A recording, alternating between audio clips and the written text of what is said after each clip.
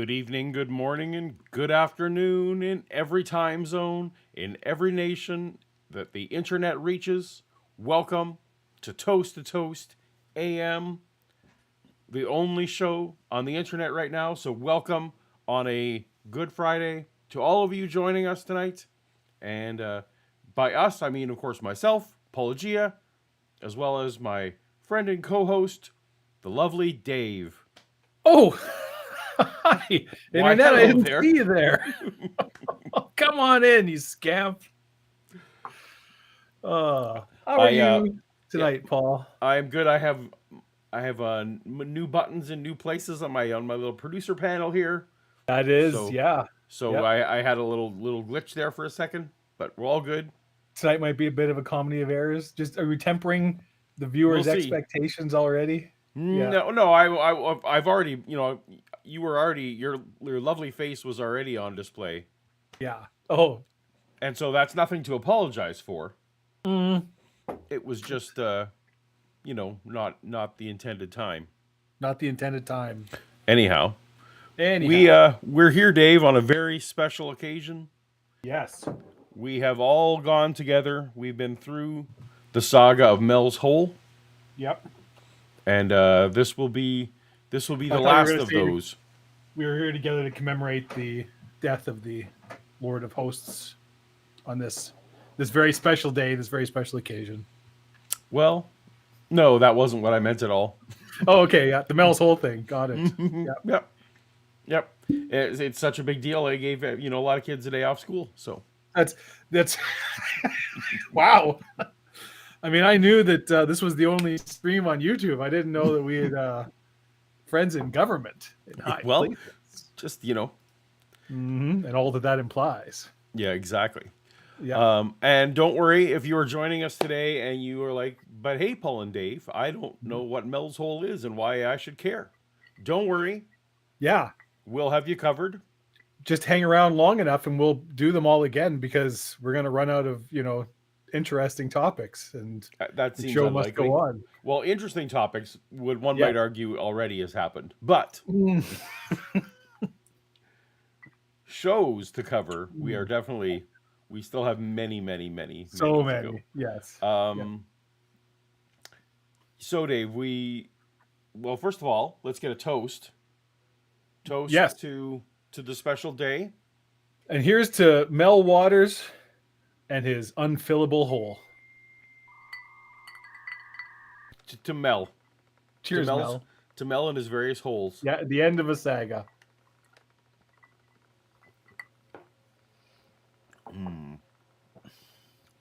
And that was the end of my Hornitos Black. Oh, that's a sad story. Yeah, I will get more soon. They don't make anymore. That was it. What? Oh, no. I know, right?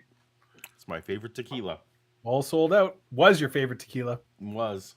Well, fair enough. Today So- I am drinking Balvenie Doublewood. A very nice little scotch. Very good. All right. So before we get into the main attraction, one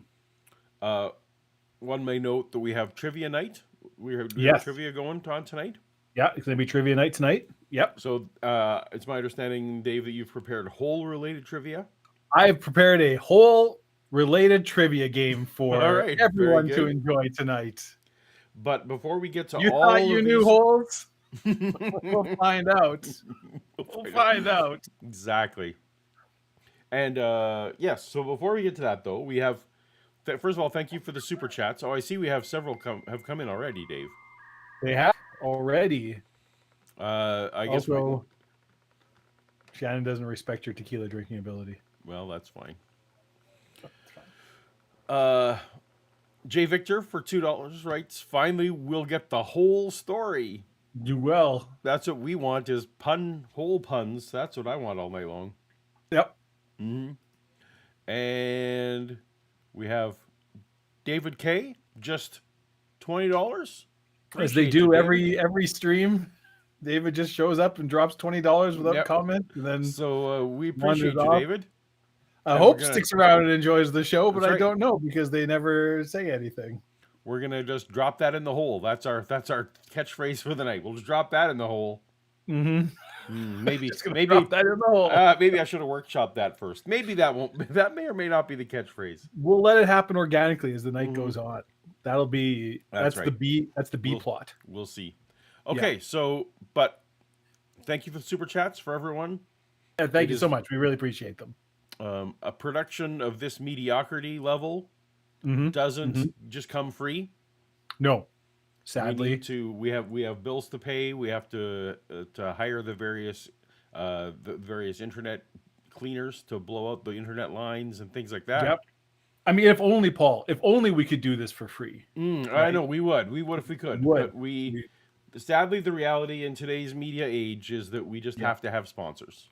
Yep, that's just the way it is. Fortunately, you are gifted in finding sponsors that are useful.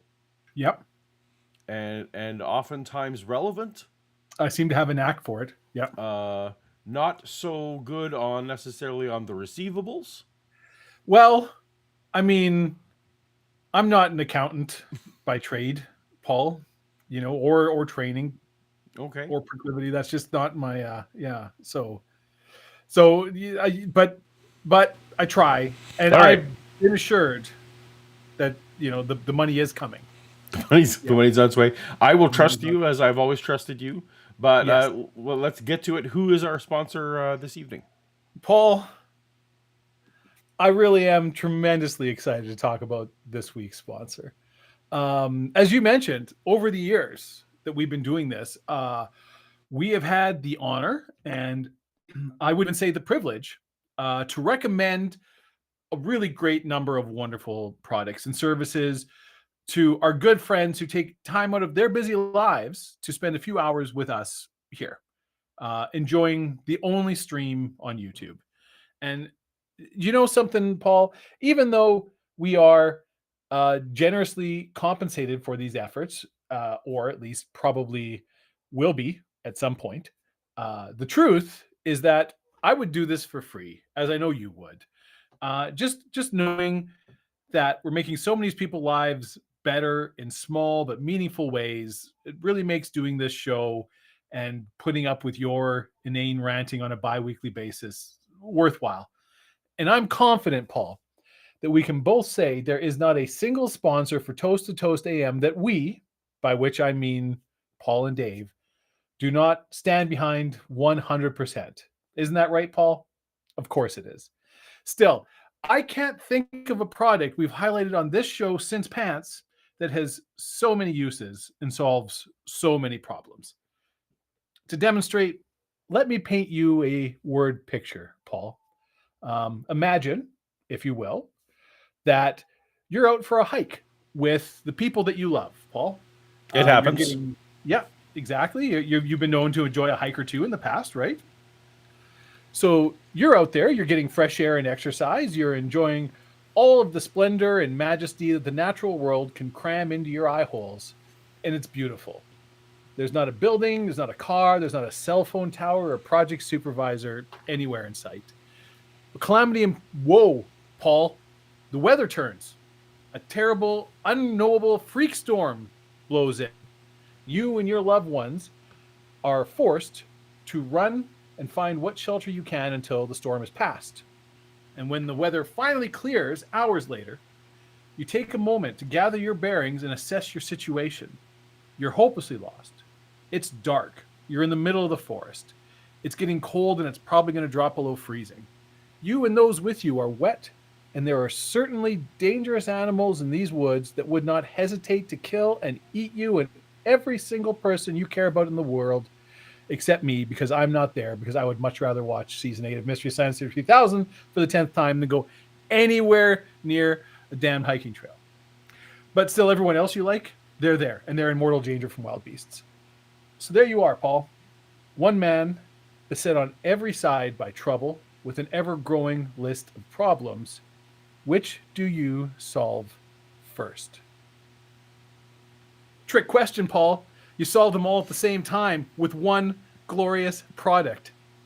Fire. That's right, fire.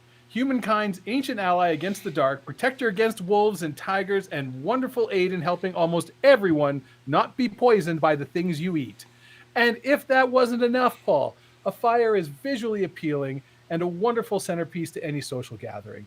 Just start a fire and set some chairs around it in a ring, and it is only a matter of time before someone shows up with a drink or three and the good times roll. But even that isn't the end of the benefits of fire, Paul.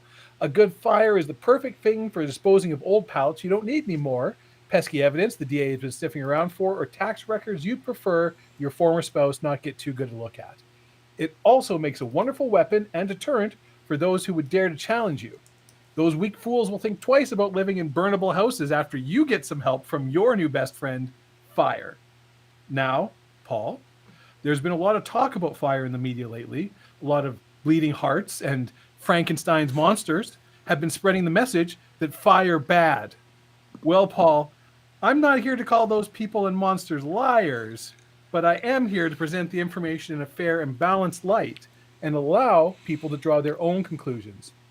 And Frankenstein's monster, between you and me, he's sewn together from like 37 people, so I can pretty much guarantee that some part of him voted for that politician you hate. So enough said about that. Just try fire for yourself and make your own decision. Don't listen to what some marshal paid by the government or some monster sewn together by some questionable necromancer have to say about it. Try it yourself. Make up your own mind. That's all we're asking you to do. And in order to help you broaden your mind, Fire is making a truly remarkable offer to the people watching this stream right now. Just use the promo code TOAST2TOAST, that's TOAST, the number 2 at TOAST, when striking iron to flint to receive at absolutely no extra cost, positively, totally free, Paul, a collection of smoldering hot ashes. These ashes can be used to cook anything from clams to whole pigs to bush pies to hot dogs and marshmallows. I've been told you could even use them to perfectly roast a wiener, though I've never been brave enough to try it myself. And after the cooking is done and you've allowed the ashes to cool, you can use them to make lye soap. You can draw really badass patterns on your face and body to let everybody know not to mess with you. And when a free giveaway, Paul, when the free giveaway has this many uses, you know you're onto something good. So don't just walk, run to your nearest lumberyard, coal mine, or tire storage facility today and get yourself a big old helping of fire. You'll be glad you did. Fire. Well, thank you, today's sponsor, Thank Fire. you so much. Yep. Fire has actually been the sponsor of the summer at my house for years now. Yep.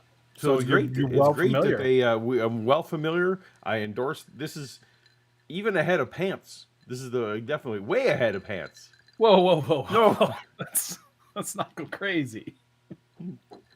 But I will say that in a fight, Fire would beat pants. That's In a fight. Yeah. That's right. Yeah, it doesn't even matter if it's on land. Fire beats pants. All right. Well, right, cheers to Melly. I'm an pants. idea guy, not a money guy. Or cheers Yeah. to not. Cheers to Fire. Cheers to Fire. Appreciate you, Fire. Mm-hmm. Though I happen to know that Fire, just in the context of tonight's festivities, Fire's got to run for its money. Okay. We Mel may have made Fire obsolete. I'm just saying. Yeah. All right. Well, thank you so much, Fire. And all right, so we have some super chats came in. I think we have at least one. Yeah, one. There we go. Let me get to one. We got J Victor. He writes, I already have basic fire. Can I upgrade to blaze? I mean, I don't see why not. Yeah. Just sort of keep throwing stuff on it. Yeah, the nice thing about fire is it will expand to meet your needs. Mm-hmm. And its needs. And its needs. Yeah. Ideally, you want to, in fact, keeping the fire to just the fire is more the problem, as opposed to, hey, how do I make this expand? Yeah. Again, I'm just an idea guy. I'm not going to get bogged down in the nitty gritty. That's something for the engineers and accountants to figure out. Fair enough. Okay. Well, let's get to. Get to getting. So, I feel like should we do Should we do one? the first trivia question, or should we do the intro to Mel's whole saga? Ooh, we got 8 trivia questions tonight. So the question is: will the intro ruin the quiz, or where will it help the quiz? The intro has the answer to one of the questions in it. I'll tell you that. Here's a little tip for the viewers because I'm on your side, not like that asshole Paul. I'm not on your side. He's not on your side, but most of them know because they're honest. They're not Mel's whole trivia. They're whole trivia. Their whole trivia. Perfect. Yeah. Timothy Harmon One of writes, them is a Mel's whole trivia. there's a reason the universal symbol for dishonesty is pants on fire. That's a good point. That is a good point. So who in this situation, I want to know who was it the pants or the fire? Where did the trouble start? I feel like when pants are on fire, fire is the victor. Yes, but was fire the dishonest partner here? Did they betray pants? Did they tell them, "Oh, I have this wonderful, offer for you," and next thing you know, the pants are on fire, or are the pants being punished by the fire for dishonesty? So here's the thing: the pants, in my opinion, now I'm no expert, but in my opinion, it makes me feel like it is the wearer of the pants that makes the pants an innocent victim. Because it is the wearer of the pants that is lying. Yeah. So whatever happens, we can all agree that the pants in this situation are an innocent victim. Yeah. But I think we can also, perhaps we can extrapolate that anything that is on pants, perhaps fire can only burn things that are being worn by the dishonest. Ooh, that does seem to be the case. Because the statement would imply that if the person had been honest, that their pants would have been impervious to the fire.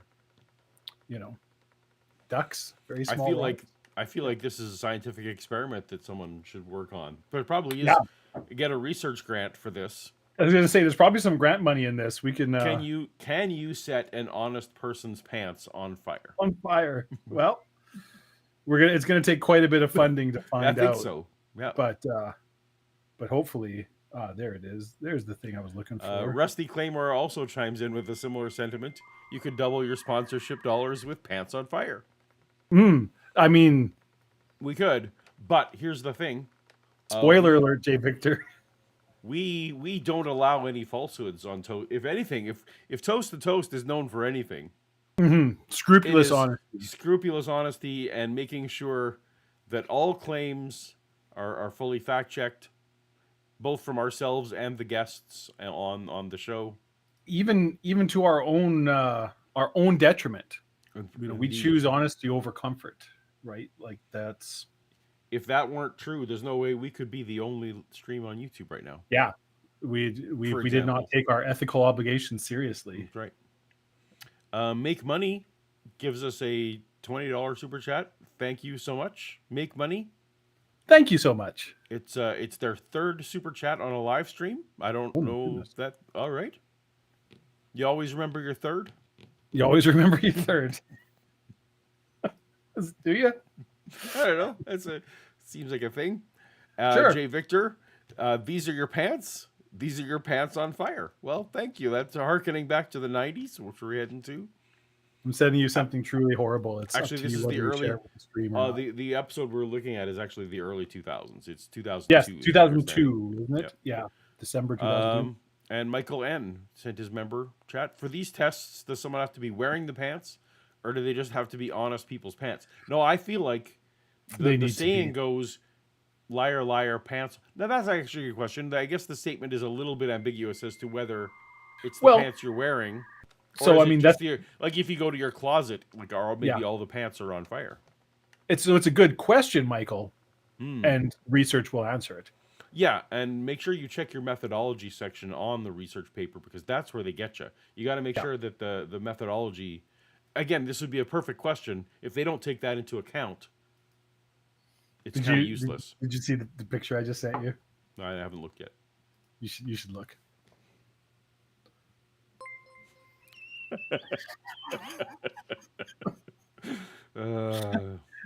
See you, Taylor, in 30 minutes. Okay. We have this is gripping television. This is gripping television. Well done, Dave. Yeah. We have Arctic Thumb for Arctic $5 Thumb. wants to know, what Yeah. did I miss? Well, we missed our lovely sponsor. We missed Mr. the Lovely cheers. sponsor. Yeah. You missed there will be trivia tonight, although the graphic above perhaps spoiled that. And, but we haven't started yet, so you haven't missed it yet. Nor have we missed the actual show. Exactly. So you're well in time. Thank you. Yep. Arthritic Thumb. And Well Reasoned has gifted some memberships. So new people will become members of the Black Box Club. Black Box Club. You lucky bastards. And Left-Handed Jedi for $5. Patches brought to you by Holes in Pants. I feel like the good people at Pants, they don't really tend to acknowledge that pants can have holes. Except they support the active. There's an active modding community for pants, and they generally support it. They take a fan friendly view on mods. Yeah. Okay. They're of the opinion that, the patches cutting off your jeans into shorts, all of this overall enhances the experience of pants and is good both on a personal and professional level for pants. You know what I mean? Like in the long term, it keeps pants in the conversation for sure. That's exactly it. That's exactly what you want. Right? That's what you want. You might sell one less pair of pants today, but you're going to sell pants for the rest of your life to this person because of the patch, right? So that's the view they take. I salute them for it. That's an excellent, excellent corporate note view. Yeah. All right, Dave. I think it is time to. It is time to do the first trivia question. To start the trivia. So, am I good? Can you explain the game in 13 I will explain seconds? It's simple, multiple choice trivia. We're going to get a question and 4 answers: 1, 2, 3, 4, which I will read out. You just put in the number of the answer. So you just type in a single digit, one number, either a 1, a 2, a 3, or a 4, whatever you think the right answer is. Paul's computational algorithmic scriptacular, counting program he's devised will keep track of what everybody has put in. And at the end of the night, question. The deepest hole in the world is 12,262 meters deep. Where is this hole located?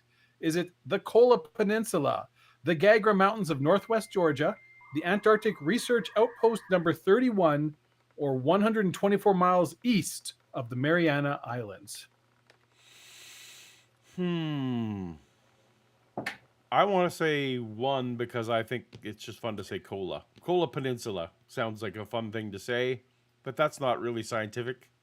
I don't know if Spooky Bedhair made a joke on purpose, but they answered A, which is not an answer that counts. Which is not an answer. Yeah, well. Yeah. You may want to revote, Spooky, if you're actually looking for... We still got time. Oh, also, the faster you answer, the better it is. That's the tiebreaker. Right. Let's see who got it. Well, Paul, I got good news. Ooh. Kola Peninsula. Kola Peninsula in Russia, close to the Norwegian border. The Kola super deep borehole. Very good. Okay. All right. Let me. Can you read the super chat for the folks while I am currently making a patch for an outfit mod in Skyrim, so this conversation is kind of eerie. Well, see, that's it. Wow. I'm not going to say we're watching you, Jazz, but if there's one thing we've learned from all these episodes of Art Bell, I think it should be that all coincidences mean something. Yes, I spelled Georgia wrong. All coincidences mean something. That's right. That is the. If we've learned one thing that we can say definitively for sure, there's no such thing as just a coincidence. Ben Murphy contributes to the show. Oh my goodness. Can you read this one? I'm finally in the time zone for Toast to Toast. Like Mel, I've been forced to leave Perth to visit my employer in the promised land of the Beehive State. Well, there we go. I know it was before, way earlier. There we had a visitor from Poland who had stayed up to like 3 or 4 a.m. or some crazy thing to watch us live. Which I appreciate the dedication, but Absolutely. Oh, good God. and have I missed? Was that the old? Did we miss one? No, I got the one from Ben. Okay. Yep. And did we get this? We have the Lieutenant Jedi. Yeah, patches brought to you by Holes and Yeah, Pins. I think we're all caught up. Okay. We do miss if people in Georgia is next to Canada. Look, I misspelled Georgia. Everybody just let it go. We if we do miss a super chat, by all means, please chime in. Yes. Yeah, all caps in the chat. Hey, dumbasses. Oh, there we go. Yes, 3 a.m. Okay. So I think this last super chat brings us nicely. Gonna try and pronounce that last name. Yes, I feel like we can. This leads us in. So as is our tradition. Trivia timer, Paul. Oh, trivia timer. Thank you. You stopped the. I what? Did you stop the trivia? Yeah, I did. Yeah, I did that. I did that part. I did the important part. Yep. Yes, let's go. Let's get everybody caught up. There's 4 episodes of Mel's Hole. It is our tradition that we bring in a special guest. We use some of your generous donations to hire the best voiceover artist in the business. Mm-hmm. Kelly Cuoco from the what's the show? The Big Bang Theory. Big Bang Theory. Yeah. That's who we get. I think that's right. Yeah. Wasn't she in that Witch movie or whatever? I think, right? Perfect. Perfect. That's right. And then we have so now this is going to be a recap. So in the next 2 minutes, you're going to get caught up on like you're being very generous now. You're just splashing the bell cam around. Usually you only do it for that's where you get her off there. All right. So your 9 hours of streams or 12 hours of streams, however many it's going to be, you're going to get caught up in 2 minutes. So pay attention, everybody, because we're not turning this around. Probably closer to 16 hours, honestly. All right. So everyone pay attention. Mm-hmm.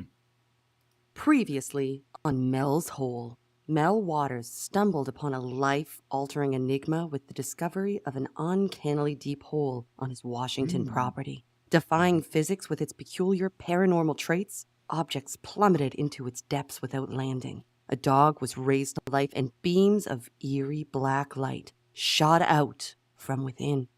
Sharing his tale with radio host Art Bell sparked a chaotic series of events. Government agents swarmed his property, citing a nearby plane crash as justification for sealing off access to the hole, and threatened Mel with drug charges. In a twist, the government proposed a $250,000 monthly lease for his property, coupled with relocation to Australia. Accepting the offer, Mel embarked on a new life rescuing wombats and exploring native flora. But a return to the U.S. in 1999 proved disastrous. Abducted and left for dead in San Francisco, Mel awoke to find himself missing teeth, stripped of property rights and penniless. Returning to Washington, he sought solace among the Native American community. Yet fate intervened once more when he stumbled upon a similar hole in Nevada, ensconced in mysterious metal. A macabre experiment involving a sheep yielded a grotesque discovery, a seal-like creature with human eyes within a pulsating mass. Strangely, encountering this being cured Mel's terminal cancer. Guided by a Basque elder, he was presented with a 1943 Roosevelt dime, akin to coins from alternate universes, hinting at deeper mysteries. What chilling truth awaits? Join us now for the final installment of Mel's Hole. I can't wait. Okay, well, all that actually happened. Well, all that actually was said. That's so. Thank you, I don't know, Shannon. Shannon. It doesn't sound like that much of a bitch for me. It sounds like someone I'd like to get a drink with. Thank you, Shannon Q, for helping us out with that introduction. If you were prompted, if you were somewhere at home saying "what" or wanting to maybe giggle at various things, well, that all of those things. Those are appropriate responses. Yeah, are all those. Go ahead, Dave. All those things are intrinsic and deep parts of the story. This isn't just crazy crap we made up for this. This is go back, listen to the first. That 4 is our episodes. attempt, to string all of the first 4 parts into to a little bit of a previously on. So The, Dave, the sheep creature featured prominently in the episode in the 4th part of the. correct. Yeah. The first 2 episodes were largely about how you're measuring the hole. Things got crazy after. Well, the second one's where he goes to Australia. That's where he's like, I've been in Australia. the second one he Isn't it? hasn't gone to Australia. The second one is the police are not letting him Oh, back you're on right. his No, the property. first one is about, and the second one is like, I can't get to it because my land's locked down. Right. You're The right. third one was when he's back from Australia Yeah, and got rolled. and got rolled for his Bums who teeth think he was Willie Nelson. and his fork belt buckle that he'd made out of forks. Yeah. And other things. Yeah. I know these are all nonsense sentences. You sound like, hey, you guys are reading Mad Libs for no good reason. Why are you reading? No, we're not reading Mad Libs. These are real things. So I don't know how many of those are going to come up tonight. We'll see. But this is the 5th call from Mel. After this, Mel goes silent. So I'm not going to give spoilers about how it ends. Suffice to say, the story advances, and are we ready? Are we ready, Dave, to dive in? We're ready. Should we do our clear out our super chats before we get into it? Oh yeah, let's clear out our super chats for sure. Let's do that. All these poor people just want to hear Mel's story, and we're yeah. Well, no. I think actually what we're really here for is to hang out with each other. That's true. So I'm this is mostly part of here it. for Mel. I'm not gonna. I've seen you. It's fine. So it says, "Cheers, a drink for my wife, Mel." Well, I hope that your Mel is more responsible with her holes.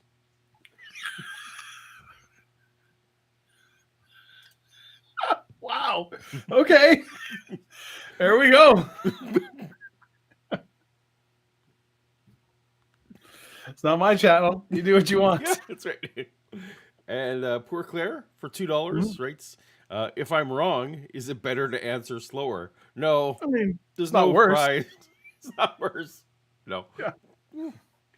Yeah, the wrong is just wrong. Yeah, sadly. And Hey, Victor. he makes a reasonable point, Dave. When put into into such condensed form, Mel's story is kind of unbelievable. And I mean, that's true. When you take away all the context, and it's true. you It's devoid of context. It seems silly, but when you hear it slowly over time and with many drinks, then it seems plausible. Yeah. All right. And now for something completely different. So, Dave, here's the question: do we do one more trivia question before we start, or do we start? I mean, the timer hasn't clicked yet, but you know what, Paul? No, the timer's like we're only halfway on the timer, so we got plenty. We can listen to some first. Here's the thing, Paul. Yeah. There are no rules. Not only are there no rules, but Dave and I have made a commitment to each other. Yeah. That we're just going to get through this one. No matter what. We're in, and we haven't even started listening yet. We're 35 minutes in. Perfect. Yeah. So fuck it. Let's do another trivia question right now. All right. Well, I was going to say the opposite. We could drag it on to make sure that people stick around for the trivia, but no, all right. We're doing one more trivia question. Do one more trivia. Okay. One more trivia question, and then at least 5 minutes of Mel's hole. Okay. Question number 2. Now we're counting down. I need to. I always forget about this logo placement here that you guys can't see the countdown clock. 7, 6, 5. It's behind the Toast to Toast logo. So you're saying 3. This is incredibly poorly designed? Yes, by myself. Or myself. The American attempt to drill through the Earth's crust in the Pacific Ocean into the mantle was named what? Was it Project Uranus, Project Mohole, Project Destiny, which I did spell right, don't give me shit, or Project Charybdis? It's Project Uranus, Dave, is now the accepted way to say. That's not my project. Because the other way, someone might make a cheap joke about holes, and we don't want that on this show. Project Uranus was a multi-year multi-million-dollar expeditionary, scientific mission I don't know. I under the depths I don't of know which one this is. We'll see. We'll see Dead what the Ass. people say. There's lots of votes for 2 and 3. I mean, I know the answer. You do. Ooh, Shannon nailed it. Oh, Project Mohole.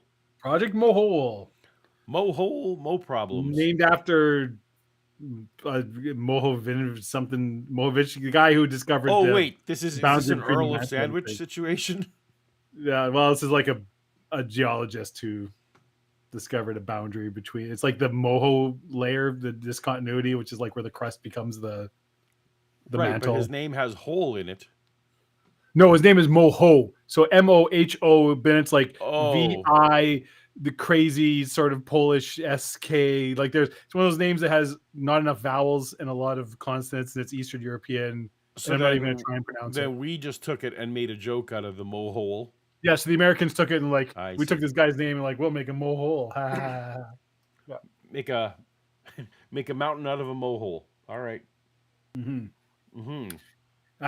Vincent, she did not, because the answers were not on Paul's computer. I did the trivia. This is all me. Paul doesn't even know the answer to this. I don't. I'm sitting here. I'm seeing these questions for the first time. There we go. Michael Mazzaros knows it. Yes, the Mohoveroic discontinuity. I knew somewhere in this channel would be like an actual somebody who knew Earth science. There we go. All right. Mel Waters. Mel's hole. Mel's Part hole. 5. Now, what we need is an update, if you have one, to Washington. I think that wasn't the start. Hold on. Here from an undisclosed location, unless he wishes to disclose it, is Mel Waters. Mel, welcome to the program. Well, hello there, Art Bell. Welcome back to the program. Is more like it. Well, thank you. All I'll say is I'm in my nephew's apartment. Okay, that'll do. Okay. All right, Mel, what we need is an update, if you have one, to Washington, an update, of course, on the whole here in my state, Nevada. Right. Okay. First of all, I'm not dead. That's a good thing, Mel. And I did have a very, very, very close brush with death back around Memorial Day. Maybe that's where people got it. But I am doing well, and I am not... Okay. I know, we're not... We're thinking the same thing, maybe. Maybe. Just for the... I don't know if they explain it in this, but so there was a rumor, an internet, whatever, amongst the parent people, people believe that Mel was dead. There was like a thing going because it had been a while since he came in, whatever, and people were like, "What's on with the whole thing?" And that was the answer. And some people really believed, the government was after him and things. And so there was a lot of talk amongst the people that follow the show and are into the paranormal boards and whatnot that Mel was dead at this time. When last we visited Mel, yeah, a human-eyed seal, yes, cured his cancer. Mm-hmm. Cured terminal his cancer. Mm-hmm. But then between that and now, he had a health scare, and he's not willing to share that. No, we're not talking about that. But don't worry. Oh, yeah, good point, Michael. Trivia clock. Oh, trivia clock. There we go. Yeah. But it seems like what if a whole seal from another dimension has cured my cancer? I'm not sure what other thing's gonna really bother me. But I mean, maybe he got hit by a bus. We don't know. I mean, I feel like anything that you are, like, I'm not going to talk about that. Mm-hmm. Maybe we're better off. Actually, frankly, you're right. Any accident he had is not going to be as interesting as what they are going to talk about. So you're right. Let's not waste time on the mundane, near-death hemorrhoids or whatever it is that's happening. Yeah. Shannon says, I need an update on his teeth and the wombats. So I know, right? I've got some bad news then, Shannon. I feel like we are probably never going to hear about the wombats again. Oh, I thought maybe you just had bad news about wombats. No, as far as I know, the wombats are doing fine. It's the koalas. A reasonable question was raised in my household, David. As far as you know, were wombats ever in danger? Not that let me think. I can't remember ever anything about wombats being an endangered species or in any kind of trouble. No, me neither. So I'm curious.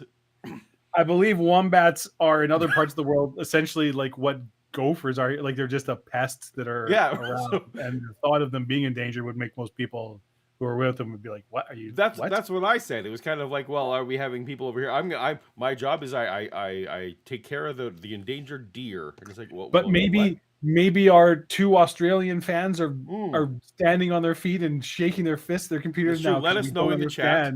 Like, were wombats ever in wombats. Need? Yeah. Was anyone's life pursuit? Did it need to be rescuing wombats? Yes. That's, yeah. Now he had, again, the fact that the government was giving him $250,000 a month to do to do this, I suppose, save wombats. I it's not a wombat, but sometime like a couple of weeks ago down in San Diego, I saw the only duck-billed platypus that exists outside of Australia, apparently, which is in the San Diego Zoo. Very nice. So the people at the zoo said, and I have no reason to take their talk about the zoo. You and I have to have an off chat conversation. So I didn't go to the zoo. I went to the safari. Oh, okay. Right. Yeah. Yep. Which is still official. It's owned by the San Diego Zoo. They're owned by the same company. Yeah, we can absolutely. we need to talk about that. I have a bunch of pictures. We had a very good time. Ooh. Yeah. Well-reasoned Superhawk writes, I love this channel and community. Thank you so much.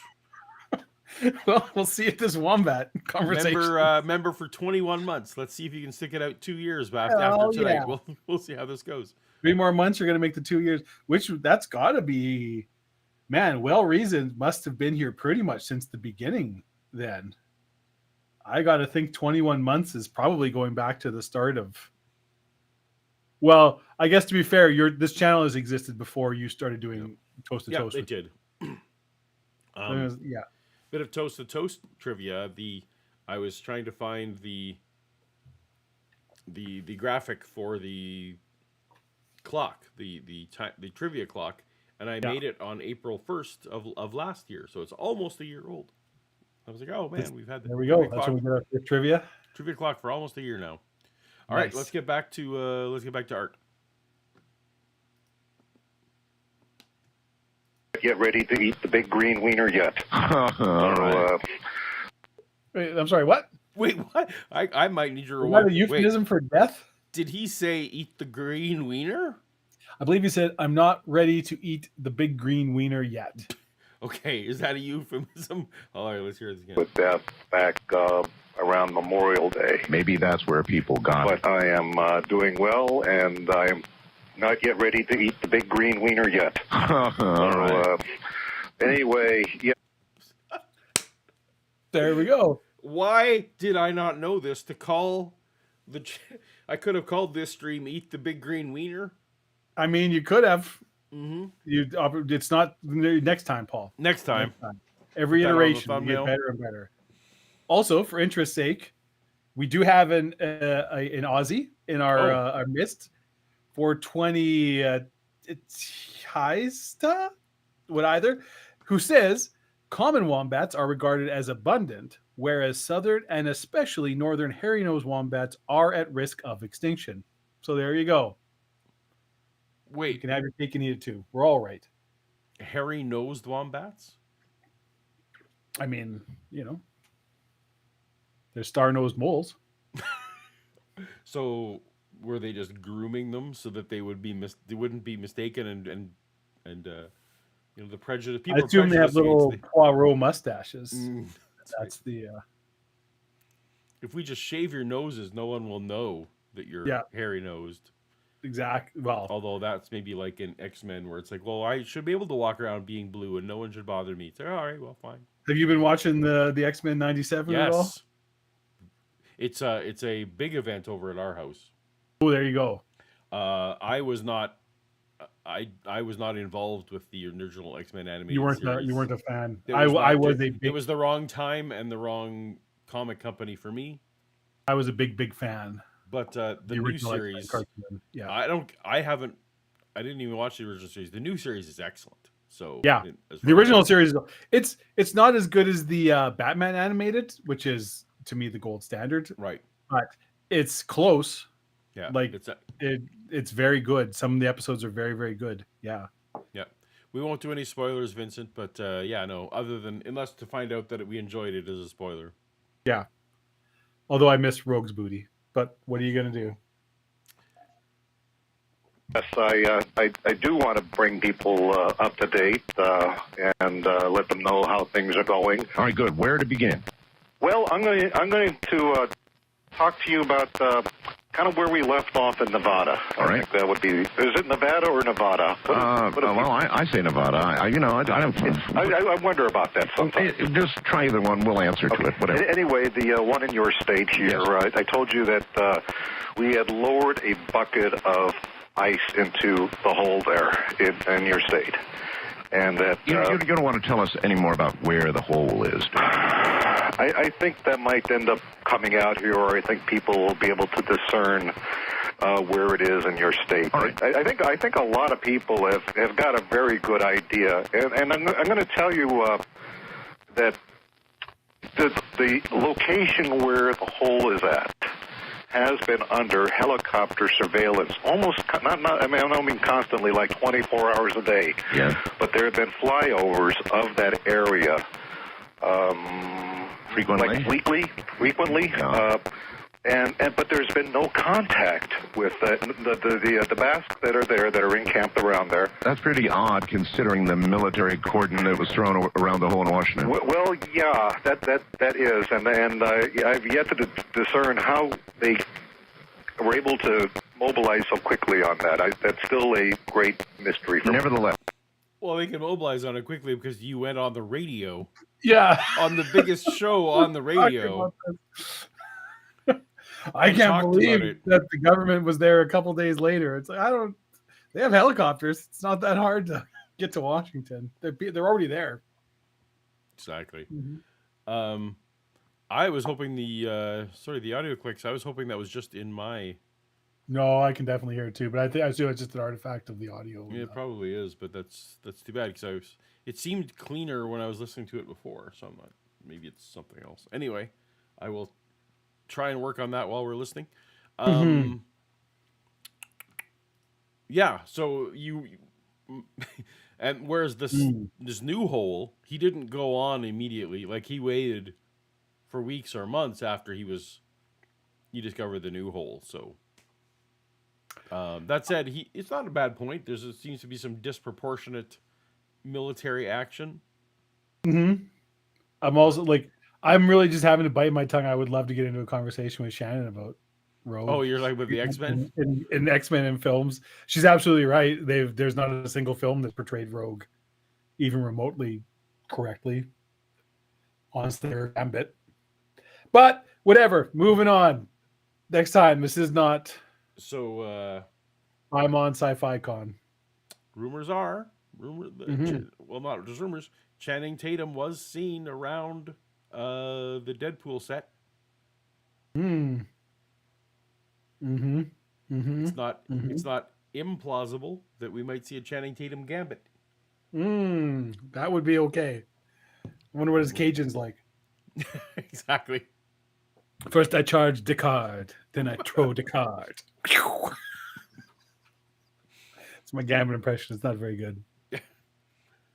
you said you were reminding us a bucket of ice. Yeah, but one thing that when I said they have had flyovers of the hole there in your state, I was told something very interesting, and that is.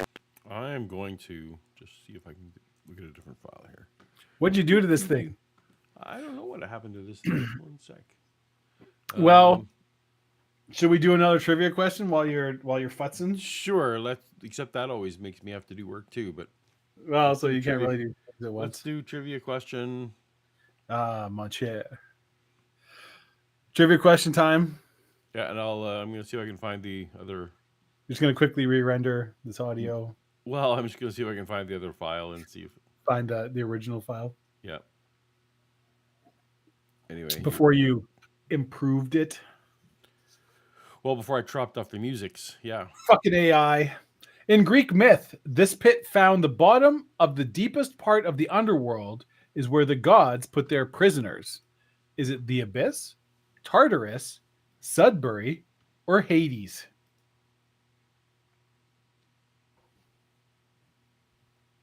Do, do, do, do, do. Vote now. Long distance rates may apply.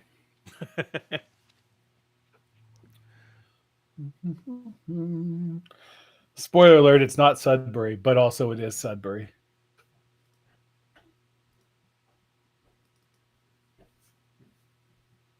Apologies if there's anybody in this chat from Sudbury.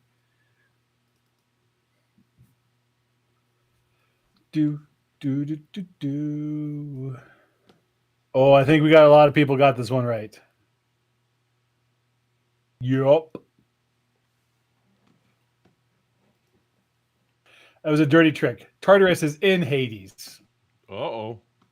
Yeah, I pulled a dirty trick there. Uh-oh, was my internet going a little wonky? Everything's just going wonky. It's the Mel's hole effect. All right. Well, congratulations to everyone who's got this thing. We're gonna now see Pause if the trivia and see if the audio is a little better. well, yeah, we're gonna see if this is any better. And That's way worse. more about where the hole is.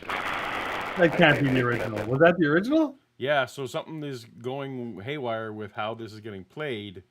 Because I heard the original clip, a little bit of it. It didn't sound anything like that. No. So let me hear like this other one. There's that from certain approaches to where Now it's Is it like- gone. Playing in multiple sources or something? It seems like there's a slight delay in echo on it. It does. Let me see. Hey, good job, Shannon. Oh yeah, I can hear it too. Like it just there's something. Yeah. Well, the click was that was annoying. Now what's happening is not acceptable in any way. No, now you can't. Now it's unlistenable. The click was better than this. So I've made it worse. Every Mel's hole, something's got to go. the area they're in. Yeah.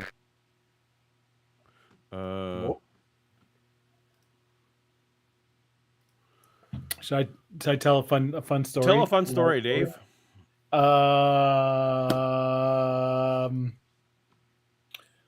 I'm going to tell a story. So this is a story about a place that I was fortunate enough to go to, but no longer exists. And Paul knows all about this.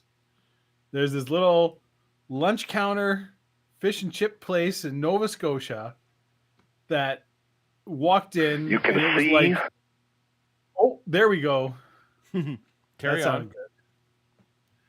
It had like the perfect, like an actual like long counter with stools. Everything was clearly from the 60s. Had like old school diner booths, and it was like straight up just fish and chips. But fuck, were they good? It was so good.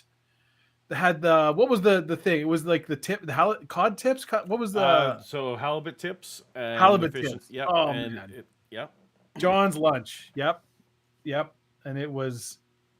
I have a wonderful picture of me and Paul outside by the sign. I'm really glad I have it now. When we were there, we didn't realize We that didn't know it was they were closing retiring. So down.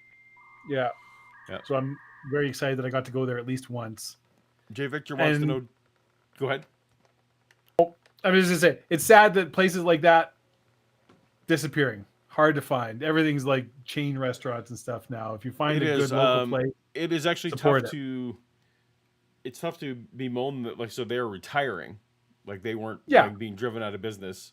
They were No. literally like, we're old now and we don't want to keep going. And I feel like oh, they all didn't right, have had a anyone. tick. They didn't have anyone that they trusted to take on the names. To They'd do it rather right. let it just go. But Yeah. Yeah. Which there was a place here called John's Prime Rib that did the same yes, thing. I loved John's prime rib. That was It was so good. Yeah. And now it's a goddamn Hudson's. Ugh. All right, let me do a quick audio check here, Dave. Okay. The encampment of people. You could see the Basque if you're. Sounds Okay. so good. I Very feel like good. we're not at the right place. All right. But and Jay Victor has a super chat. I did put that's the one about. Yeah, Did my you put it computer up pass and then through? I just ran over it. You Hey, did. Paul, did your computer pass through Mel's hole recently? Paul? Question mark? Perhaps. Might- I mean, even just hearing about Mel's hole makes electronic equipment probably go crazy. So, An Apple, they just work. and apparently it's trivia time, but we'll reset that clock. We'll reset that clock. Because All you right. know what? There are no rules. No rules. I was told something very interesting, and that is that from certain approaches to where the area that they're in, you can see the encampment of people. You could see the Basque if you're standing there, say, on the hillside, but you cannot see the flange around the hole. I told you that with this hole, there was like a metal collar, That's right. a flange around it. You cannot see that from a certain distance. You can see everything else, and the flange is huge. It's a very large metallic structure, that Is he So- saying? Go ahead. It sounds like he's saying that's like basically like the hole's essentially invisible till you get close enough, then all of a sudden you can see the hole. Because he was talking about the helicopters flying over and stuff before we got Yes. cut off. And he was like, "Are you worried?" And he was like, "Oh, I'm not really worried because they won't be able to see it. Because when you're far enough away, you can't see it." And then, okay. Huh. So, But- yeah. But again, if they're aware, so then is he saying that they don't know what's down there?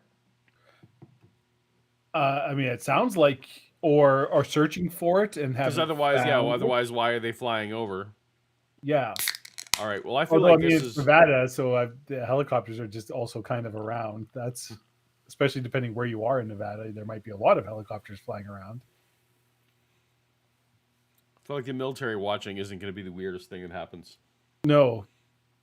provides like a collar for this thing. Oh, brain cramp. Threw it a member chat. Oh.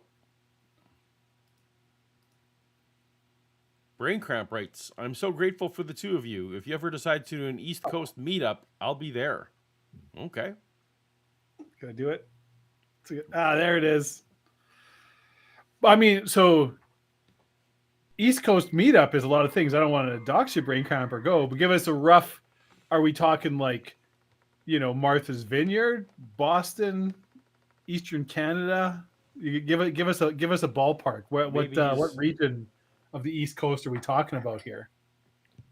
Maybe he's just saying anything out in here he's willing to get to. Maybe we'll I see. guess that's true. You'll try to make it happen because it's definitely not impossible. Timothy Harmon points out for $2, interestingly, Yeah. the flange is made of forks. So that's- Interestingly, this isn't really germane, but interesting to know. The flange is in fact made of forks. NYC or Philly. I mean, so I've never been to New York City, and I really would like to go at some point. That feels like somehow I failed if you haven't been to New York. Been to Boston, and I love Boston, but I've never been to New York. Yeah, I mean, there's a lot of places in the world I'd love to go to. I have not been to. New York City is very high on that list. London is another one. I love Manhattan. Yeah. And I don't know anybody that's gone and is like, oh, New York sucked. And what the killer, I had a friend who's does microbiologist and research but anyway, he was at Empire University for years and had a place in Manhattan and was just like, oh, I'd come visit. You can stay with me. And I'm like, yeah, it'd be so cool. And he literally lived in Manhattan. And you just didn't ever do it. And it just didn't, for various reasons. It just was never really in the cards. And now he lives in Western Canada again. And it's like, well, that ship sailed. Lost your chance. Mm-hmm. Mel, your opinion. Yeah. Does this hole go down somewhere near the center of the Earth? I mean, how far? Well, of course, people know what my experience with it was, lowering all that fishing line into it, and I'm absolutely certain that I got 80,000 feet of line into it, which is, 15 miles or so of line. That's a crazy thing to do, but I did. I'm just one of those people that are determined to get to the bottom of things. Only you never did get to the bottom. No. That's when I was at that level. Was that a slip of the tongue, or was that meant to be a joke? I feel like it's a slip of the tongue, but I feel like. But how many times must Mel have told this story? Like, actually, here's the question: Does Mel tell this story at parties, or does he reserve? That is an interesting. So is this purely? I mean, he probably keeps it under his hat because this hole is real. He doesn't want people to know about it. Right. But if he were to talk about it, does he only ever talk about it on his infrequent call-ins to this that's my question. radio show?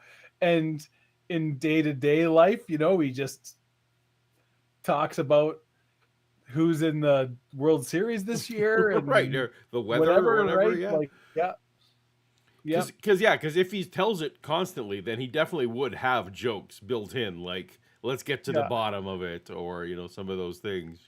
So, but like, that is the thing. I think that is the reason that this, out of all of Art Bell's various guests and things, that the Mel's Hole saga has stood the test of time so well. And I think it's because Mel, like, he sounds very like this is just a guy talking about these things that happen, and he never makes puns, and he never makes jokes, and he never winks. He's just true. He sounds right. like a guy when you're just like, so there was a tornado through these fields last week, and he'll just be like, yeah, I was just here and I saw, like, he just sounds like a guy recounting these extreme events, and in his tone of voice, everything is like, he just sounds like a very reasonable person who's like, there's this crazy stuff happened, and I'm just trying to like bring you up to speed and go. And I think that is what is the thing that like really sells this, because we've listened to enough of these, right? That like a lot of times these people, you're just like, hey, this person just sounds like a lunatic. Like you're all over the map. What's going on? You look like somebody that has a bunch of pictures on your wall with yarn, keeping them together. Or you clearly don't believe this either. You're just kind of right. Like, no, I'm a vampire calling the vampire line. Art, yeah, no, I'm a vampire. Yeah. Mel doesn't sound like that, right? Like he just sounds like he sounds neither practiced nor like he's improvising. No, right? Yeah.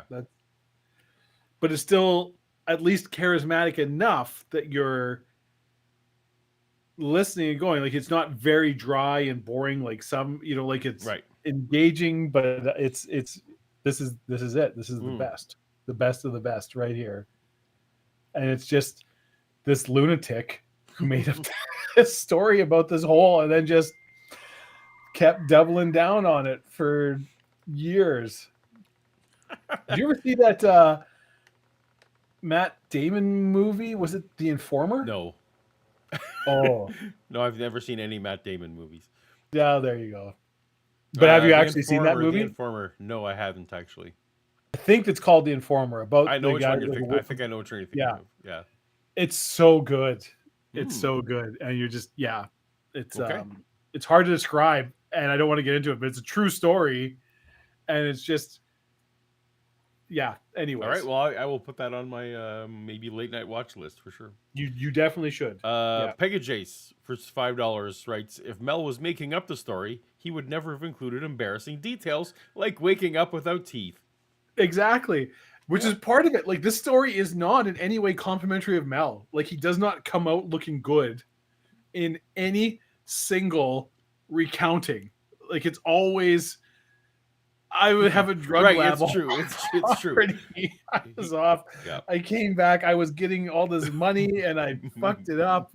and I'm doing medicinal research, and yeah, which is part of the verisimilitude, right? Like it makes it believable when it's like, oh man, well, yeah, I didn't pay my taxes for years, and so now I'm in big trouble with the government. And you're just like, nobody would tell a story like that just out of the blue if you're like, you were just a dumbass and now you're getting what's coming to you. That's yeah. So crazy enough, this is, I think, a joke about my main channel where I'm constantly, so there's a thing in New Testament studies called criterion of embarrassment Right. that they often use. Like, well, why would someone tell a story, if they were embarrassed in the story? Yeah. Which can mean something, but does not have to mean something, right? Like, No. Like if No. you were going to be arrested for murder and the other, but also if I just said, that I wet my pants, that's also, going to get me out of it. Well, sure. Yeah. I'm going to go with the wet my pants story because.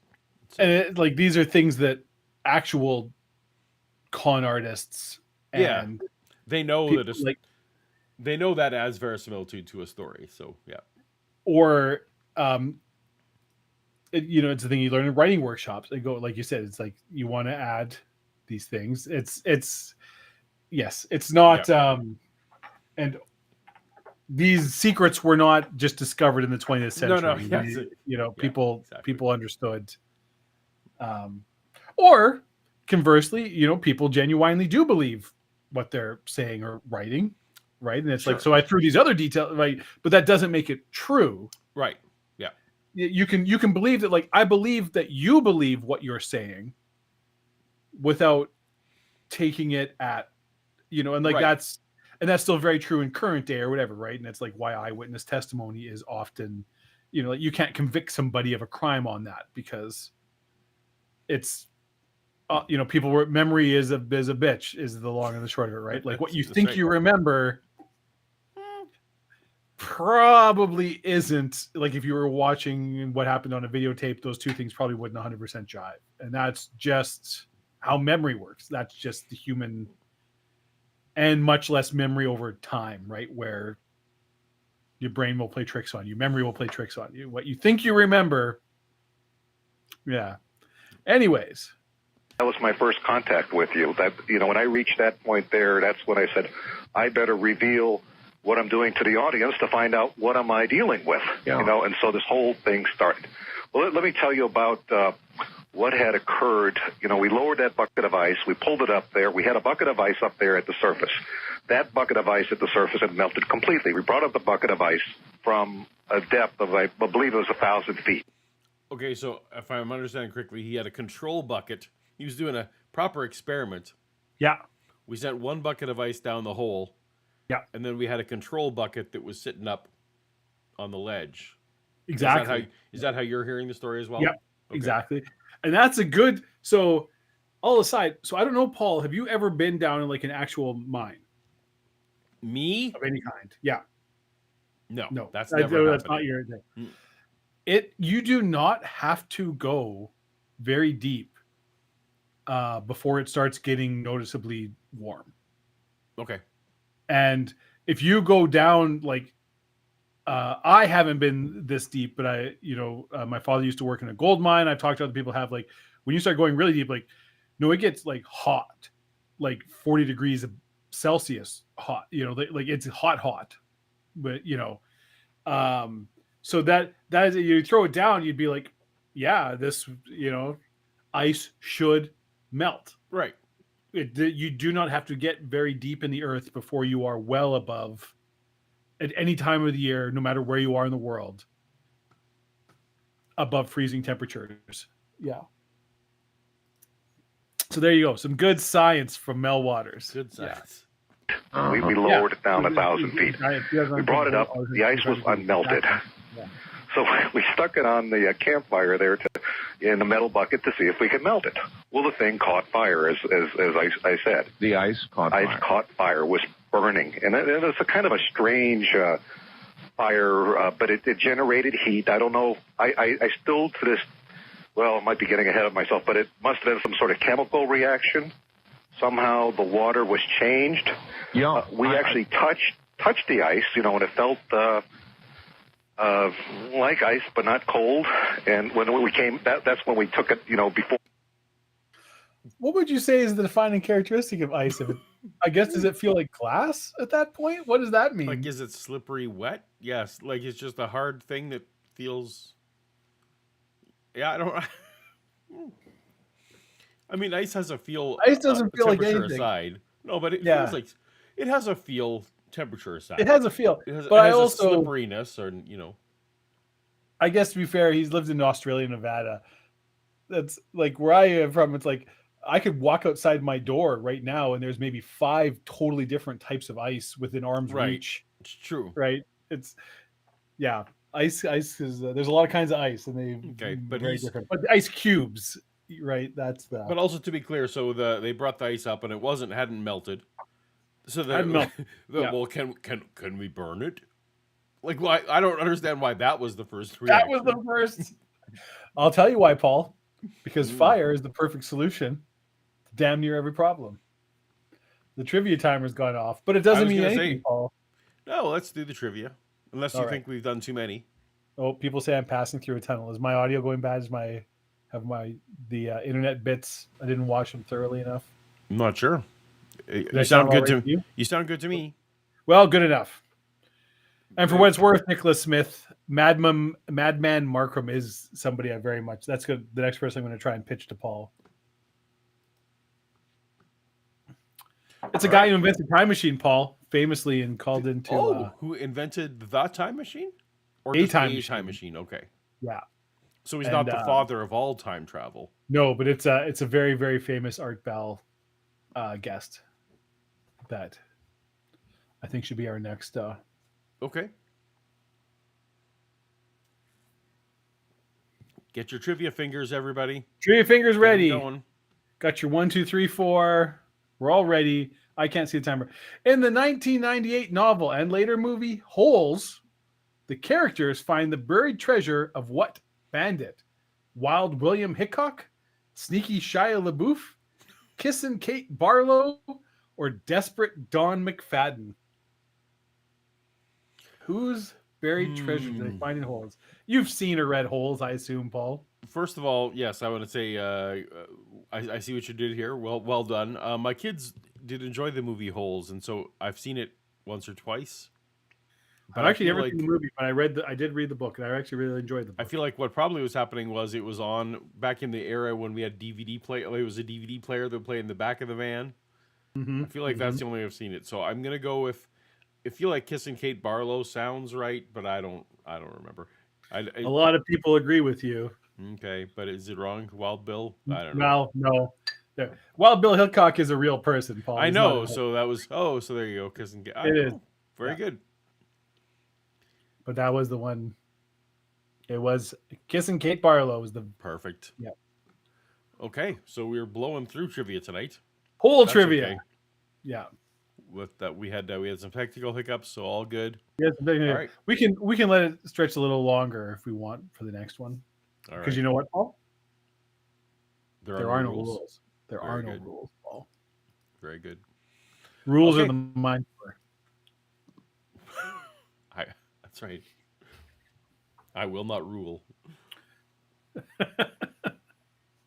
We set it on fire. Like ice, but not cold. Right. I mean, it wasn't cold, and so what was going on here? So we lowered it. We put it in the bucket. Well, I told you that it caught fire, and they eventually one of these Basque fellows took the bucket of ice, set it in the back of his pickup truck, drove off, and took it home and stuck it inside of his wood stove. Had the ice been put out? No. It was just kind of, Well, I mean, he had it in his vehicle. He just had it in the back of his pickup truck. Trying to tell me it was burning while it was in there? Yeah. Well, he wanted to take it home and put it in his wood stove and see if it would keep him warm.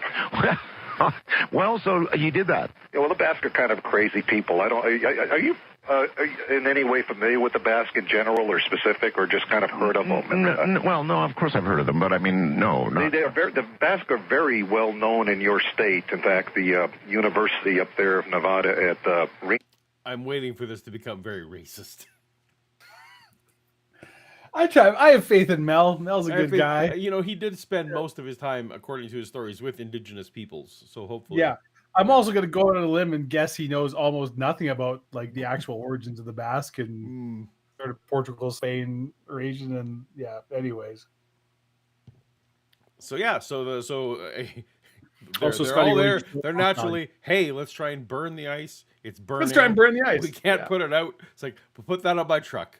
I'm gonna take that home. Oh, this ice isn't melting. Well, fuck, burn it. Yeah, don't just put it in my drink. Like I wish I had for my drink some unmelting ice. That would be amazing. That would be. Although maybe if it's not cold, it's not if cold. it's not cold, then it's not helping. So yeah. I was a very thoughtful gift at one point for my sister was a set of Scotch rocks. So it's like polished granite, these round stones. The idea is you keep them in your freezer. Yep. And then you can put it in your Scotch or drink of your choice to cool it without watering it down, right? As the ice doesn't melt, which is a thoughtful gift. But there's a lot of cocktails, and whiskey is one of them, where it's like, well, no, the water actually. Oh, the water. Like actually... it changes. It completely changes the taste, and you kind of. I personally like because water tends to make Scotch smokier, and so you want a little bit. Yeah, of it. Gotcha. So it's like I never use it, but it's still a very thoughtful gift. Has a huge section on the Basque. I mean, I bet. Yeah. Well, so he took it home. It's not that weird. I mean, it was burning. Yeah, and ice burning is weird. Yes, and he took this home and set it in his wood stove, and it kept them toasty warm throughout the winter. Throughout the winter, and for you're telling me there's one piece of ice. Well, it was. What we did is in this metal bucket. Come on, Art. It's a bucket full. Don't be ridiculous. I mean, it's normal for a bucket full of ice to take several months to burn. That's ice burning count as product. It does, Jay Victor. In my mind, yes, absolutely. That 100% counts as product. But I feel like what we're getting at here is a fire replacement. Although the ice is on fire, so it's not a fire replacement. No, it's not a fire replacement. It's just a fire enhancement. It's a different fuel. It's a wood replacement.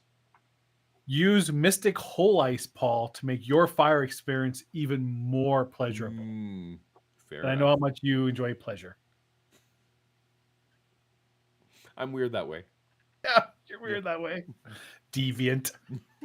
Bucket. We stuck in a bag of like 7-Eleven ice, the kind that you buy at the store, sure. Ice cubes. Yes. That's what it was. That's what we put in there. Nothing else. Just the metal bucket lowered down into this hole. We get it and we stick it on a fire and it's burning. Okay, so anyway, this goes on for quite some time, and Melly pointed out I can use Scotch stones to cool off your beer without watering it down, which is actually a very good point. Kind of like leaving beer mugs in the freezer, which is right. Some idea. Remember when A&W? Maybe they still do. A&W always used to have chill the glasses. Yeah, have the giant mugs, the big A&W mugs. I can't speak to. I haven't been inside an A&W in many moons, but maybe I oughta. Maybe I oughta. And then get mad at them if they give you a paper cup of some sort. Just throw it back at them. Where's my chilled glass? Where's my chilled glass? Bitches. Dumbass. No, he sets it in his... Burn it all down, Paul. Burn it. That's right. And just you know what? If it just set it on fire because that's the rule. Set it on fire. That's what we've learned today. From Mel's hole. Is that if you're disappointed, set it on fire. As per our sponsor, fire. So it keeps them warm, and I imagine that today it'd still be burning or is burning. And maybe I'm putting words in your mouth, but we are playing trivia. Oh, right. We didn't mention the Tumbler prize. Yes. The winner of tonight's trivia will receive a wonderful toast-to-toast tumbler and can join. Although, you know what? You don't have to win trivia to join the Cool Kids Club and have your own tumbler. You can go onto the official Toast-to-Toast merch store. Right. Anyone with a little bit of money can get themselves a tumbler. You can get yourself. They're so reasonably priced. Here's the thing about money, Paul. Like Grandpa Joe said in Charlie the Chocolate Factory, they print more every day. these glasses, that's something you can take to the fucking grave. That's right. That's treasure right there.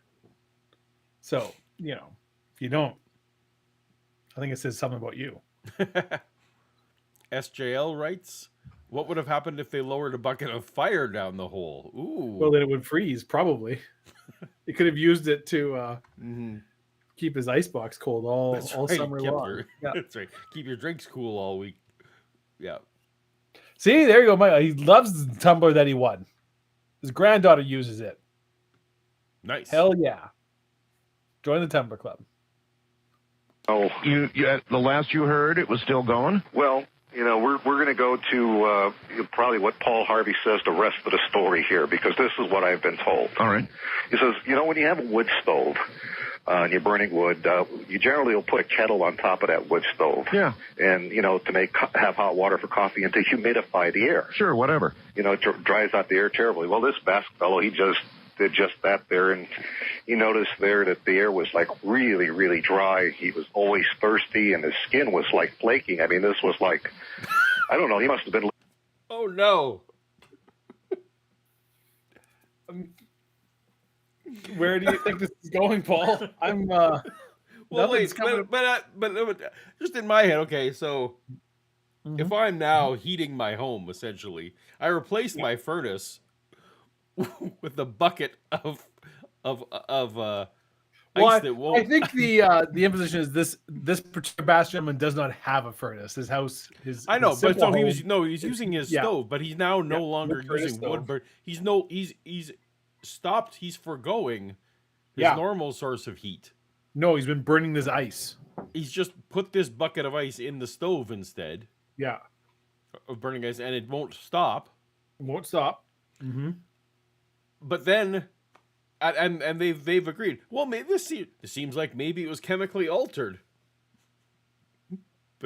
But so what he's done is I'm going to take that whatever weird chemical burning this is. Yeah, I'm going to route it via pipes into all the parts of my home.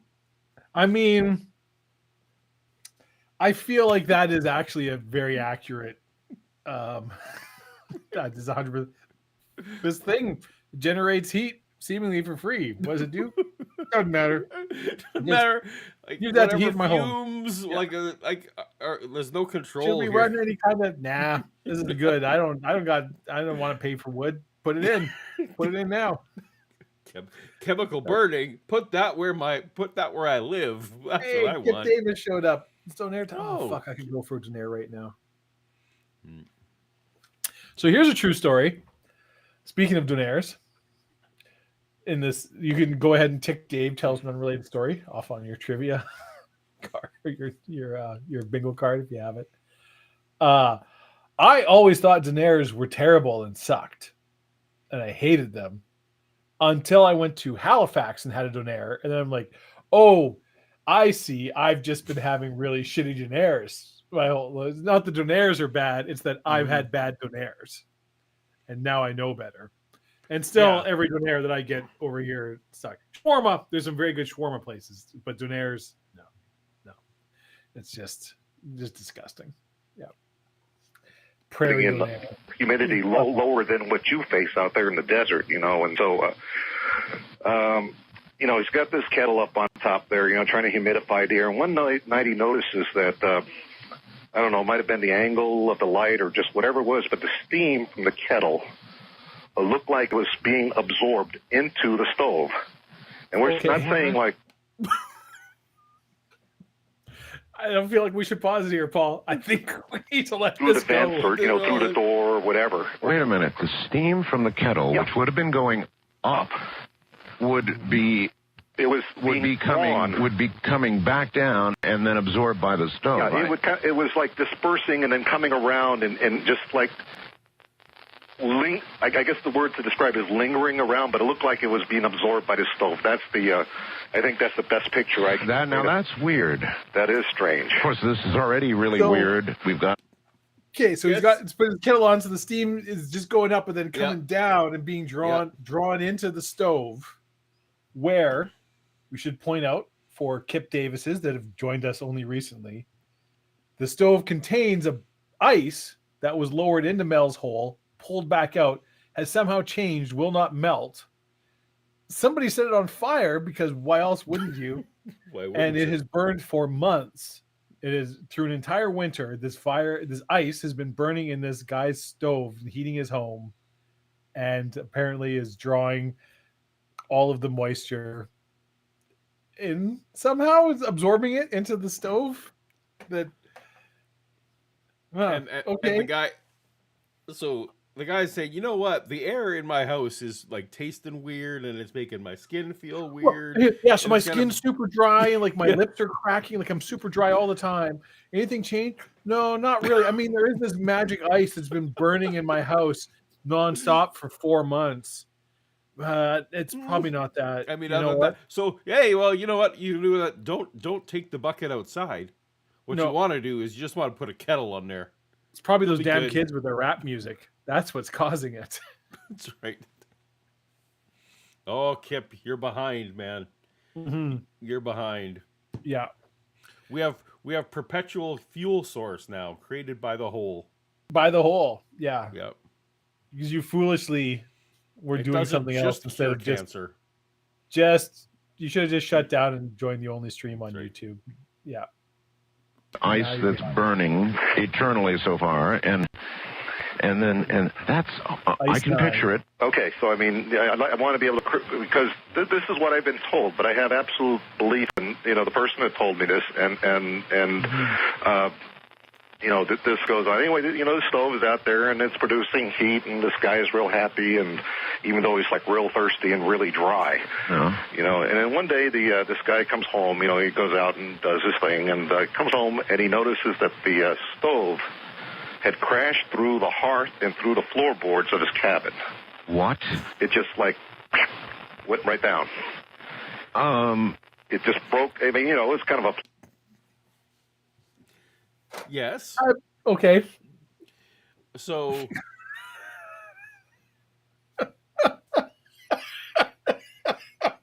So let's say, is it accumulating mass? Like, is it absorbing all the steam and whatever else? I mean, Maybe it it's seems to be. Actually, if everything's dry, perhaps it's fed by moisture in the air, and eventually it's accumulating this mass, and just got so heavy. Or the other possibility is maybe it's so hot that it's burned through the bottom of the stove. I mean, that is possible, absolutely. Although I feel like if it was that hot, if it was hot enough to burn through an iron stove, Yeah, the cast iron room. stove, Presumably, the room is not a crisp 72 degrees at that point. It's something else. the room would be like 300 degrees at that Right, point. yeah. Like that to burn through cast iron, you need to, like, it would be white hot. It would, Right. It would be insanely hot. Yeah. So I don't think. So I think you're on to something with the mass. With the mass, it's absorbing water and getting all right. But even that, iron will hold. Iron's pretty How much strong. water? It's pretty. Yeah. It's a lot. Like you could fill that iron stove with, steel. Right. Pick Presumably, the this element of bucket your is choice now like and it would it's fill- Mjolnir. It's the Mjolnir of ice buckets. Yeah. You know what? Like no one can lift do you- it. What are you pouring now, friend? What do you got? It's still just more what bottle we boring got? rum and coke. Oh, I see. Yeah. Well, call it Cuba Libre, and then it Cuba sounds Libre. All right. cooler. Yeah. Flimsy cabin, but it was able to support the weight of his wood stove and his. So now the stove with this eternally burning ice is now through the floor. It's in the ground. It's actually on like the dirt. Maybe it fell like about a foot into the ground at that point. I wonder if this thing is going back from whence it came. Well, There's that's a what I series wanted. on Netflix. Oh, I can't even imagine. Sorry, I don't know what you're distracted by. I'm distracted. I'm reading our chat, which is the fool. I should never listen to the people that. We have a super chat from Chris. Yes, hey Chris. Paul, I was told you love coffee. That you love coffee tables now by Shannon. Well, no. Although maybe if I had a burning bucket that was always burning, I could I don't know if a coffee table can support that. I wonder sometimes what it is. Is it a yin and yang thing, Paul? How are we friends? Because like I honestly don't feel comfortable unless there's a little bit of clutter around. I have like a bar top kitchen counter and it's just full of like empty bottles and letters and different things. I just throw them on there and then pull stuff out of it when I need them. And that to me is my desk at work is just kind of like this ever evolving gyre of madness. Here's the thing. Mm-hmm. I think, despite the strength of our friendship, Yeah. I feel like long-term cohabitation. That's true. Although you know what? I genuinely feel like we would find some kind of equilibrium where I'd Find be some like, way. I have this is my space where I can have it as cluttered as I want, whatever, and you've got your thing there. We share cooking duties, right? I feel like we're both people that can compartmentalize our lives enough to be like, whatever, you're doing your You're thing probably over right. there. You're Yeah. with few Yeah. others. But yeah. Yeah. But yes, you're not wrong. There is a difference between friendship and Friendship living and together. roommates are different Mhm. scenarios. Yeah. Plus, we both want to be the little spoon, and I mean, it's not going to work. It's not going to work. Joe Hill has gifted 5 Apology Alive memberships. Thank you, Joe. Why? I don't think Joe Hill. Oh, he did. Yes, He did. and then there's Then again, why? but then we had Mel's Basque friend. Mel's Basque friend says, real story here is Mel ruined my favorite ice bucket. Yeah, it's fair. That ice bucket. Actually, as far as we know, the bucket is still intact.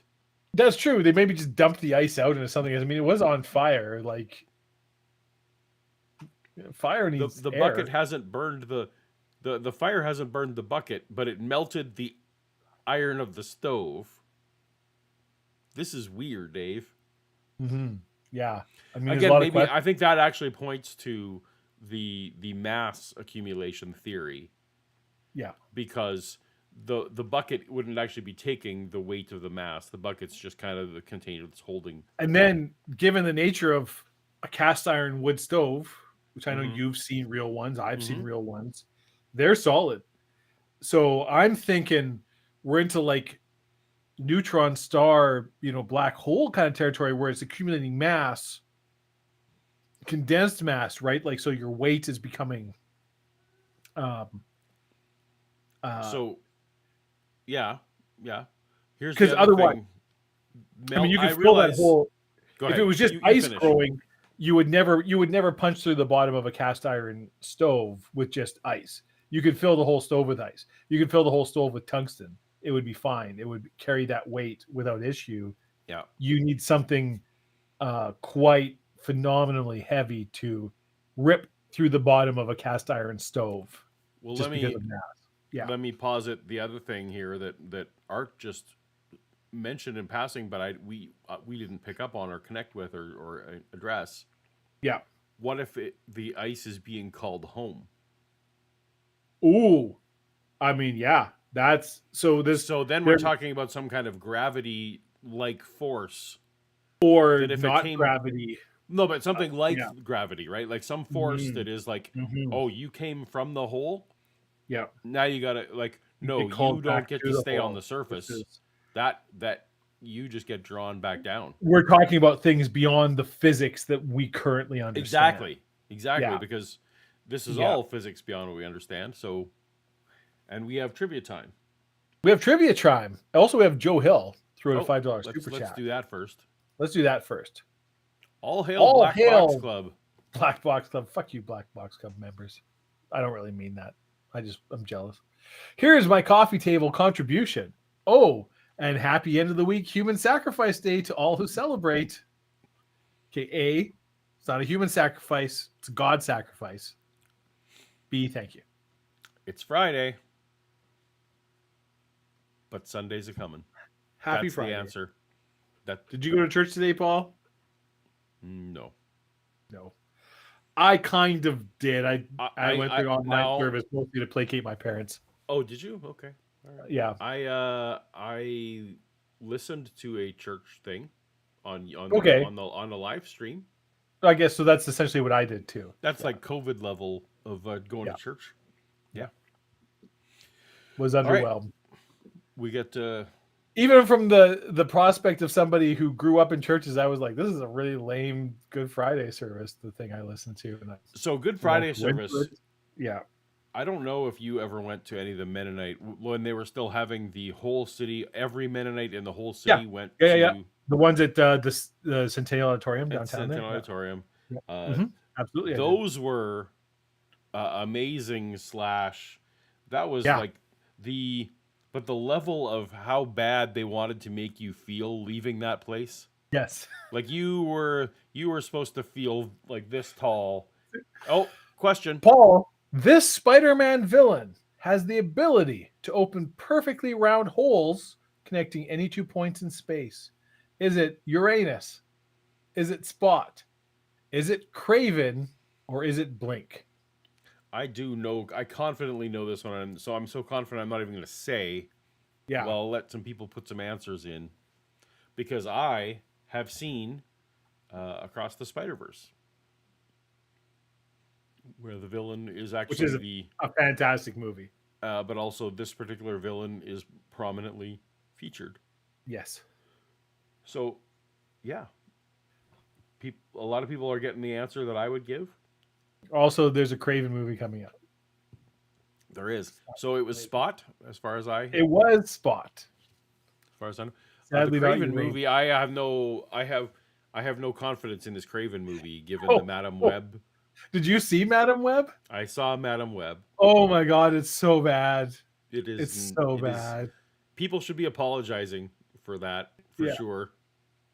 But it wasn't bad enough that it was funny. No. Well, it's so bad it's not funny. Like it goes past that to my mind. Bad. Like Shannon and I watched it hoping that we would have a good laugh out of it, right? No, it's just. But no, it's just depressing. Unpleasant. It's just unpleasantly. And clearly, a bunch of the people who are involved in it know it. Like they're doing it, and you can tell these people know this sucks. Yeah, they know. Yeah. And you just all the ADR dialogue and stuff. You're just like, who did this and thought this is a thing that needs to be released in theaters?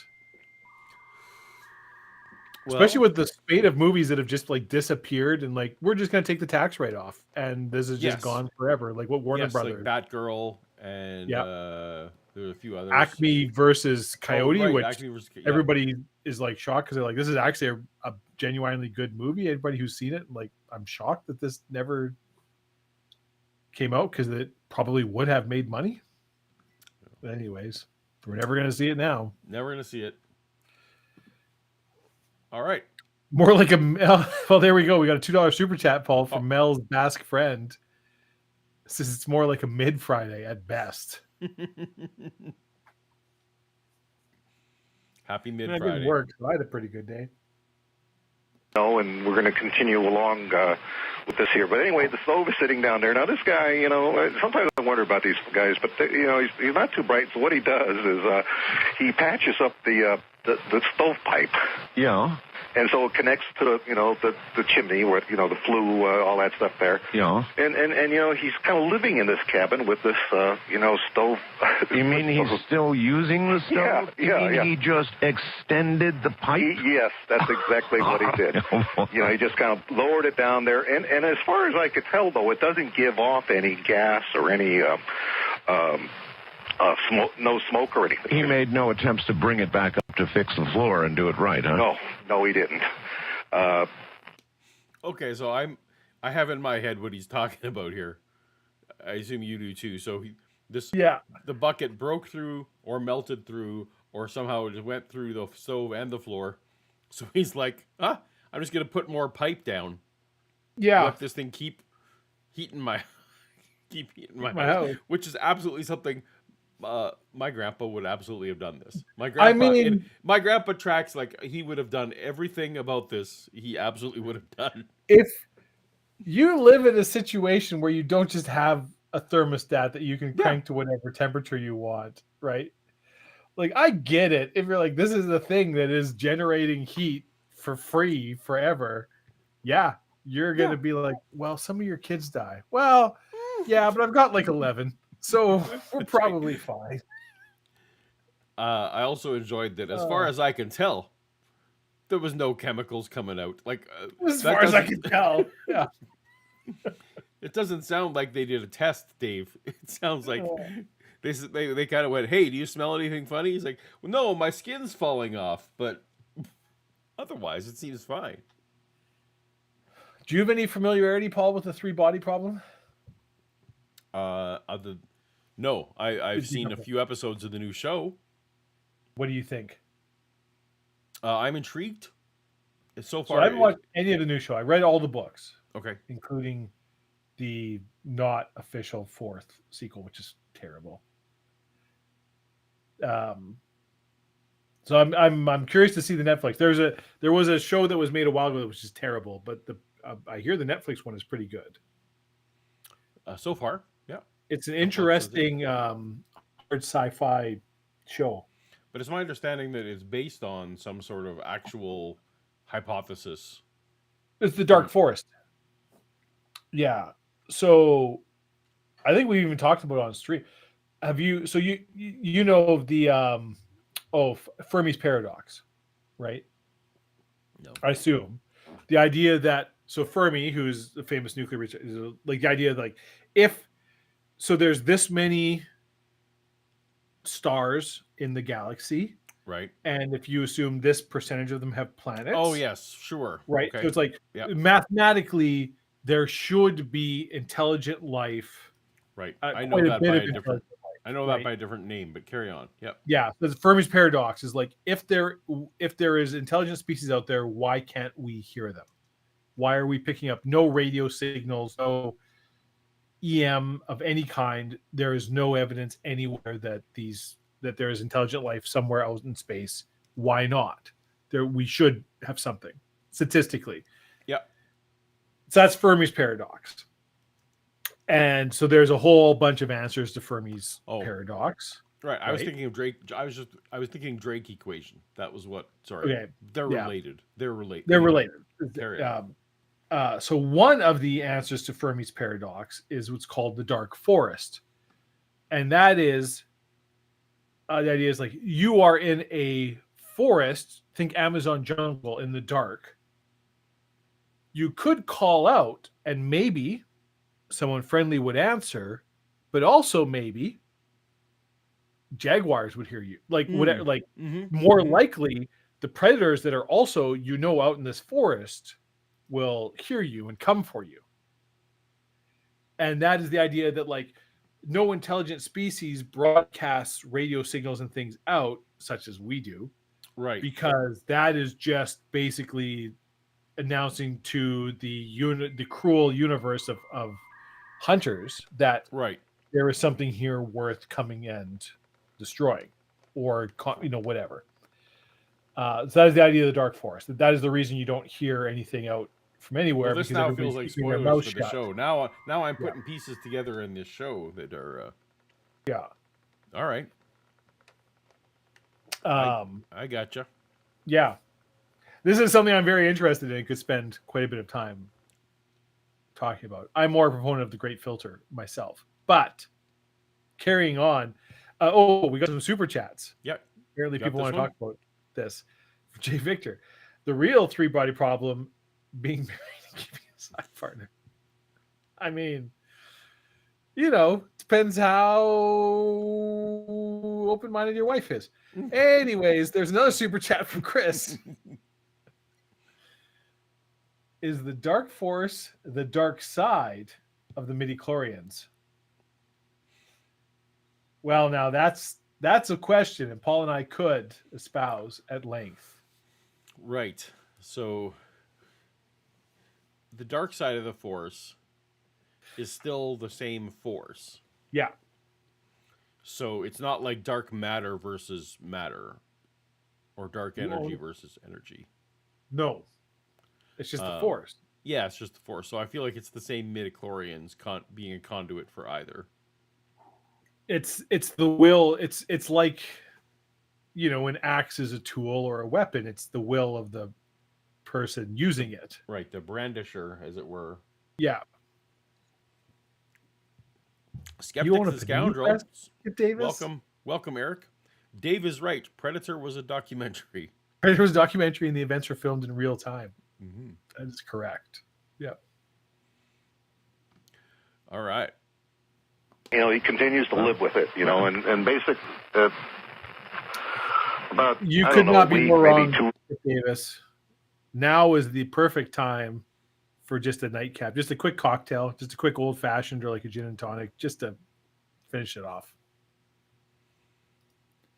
I brought 2 liters of beer down with me tonight, and I plan to drink all of it, plus the scotch that I'm also drinking. So, you can do it. Comes home, and the entire cabin has collapsed. What? Around it. The whole thing. The whole thing. Everything has collapsed around it. In fact, all there is around the side of the cabin. Okay, wait. So what? So the cabin collapsed? You Sorry. talked over it. I talked over it. You and I'm sorry. yibbity yabbity jibbity jab. Yeah, He just kind of lowered it down there, and as far as I could tell, though, it doesn't give off any gas or any smoke, no smoke or anything. He made no attempts to bring it back up to fix the floor and do it right, huh? No, he didn't. He continues to live with it, and basic about I don't know, a week, maybe 2 weeks later, he comes home, and the entire cabin has collapsed. What? Around it. The whole thing. The whole thing. Everything has collapsed around it. In fact, all there is around the side of the cabin is piles of wood dust. Wood dust. Wood dust. Wood dust. So in other words, his cabin disintegrated. It basically looked like all of the... Okay, so I didn't really miss anything. Nope. So just the cabin just collapsed. So it was there, and it's just. So I was here. I lowered pipes, and also now the cabin collapsed. So it seems like you were right. Is a mass thing, and somehow in a red matter kind of a thing caused some sort of implosion, and this whole cabin collapsed, rather than just the ice fall through the floor. Perhaps I am now, though. I'm now feeling a little more confident in this whole that it's being drawn home. Although I don't know how that fits with disintegrating the cabin. Yeah. But if these is this how holes are made?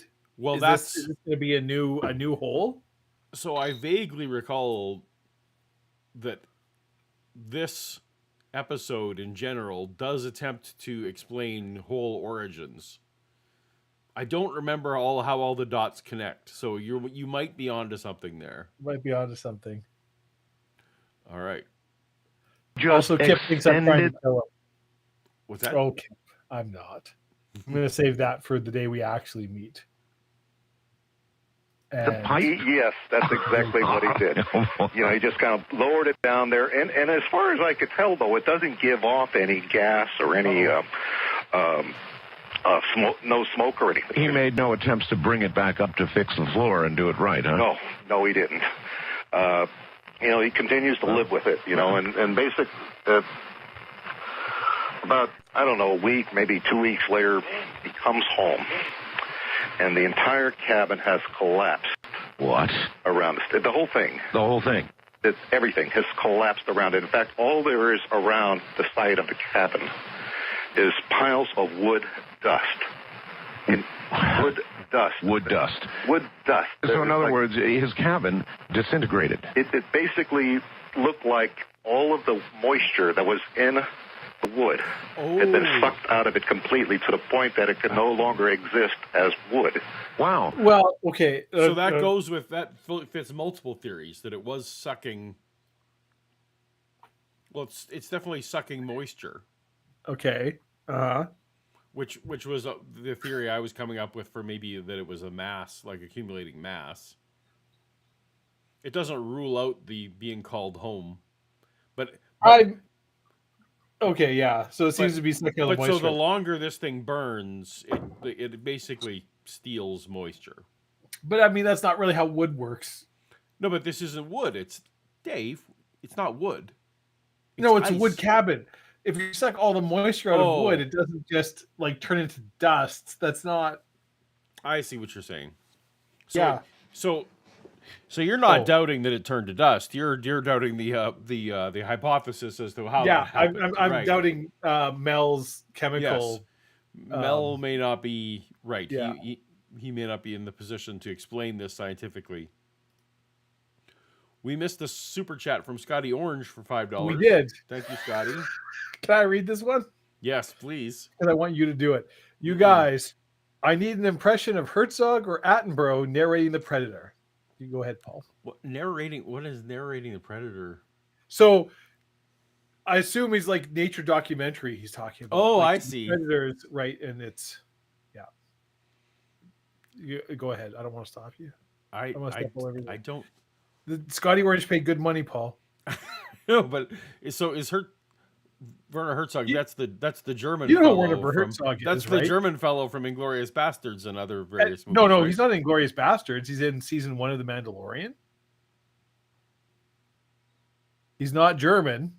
Oh, then I don't know who we're talking about. Is he German? He's the guy that hires Mando to find Baby Yoda in season 1 of Mandalorian. Oh, wait, are we talking about also Werner from Herzog. And then all of life you'll find is nothing more than an abyss. That he kind of he has this very, I can't do it right, but he has like his very peculiar. He has like I weird know who you mean now. yeah. So I suddenly started thinking about the guy from the Walter White show. Anyway, And I mean, you know who Attenborough is. yeah, but So I don't. you've seen, But like, Planet Earth I and can't Planet place it in my Earth. head well enough to do an impression. Yeah, I mean, he's just like your classic BBC British, Here we see. Yeah, the standard that's right. accent. I can't do right, an Attenborough impression, but yeah. The- Basically, think of it like any BBC nature documentary you've seen talking about the Predator.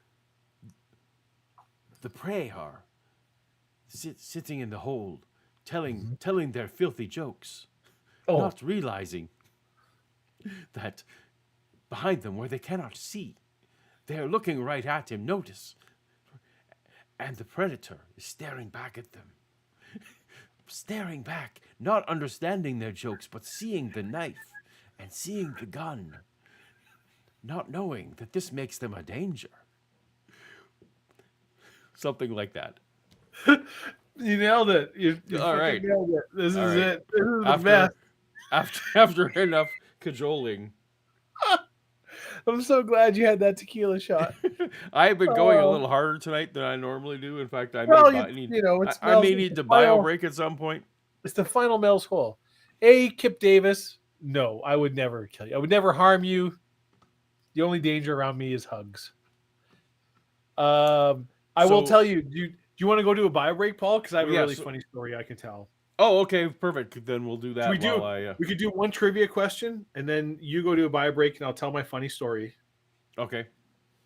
How's that sound? Since the timer is pretty much up. Yeah. Let's get to that. Trivia time. I should have had you. I can't see the timer. Nobody can see the timer, but you. No, I know it except for me. So it's 20 seconds, 19. Oh, we got a while. So stick around, Kip Davis, because your Donair travails are reminding me of a hilarious story. It's not that hilarious, but it is true, which is the best kind of story. 5, 4, 3, 2. All right. The world's deepest natural sinkhole is 2,172 feet deep, located in China. Its name translates to what in English? Uranus, the mouth of the earth, the heavenly pit, or the below world gate? I feel like a lot of people are just straight up guessing on this one. Yeah, but I'm delighted no matter which answer it is, frankly. You just like all the Uranus jokes. I'm going to go with... Well, there's a lot of numbers. Let's go with 4. I'm going to go with 4 on this one. No, it's 2. It was the most... All right, well, I don't know. Nope. Nope. Correct answer? Maybe we've all been bamboozled. You've been bamboozled. There's a lot of bamboozling going on. A couple Uh-oh. people got it. Brain Cramp nailed it. 3. Oh my goodness. Heavenly Pit. I'm not even going to try and say the Chinese name because I will absolutely butcher the pronunciation. But yes. Fair Heavenly enough. Pit. Yeah. Okay. Nobody said Uranus, eh? I thought maybe somebody who was like, fuck it, I'm not going to win. That's right. Maybe just some giving up. Yep. All right. Tell your funny joke. I'm going to tell my funny story. This isn't a joke. This is a story. So speaking of donair presses and going, I was at a work conference, Kip, and had ended up in a hotel room. So we had ordered pizza earlier tonight, ate some of it, put it in the little fridge in the hotel room, went to like these various those seminars. It's like there's a big screen and some guys out and woo, aren't you excited about product placement and blah blah blah, whatever bullshit thing. So you have like hours of seminars. So then at this point we're thoroughly drunk, go back to the hotel room to keep drinking. There's 5 of us in this room. Pull the pizza out. Pizza's frozen solid at this point. It's 3 a.m. We have a bottle of rum that we're just taking pulls from in this hotel room. And me and this guy, Larry, are like, oh, fuck, I really want this pizza so bad. What do we do? So you know how hotel rooms have an iron, usually in like the closet. Somewhere in the hotel room, there's an iron for you to iron your clothes. So we plugged in this iron and put pieces of pizza, frozen, totally frozen solid pieces of pizza on top of this iron to thaw them out to the point where we could eat them.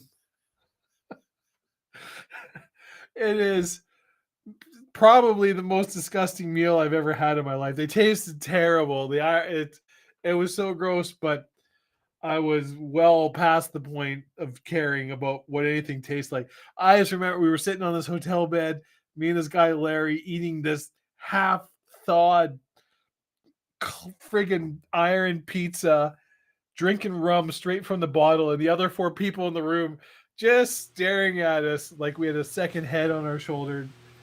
And that's one of my best memories. Yeah. That is, I heard every word of the story. That's an amazing story. Hotel iron.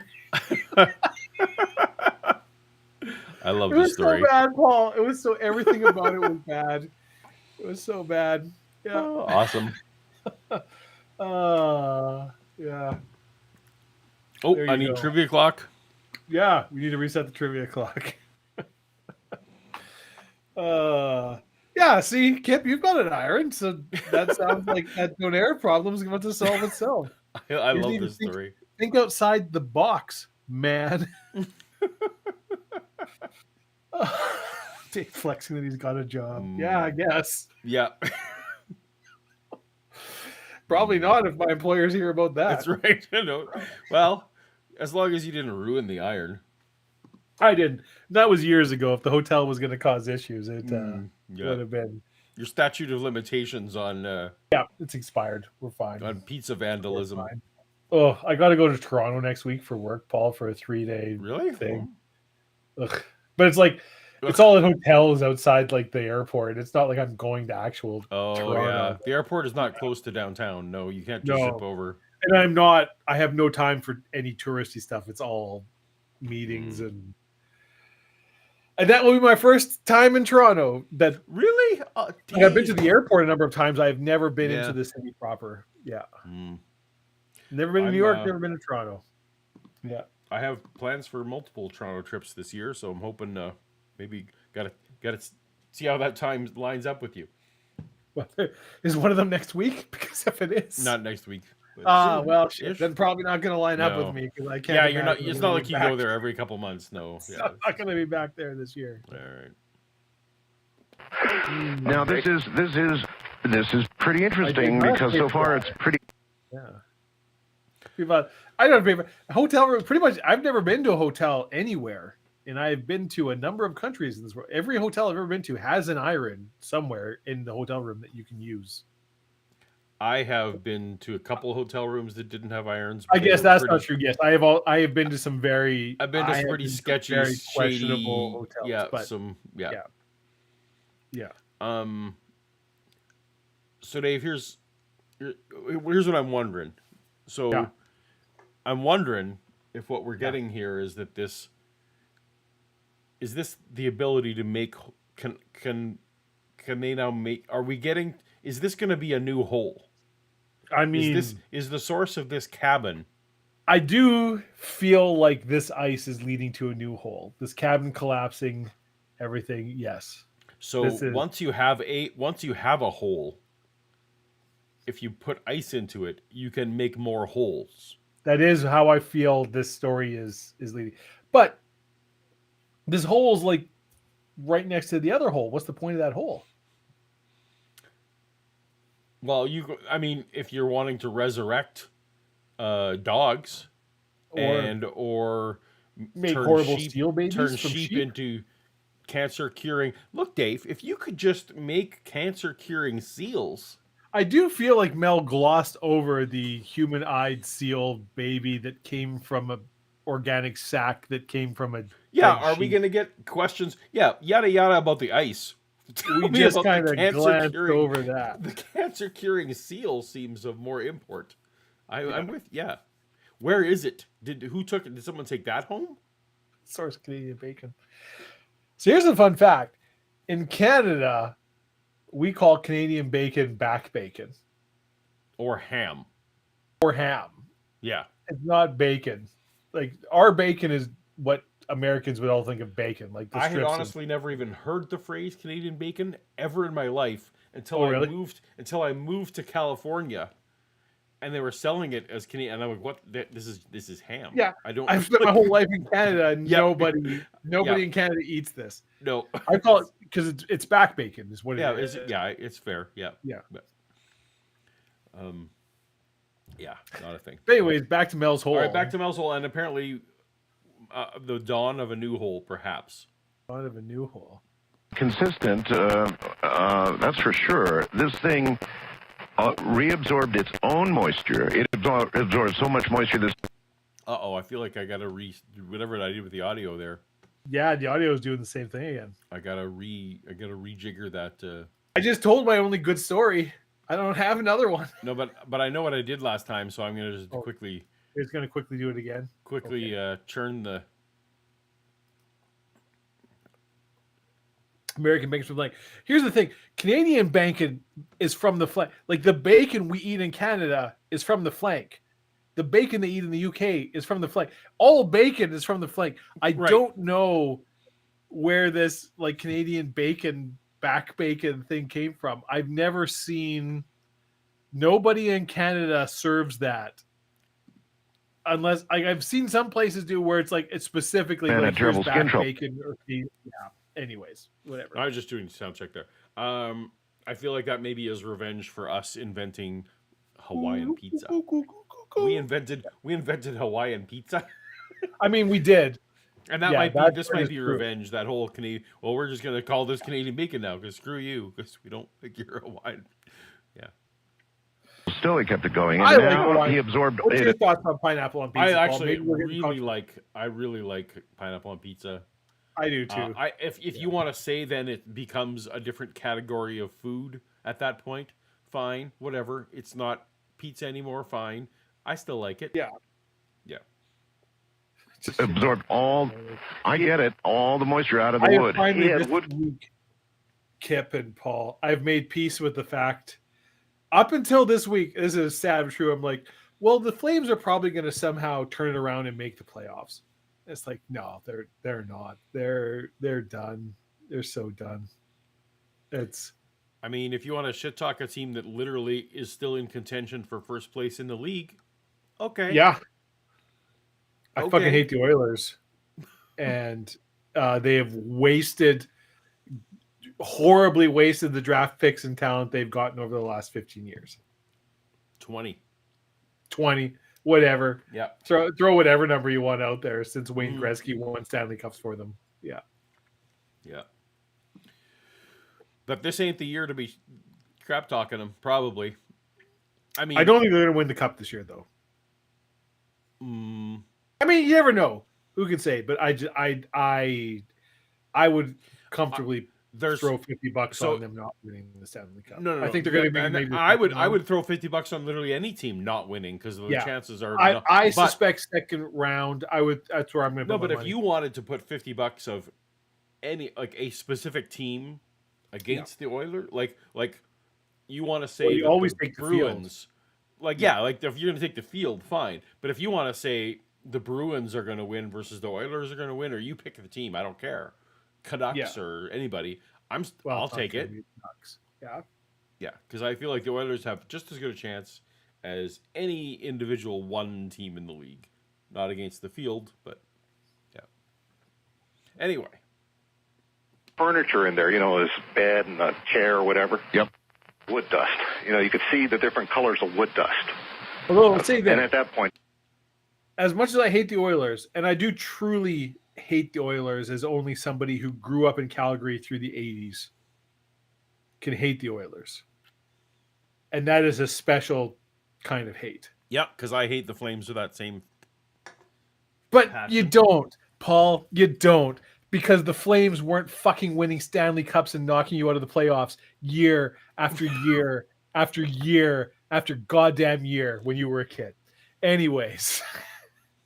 I would still rather see the Oilers win the Stanley Cup than any American team. Like if they win, I'm still going to be like, hey, small market Canadian team, F&A, do it. I'm not convinced, so this might make me a bad person. I don't want to live in a world where Toronto wins the cup. Well, I mean, okay, that's also... But you're not going to have to. So don't, I know. So don't worry about that. Although I have... Not because of the team, but because of fans I know. Because of the fans. I actually like a lot of the team. No, the Canucks. I know some... Oh, the Canucks. Okay, the most obnoxious Canuck fans. That are like, fuck you guys. You don't know shit from apple butter. Right. This is brutal. The Canucks themselves, there's been lots of teams that are like, I actually like these guys. And I like, they had a really good year going, and it's like there's a lot of players I like. But I just know so many pretentious Canuck fans that I'm just like, I can't stand. Dallas Cowboys are the same thing for the NFL, where it's like, for sure. All right, your team actually we're losing viewers, Dave, as we hockey talk. As we hockey talk, Bret Hart's from Canada. Yes, he is. He's from Calgary, Stampede Wrestling. He's my boy. Yes. Anyways, back to Mel. He abandons the camp and gets the heck out of it. We don't lose viewers when we talk about weird sci-fi stuff, but hockey. We don't lose viewers when we talk. We do when we talk about hockey. Yeah. We can talk about Understood. He says, "Hey, enough is enough." So he moves in with one of his brothers. Yes. And they were over there, and about a month later, he goes back to the cabin to show it to his brothers, and they find that the stove had sunk to like 5 feet into the ground. This thing's on its way. It's 5 feet into the ground, and it is still generating heat. And still going. And, at that point, all the dust had blown away, and, you got a few nails around there. And what you have is a rectangular hole, just a little bit bigger than a stove. So can you imagine a rectangle? I can't imagine it. Why is this round bucket making a rectangular hole? That's the other stove, holes. I guess. The other holes were round, as far as they were described. Joe Hill. Joe Hill, we love you, Joe. Thank you. Go Leafs, go. Although you can go screw yourselves. Also, I love you both. Yeah. So here's a fun. So last week, about a week ago, I was talking online. Had a conversation with. Okay, I won't say the name. Somebody, a friend of both of ours. Mm-hmm. We talked for like 4 hours.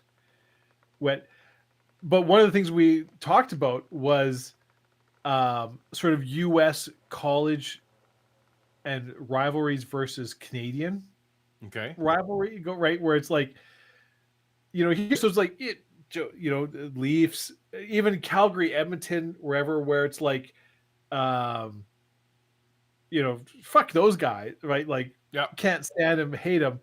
I'm not going to stab somebody in a bar. I'm not going, like even in the 80s, even at the height of like Lanny McDonald, Yep. Theo Fleury, Steve Gretzky, Smith Messier, scores on himself. I'm still not stabbing somebody. people, the cities are an hour and a half apart, and people, you would get a fair contingent of the other cities' things in this game. People would yell things, whatever, but then you'd also go out drinking after and be like, you sons of bitches. But like it's kind of like I hate you, but also we like you and we're gonna buy you a drink and whatever. And it's like nobody's actually, like sort of, I don't hate you because you cheer for this other team. I don't know who you're talking about because I hate people, but go on. But you're not gonna, start I violence. won't physically assault them. No. Yeah, right. Because like we can all agree that hockey's awesome and whatever, right? I will wish them ill, but no, yeah. Well, it's okay. So maybe you're not the best example. Yeah, I mean, that's the example. What's your point to this story now, Dave? That in the States, there are certainly rivalries where it's like that is not the case. And other places in the world, too. There's certain footballs. I remember when the World Cup of cricket was held in Canada because it was India-Pakistan. They're like, we sure can't put this in stadiums in India or Pakistan because hundreds of people will die if we do that. So we're going to do it in Canada. That was my introduction to cricket, trying to figure out what the fuck this game was watching the World Series of India and Pakistan in Canada and not understanding the rules at all. Anyways, everyone should try and be more like us. And to no one's surprise, talking about cricket as also makes our viewers drop. So here, off we go. Off we go. Melly for $2. Thank you, Melly. Yeah.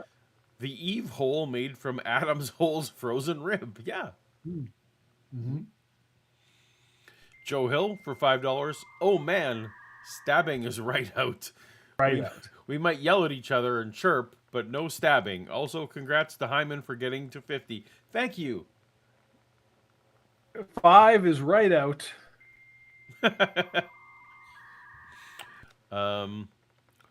Brain cramp.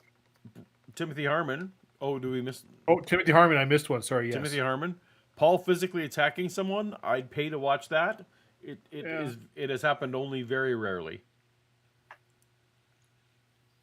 Very rarely. In fact, actually, I'm not even sure ever. Actually, I'm not even sure ever. I can't think of an example. I have defended myself on a few times, but I don't actually think. No, I don't think I have. All right, brain cramp. Paul and Dave should have a show called Clippy, where they spit in a penalty box and talk shit for 2-minute segments. In this theoretical show, brain cramp, are we talking shit at each other or about third parties? So I do feel like Paul and I shine best when we're ganging up on somebody else. But we also get some pretty good chirping against each other, where Paul uses reasoned arguments that are true, and I use emotionally resonant attacks that people just enjoy. It's true. Yeah. Hey, Paul. I can see by the clock on the wall. It's trivia time. How many minutes are we through this episode? 12. 12. Okay, so we gotta step it up. We are like a third of the way, Dave. Third of the way. Although we did spend like 45 minutes BSing before we even started. We did. All right. We got some trivia to do. Oh, I left way too much clock on the trivia because I was... You left way too much. I was prioritizing bio break. Because I love the Avalanche and the Red Wings. Well, I'm not going to hate you for loving the Red Wings. The Avalanche are the Nordiques. Everybody knows that. The Avalanche are the Nordiques. And also, Cale Makar has been in my house. So I got a soft spot for that team. Your current house? No, my previous house, though. Your previous house. Yeah. Michael Mesros has a question. Hey, chat. Should Paul's call-in show be Collegia or Better Call Paul? I feel like we've referenced Collegia. We've definitely said like. Yeah, I feel like that's a callback to probably other inside chats.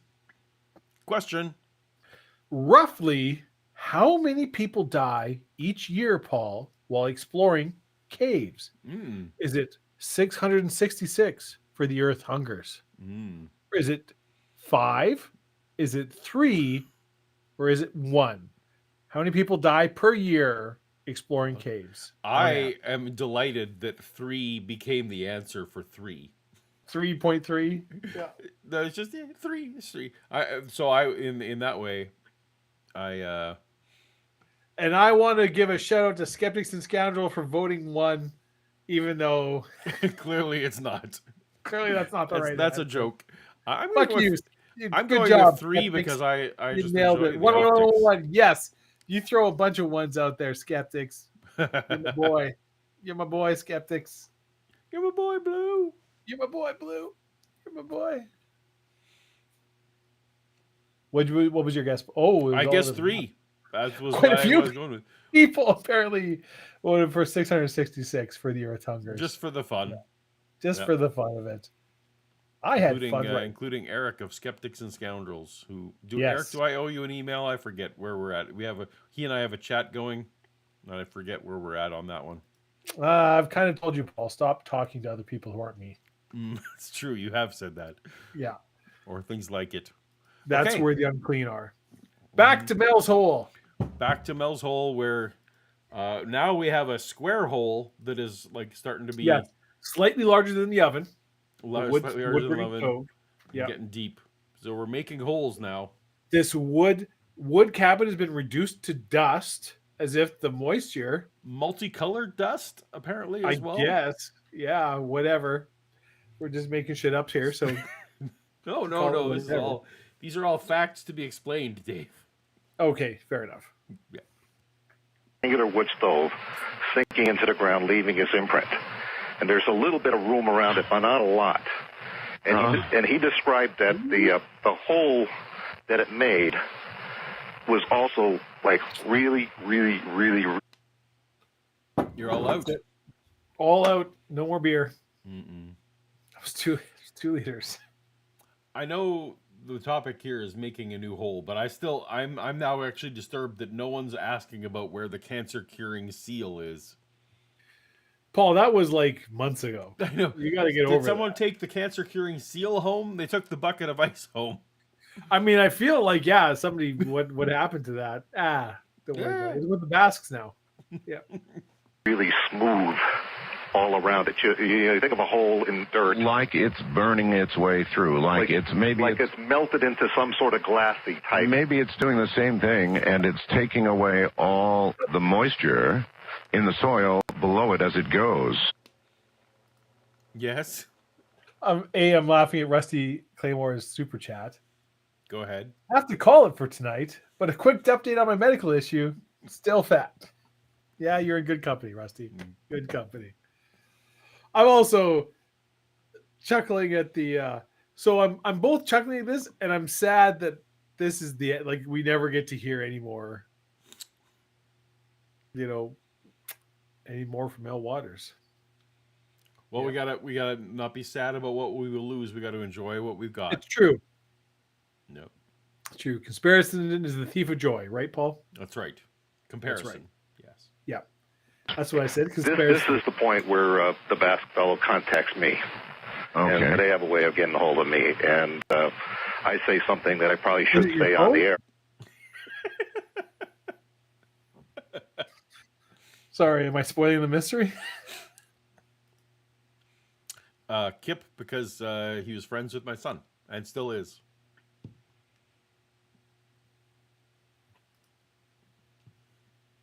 But Went to school Not your together. good son. It was for a school project. It was for a science project. And there you go. yeah, if I'd have was known he was going to be making Pre Stanley Cup. yeah, if I'd have known the kid was going to be making $6 million a year one day, I'd have treated him nicer. But Yeah. I'd invite him into the hot tub. anyway, we Also, I we wouldn't go something- talk. Like holy smokes. well, yeah, that would be it. Holy smokes! Then I did something which I thought I would never do, What? and that is I contacted one of the people that were my contacts when I was in Australia.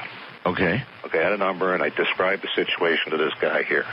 And he pretty much said the same thing that I said, holy smoke. And he tells me it's like really important that I tell him where the cabin was. Of course. And how to get to it. Well, I mean, after all, Mel, this is, before it disappears from sight into a creation of a new hole, this is something that could be immediately researched. Well, so I talked to the Basque, and all the land that I'm talking about is on public land. You know, so the cabin, you know, the guy's like a squatter out there, you know, out in the out in the boondocks. He's got a shack that, you know, if it burned down, he wouldn't care about it. He'd just put up another one, you know, a couple feet away. Gotcha. But he decides, okay, well, there's no way to really trace me, you know, to here, so I'm not going to get any trouble. So we say, okay, we you know, I get back with this guy here. This is exactly where to find it, you know, tell him how to get there. And so at that point, there's a team dispatched to the site of the former cabin. A team? A team of people show up there. Way to go. And now this guy...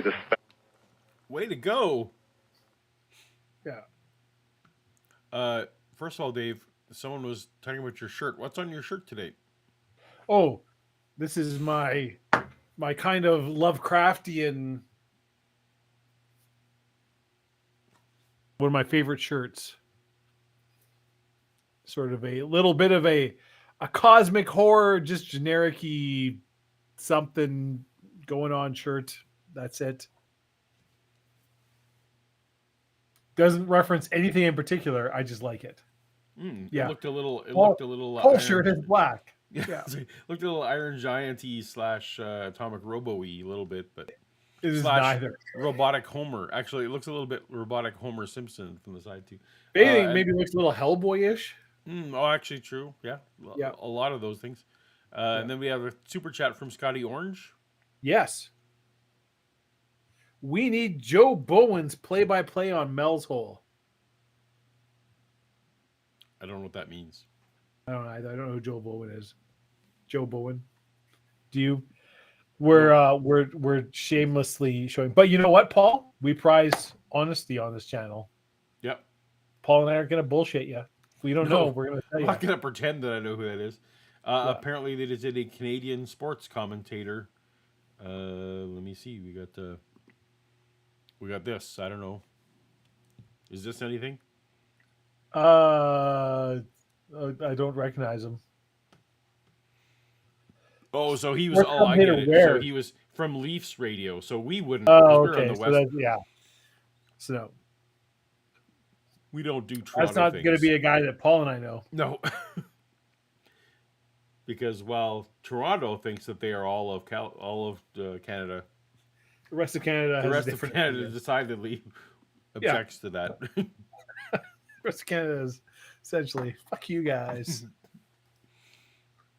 All right, but we appreciate the super chat nonetheless. We absolutely do, Orange. And I'm sorry that we don't have a. Oh, there we go. And Joe Hill has even answered. Joe Bowen is the Leafs homer play-by-play on TSN. So I don't know. I'm not familiar with Joe Bowen, but I am actually a huge fan of homer commentators. Oh, okay. I used to, even when I used to watch a lot more hockey than I do now, I would turn off the audio on my TV. I would mute it and tune like on my phone or something. And then tune into the radio. A local radio, because I found the local AM homer guys so much better. The commentary, they don't have the video, so they have to like describe it and go. But just, I love commentators that are like unabashedly, no, I'm cheering for this team. Like it's the commentary is very weighted in favor of one, and it was, I have tremendous respect for homer radio guys. The old NHL app, they don't do it anymore, but this is pre the Sportsnet era. Yeah. They used to let you pick which which commentators you want, and I would love to. I absolutely. There were times when I would definitely pick the local broadcast of it just for exactly what you're saying, even if it wasn't my team. And I do the same for football games too. Yeah, I love football. But you pick the local. When they have a full green light to not pretend to be biased anymore. It's fun. They're not even like not even going to try and just like those other guys are shit and these guys are awesome. Exactly. Oh, and Keith, this super hey. chat, I've been laughing about this since it came in. Yeah. Keith K. Yeah. I've put ice in my hole. Okay. Yeah. Now it's square, and it still burns. Do I call a Right, yeah. doctor or the fire department? I mean, I think you should Just start with the fire 911. department. I feel like Yeah. let them figure it out. Let Just them like figure it out. send, Let the experts. send whoever you got. Yeah. Yeah. But probably don't wait on that. Maybe just get to that. Just call somebody. Yeah. Do you recall the era of Saturday Night Live where they were doing Appalachian Emergency Room? No, I don't remember that. It was a series they would be doing, like it was an ongoing series of skits.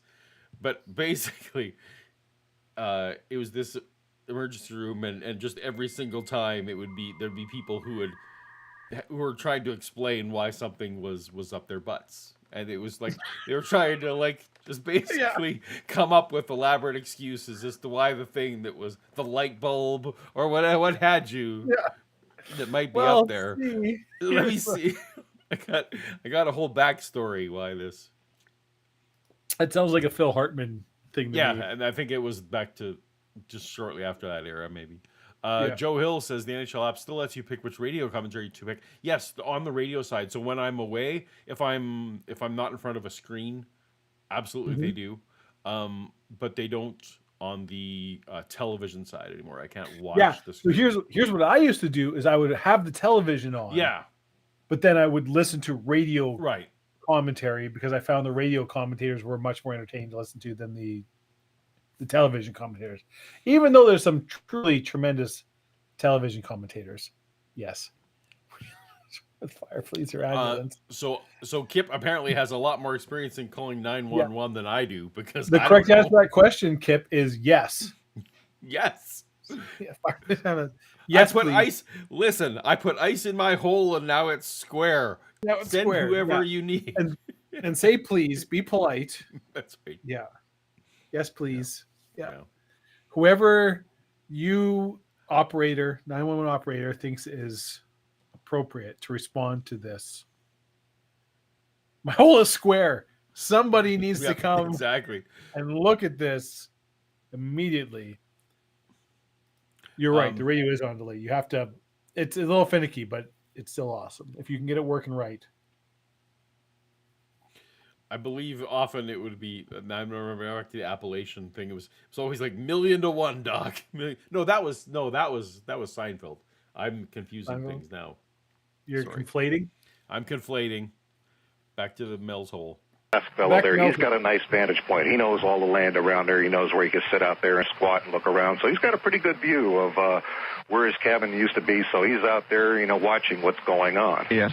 Now, he said he wasn't sure if they were military guys or what kind of guys they were. I would imagine that some of them had... view of where his cabin used to be.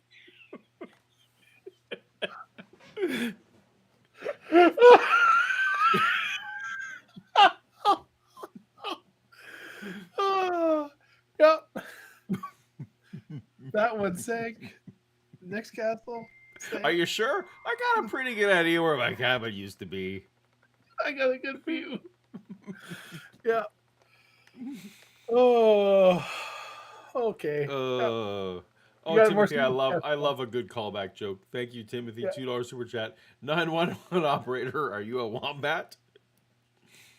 Are you a hairy-nosed wombat? Kip's not going to get it, and no one explained it to him because he wasn't. No one explained it to him. He wasn't here.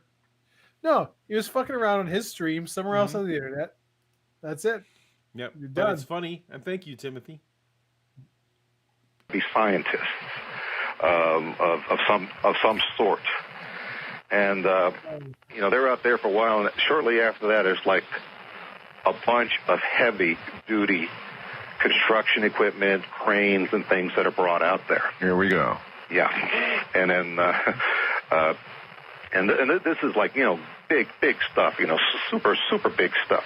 But he's up there and he's watching this, and the people down there at the cabin are really like struggling to get this stove out of the ground. Yeah.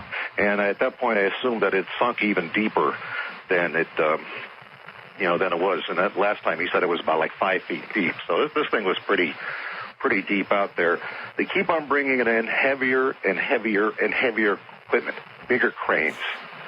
They bring in multiple cranes. They're still, I guess, not able to get a purchase on this thing to lift it out. Hey, Mel, I wonder if this is the way the holes got made in the first place. I do not know what. I am not wrong. This has become the Mjolnir Yeah. of ice buckets. They're bringing in cranes. They can't lift it. Mm-hmm. I can't. Yeah. Yes. It's impossible. Although what he said, it had got much deeper now. It's like 5 feet. So I'm like, well, okay, that's like fence posts level. It's not like It's yeah. I don't know if you know how much a crane can lift, Paul. It's is it more than an ice bucket? it's more than an ice bucket. Yeah, it's a lot. It's many tons. Measured in tons, yeah. Yeah. Oh man. So to derail the conversation one more time, I assume you've seen footage of that bridge in Baltimore, right? The boat and the bridge. Absolutely. That's insane. Oh my god. Just when you watch it and how quickly that bridge comes down and goes, that's yikes. Do you know why do you know why that came down, by the way? Why the bridge collapsed? Yeah. Because a boat ran into it? Lax immigration policy. Oh shit, you're probably right. Yeah. All the Mexicans. I was like looking for footage for it. I came across one, and the commentator just went straight up into lax immigration policy. I'm like, what am I watching? Like, America, are you okay? Are you okay? I mean, clearly they're not. No. We just One of my somebody I do a lot of business with out of the States asked me 2 weeks ago if it's like, well, it's like, have you ever thought about like moving down to the States? And I couldn't help myself. I just started laughing. And I was like, no. Maybe 20 years ago. Now you guys seem like you kind of got your thing going on there. That's fine. That's fine. We'll just let you keep doing it. Yeah. Oh, Kip has taken issue with your pronouncement of I Mjolnir. put it up on the screen even. Yeah. How would you say it? To be square. I would say Mjolnir. I don't know if that's right. What have I been saying?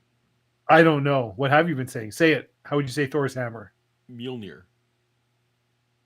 So, I'd say Mjolnir. I will say I've been a little. I don't know any Scandinavian. Well, actually, I know a lot of Scandinavian. I've also been on the go side in terms of refreshments tonight compared to maybe normal. So I mean, you would say that if you were dead sober, so I'm not going to let you. No, I'm just saying I may well have been saying something entirely different for all I know. Now, I think you've been saying that, and I've been saying it, but we might be totally wrong. Could be. I am focused on this whole generating bucket of ice. Also, apparently, it's trivia time. Michael Mazzaro says there's a crane company in New York City called We, in all exclamation marks, We Can Get It Up Erections. Well, I mean, that's. I'm sure they do. I'm sure they do well. It is not Mjolnir, says Kip Davis. You know what, Kip? You're not Norwegian. Stop pretending that you are. Well, don't tell. I don't. What it isn't doesn't help me. I need to know what it is. What it is. Constructive criticism. That's right. According to Mel Waters, Paul, how much was he paid in perpetuity to lease the land his original hole was on? Was it A, a promise not to harm Meller's family, 2, $1 million, 3, $250,000 per month, or 4, $25,000 per month? We've actually referenced it several times tonight. I feel like all 4 of these are very generous. Yeah, very generous. Well, probably not number 1 so much. Well, even so, that's it is a little weird that this government agency came in and they couldn't figure out that Mel didn't own the land, first of all. And they just signed the lease with somebody who didn't actually own the land. There's no way for them to look that up, Paul. no. That is correct. It was. Yeah. He was offered 200. He was paid $250,000 per month for several months. He was received this until they figured out that his wife actually owns oh wait, the land. Your wife owns it instead of you. Yeah. Okay. Ex-wife. Yes. Yeah. Pardon me. Still, he got that money for a while, so I feel like he should did. have been financially independent. Yeah, it seems like, although a lot of that went to wombats. So a lot of that went to wombats. I don't know about your finances, Paul, but I feel like if I got $250,000 a month for, say, 4 or more months, right, I would be like 9, pretty much. I would be able to parlay that. I think so for life. Paul, I had $100,000. I invested that and I turned it into $16,000. Well done. Yeah. Well done. And I mean, that's a pretty good chunk of change right there. So, one of my you do win trivia. One of my favorite jokes when I was, growing up and as a Mennonite kid was always like, well, what would you do if you won $1 million? And the answer in the community was, well, I'd keep farming till it was all gone. Yeah. Yep. There you go. Yeah. Yeah. This thing that we do, does not earn my bill money. It just I wouldn't spend it all on booze, but I would spend a numerically significant portion of it on booze. You'd get a really nice scotch of some kind. Oh, I would get a bunch of nice scotches. Paul, my liquor cabinet would be worth $100,000. Yeah.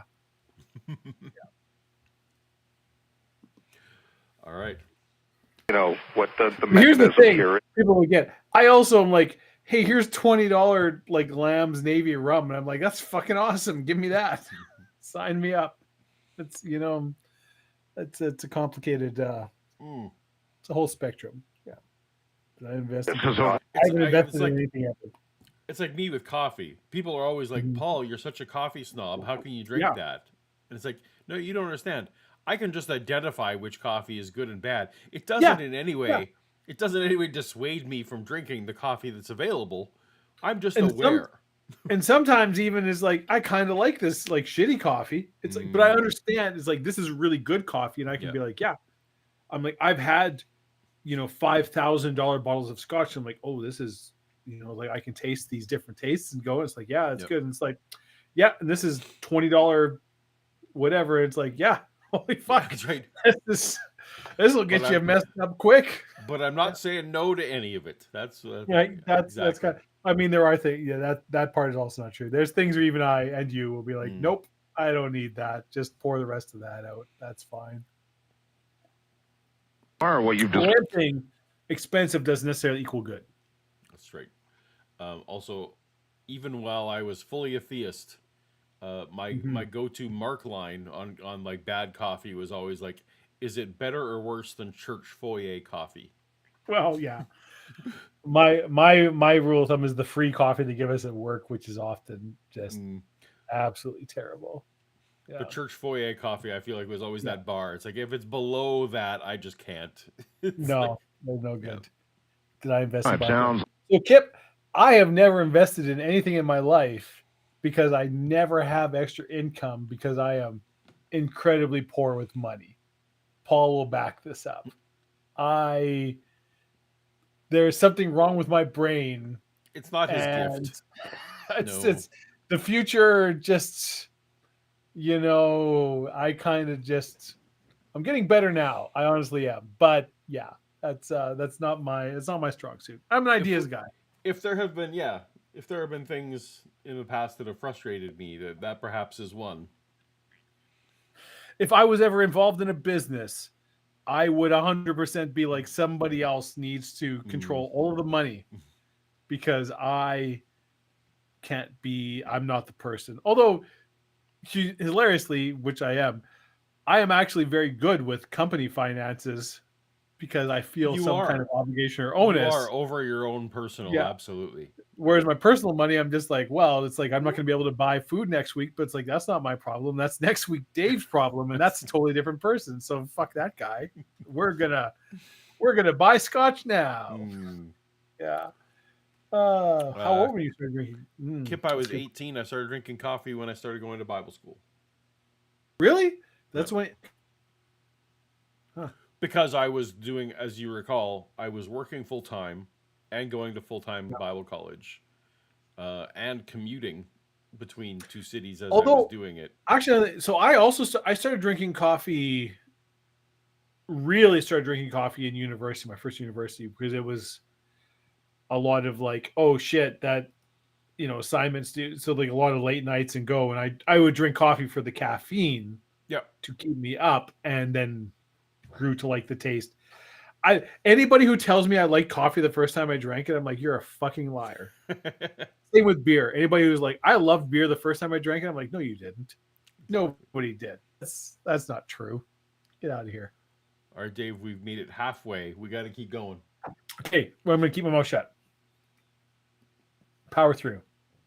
Like it's making a new hole. Well, from that standpoint, it sure as heck does. And I mean, obviously this thing is sinking deeper and deeper into the ground, and they are, it's like a total, they're totally baffled with how to get this thing out here. I assume that when they're trying to bring it up there, that they're breaking off pieces of the stove because, it's made out of cast iron or whatever. It must be busting up there. That the thing is really heavy. Well, eventually what they do is they drop some chains into the ground, and then they pour some water in there into the ground. Yeah. and I don't know if this is what happened, but this is what I assumed happened. Is somehow the water and the chains and the metal all congealed together, kind of like held fast like glue to the structure and everything that was in the hole. Yeah. Well, eventually they were able to get this thing out of the ground and hoist it up, and they were using more than one crane at this point. Now, I don't know a lot about cranes, but usually they could pick up a lot of stuff. They had several cranes working on getting this thing out, so it must have... So wait, so water, they poured water in the hole? And that's how this all became possible? Mm-hmm. As soon as they poured water in, it became light enough to lift? Mm-hmm. Mm-hmm. But we've already established that this thing was like sucking water out of the air and sucking water out of, if we are to buy scientist Mel's theory, it was sucking water out of the wood. Yes, the whole cabin collapsed to dust because so of the seems water like if you dumped water in the hole, that would be exactly what it would want, and it would just get heavier. Why is it getting lighter? The science doesn't make sense, Dave. I mean, Paul, that's because of your incomplete understanding of science. That's probably correct. Mm-hmm. You probably still worry about leeches and bouncing the humors, you Philistine. This is science beyond what you can reckon. Weighed some huge amount. Talking. It's a fun fact. I don't know what in chat reminded me of this. I have an alert in my phone set up to remind me. Because in 2029, April Fool's Day and Easter will fall on the same day. Okay. And I have a reminder on my phone to let me know 6 months ahead to remind Paul. Okay. Hey, April Fool's Day and Easter is going to be the same day this year. Do you have a plan that would work, or we just need to spend? You're the one with it. You got your channel. I'm the idea guy on this one. Yeah. I'm just letting you know. It's an opportunity we need to keep on our calendar. Yeah. Gotcha. Fascinating. What? Well, okay. So the weight alone would have broken it through the floor. The weight certainly initially, yeah. Wouldn't have dug the hole, though. Isn't that fascinating? Yeah, and so they finally get this thing out of the ground using multiple cranes, the biggest ones they can get. This guy said these things were like monster cranes. Yes. Okay, yeah, the biggest ones they could get, which would be very big. Yeah. So I already had a thing up on screen that it can do at least yeah, like a normal crane is like 10 to 60 tons. Yes. So multiple cranes, so we're talking at least 120 tons. I mean, like, so really big mobile cranes um, can lift like around 200 tons. I don't know the exact number.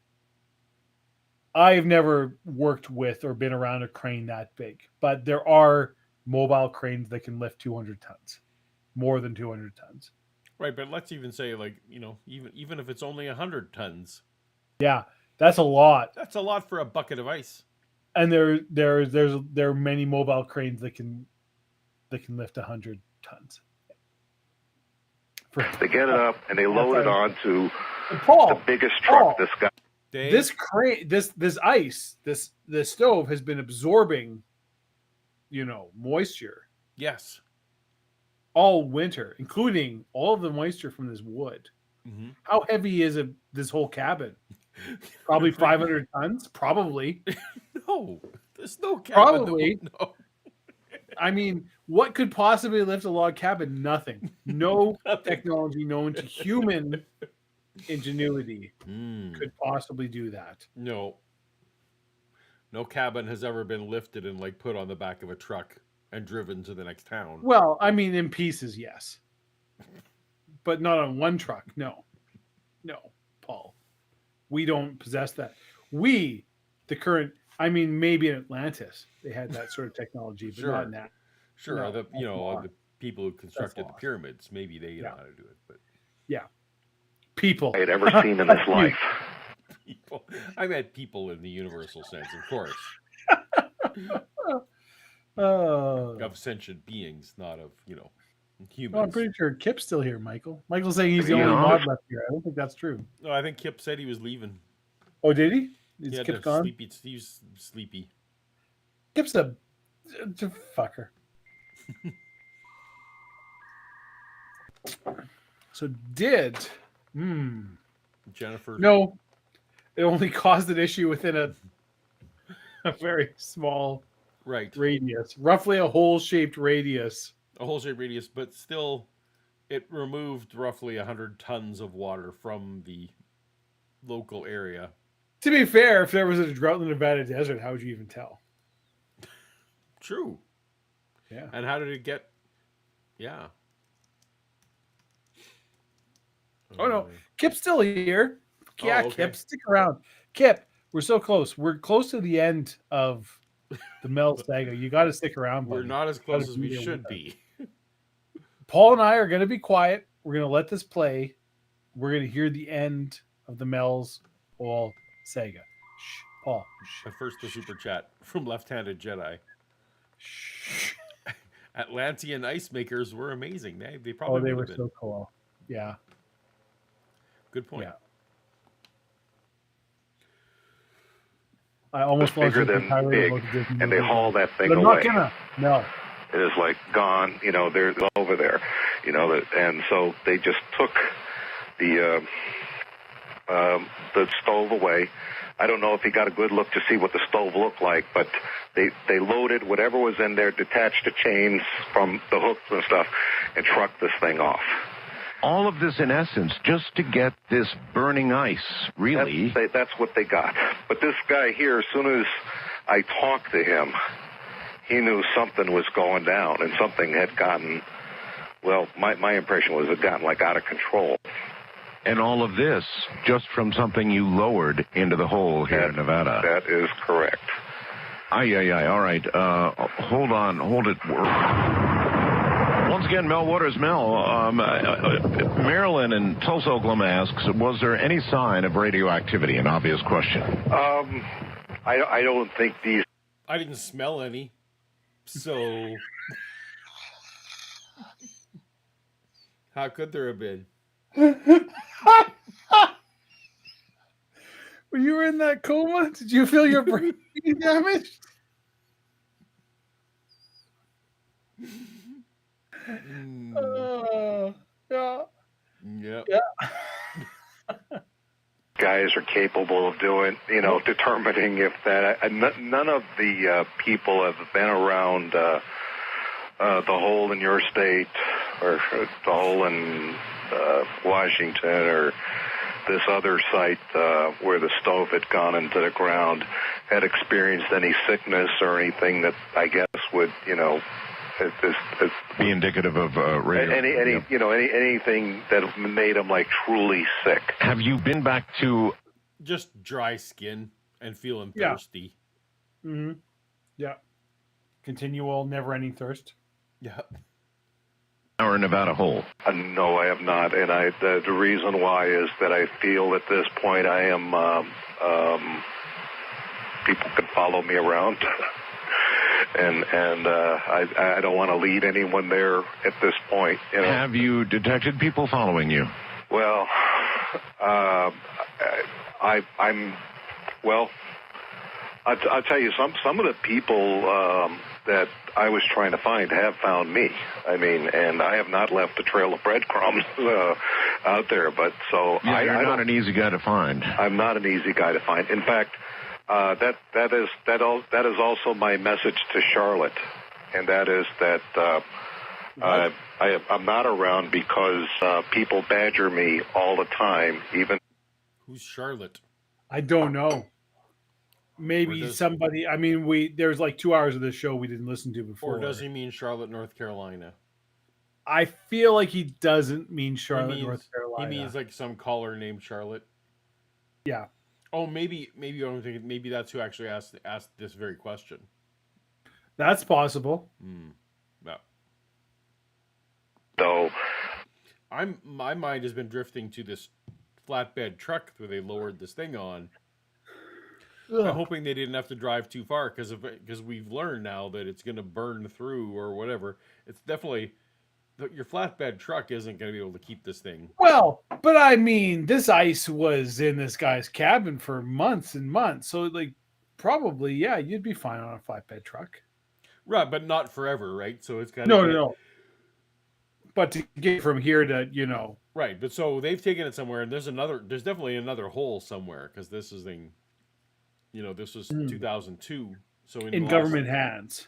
In the last 22 years, this thing's been burrowing down. We haven't established that this makes new holes. In my mind canon, Dave, this thing makes it. Yeah. Well, that's not science. That's your, your dreams or whatever. It's my wishes. I'll give you that. It's my wish. It's your wish. I don't have a nickel in my pocket. Actually, I would be... because you fucking wasted the $250,000 a month you were getting before, you dumbass. But you do have that dime.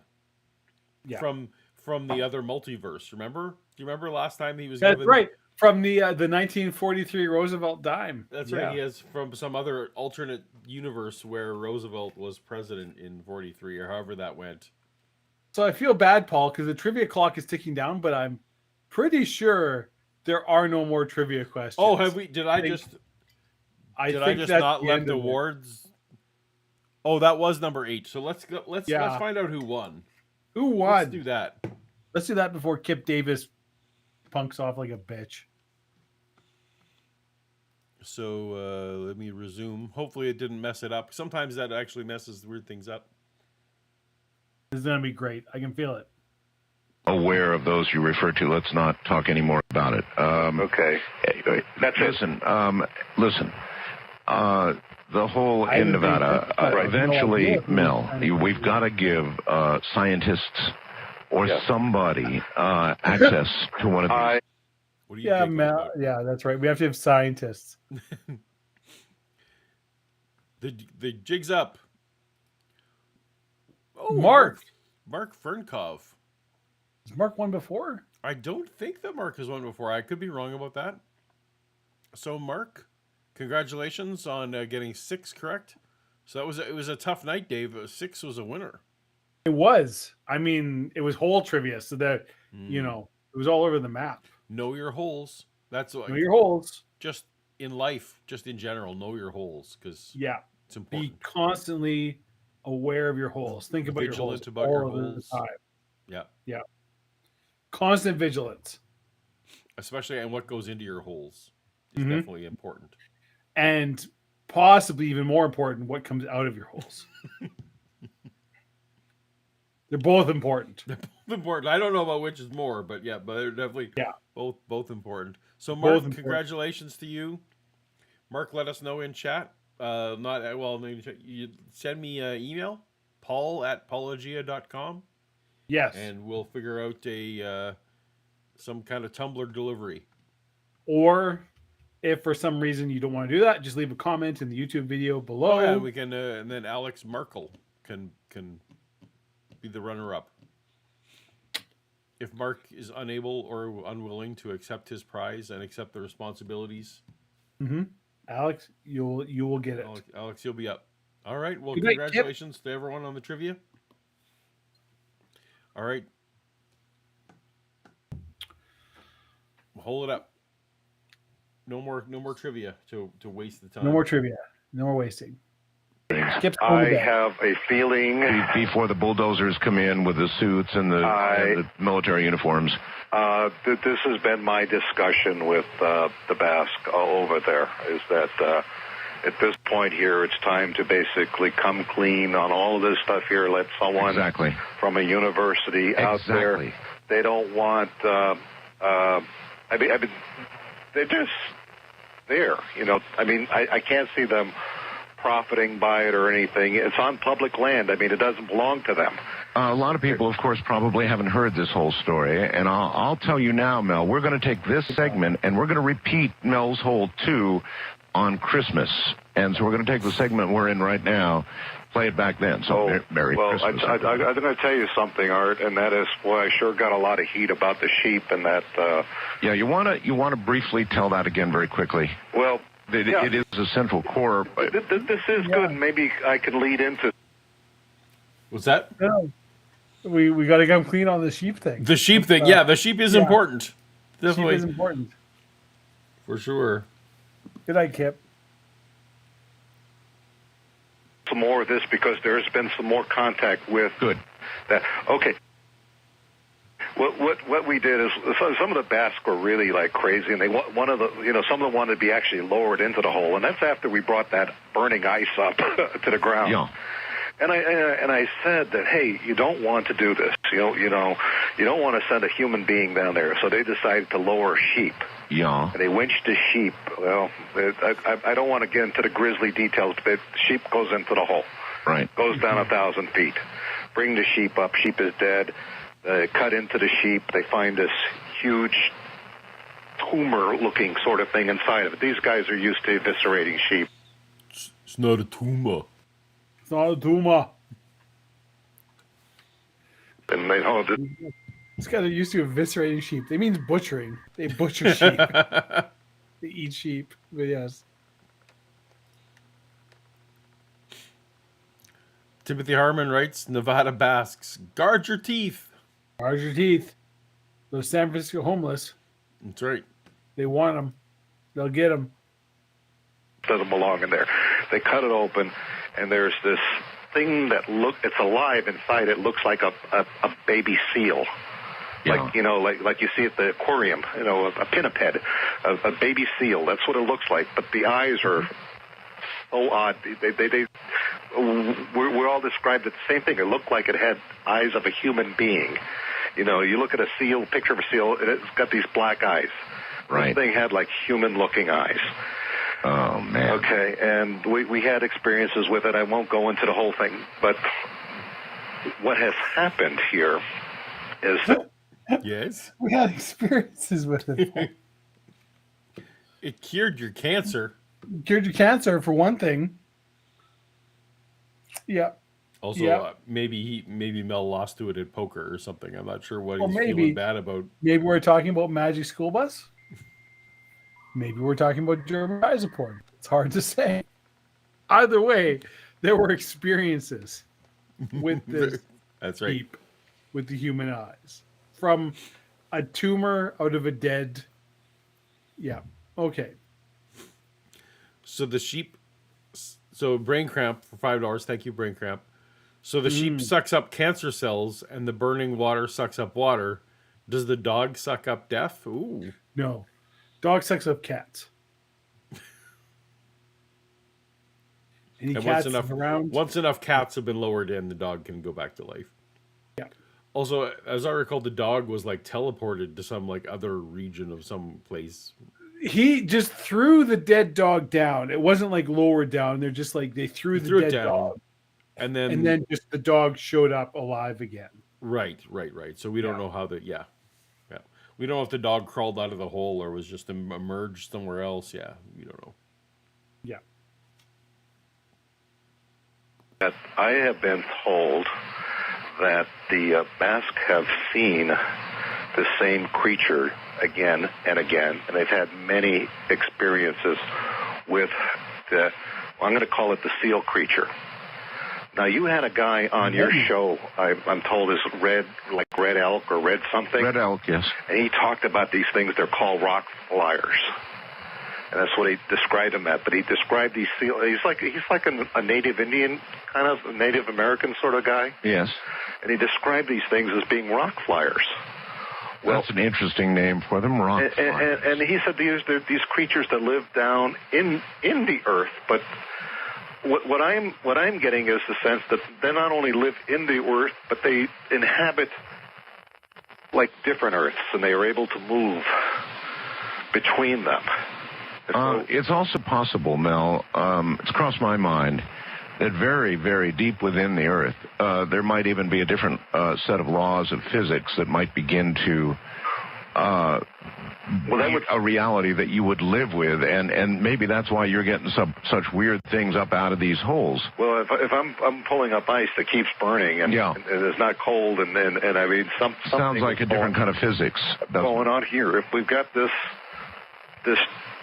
metal color that you cannot see from a certain distance and no longer registers on the mind or in the eye or in the retina, that's strange. I'll tell you something. Remember I told you I was given a replacement to the 1943 Roosevelt dime? Yes, I recall.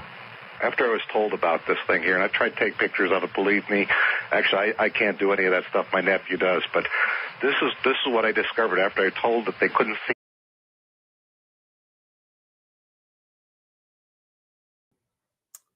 Do you have a thought, Paul?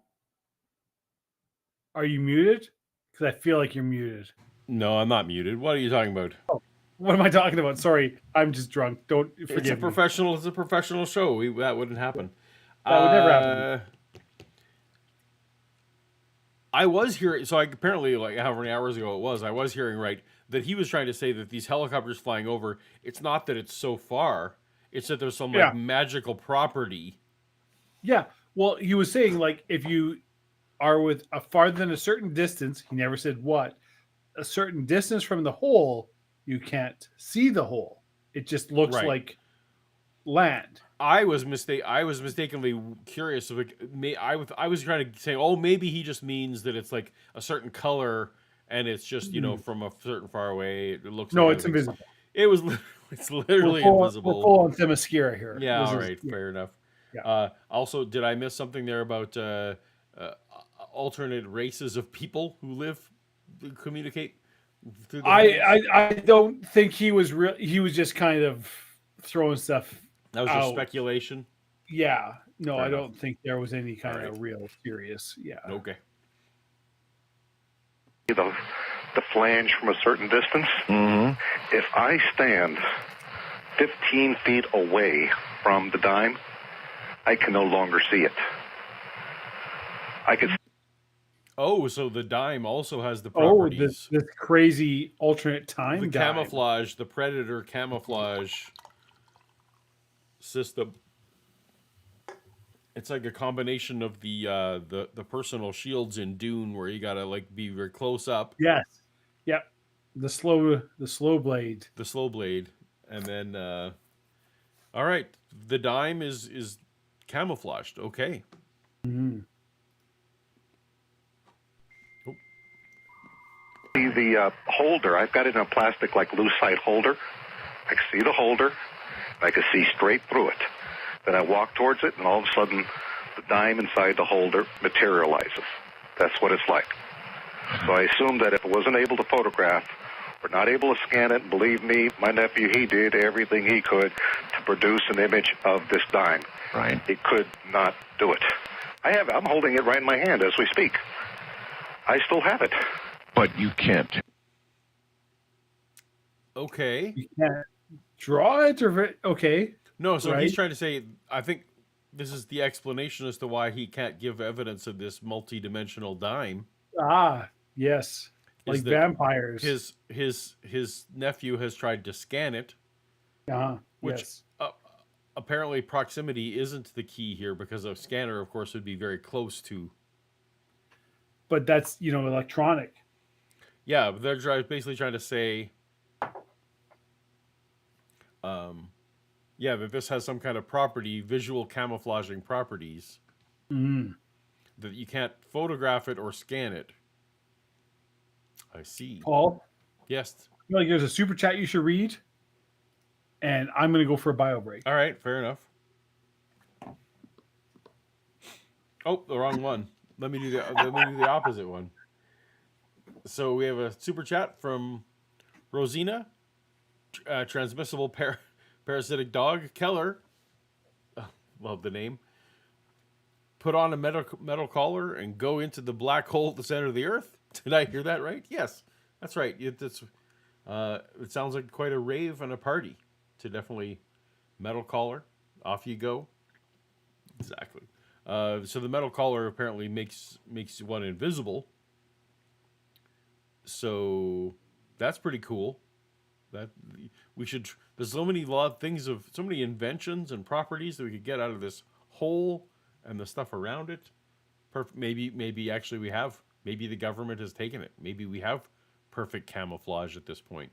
How would we know? How would we citizens know if the government had ways of perfectly camouflaging things like this dime or other things? Take a photograph. I can't even, when it's 15 feet away. What about the hole in Nevada? What about the hole in Washington? Well, now, I've not been to the site of the hole, and I could assure you at this point that the hole in Washington it's probably been re-landscaped over there.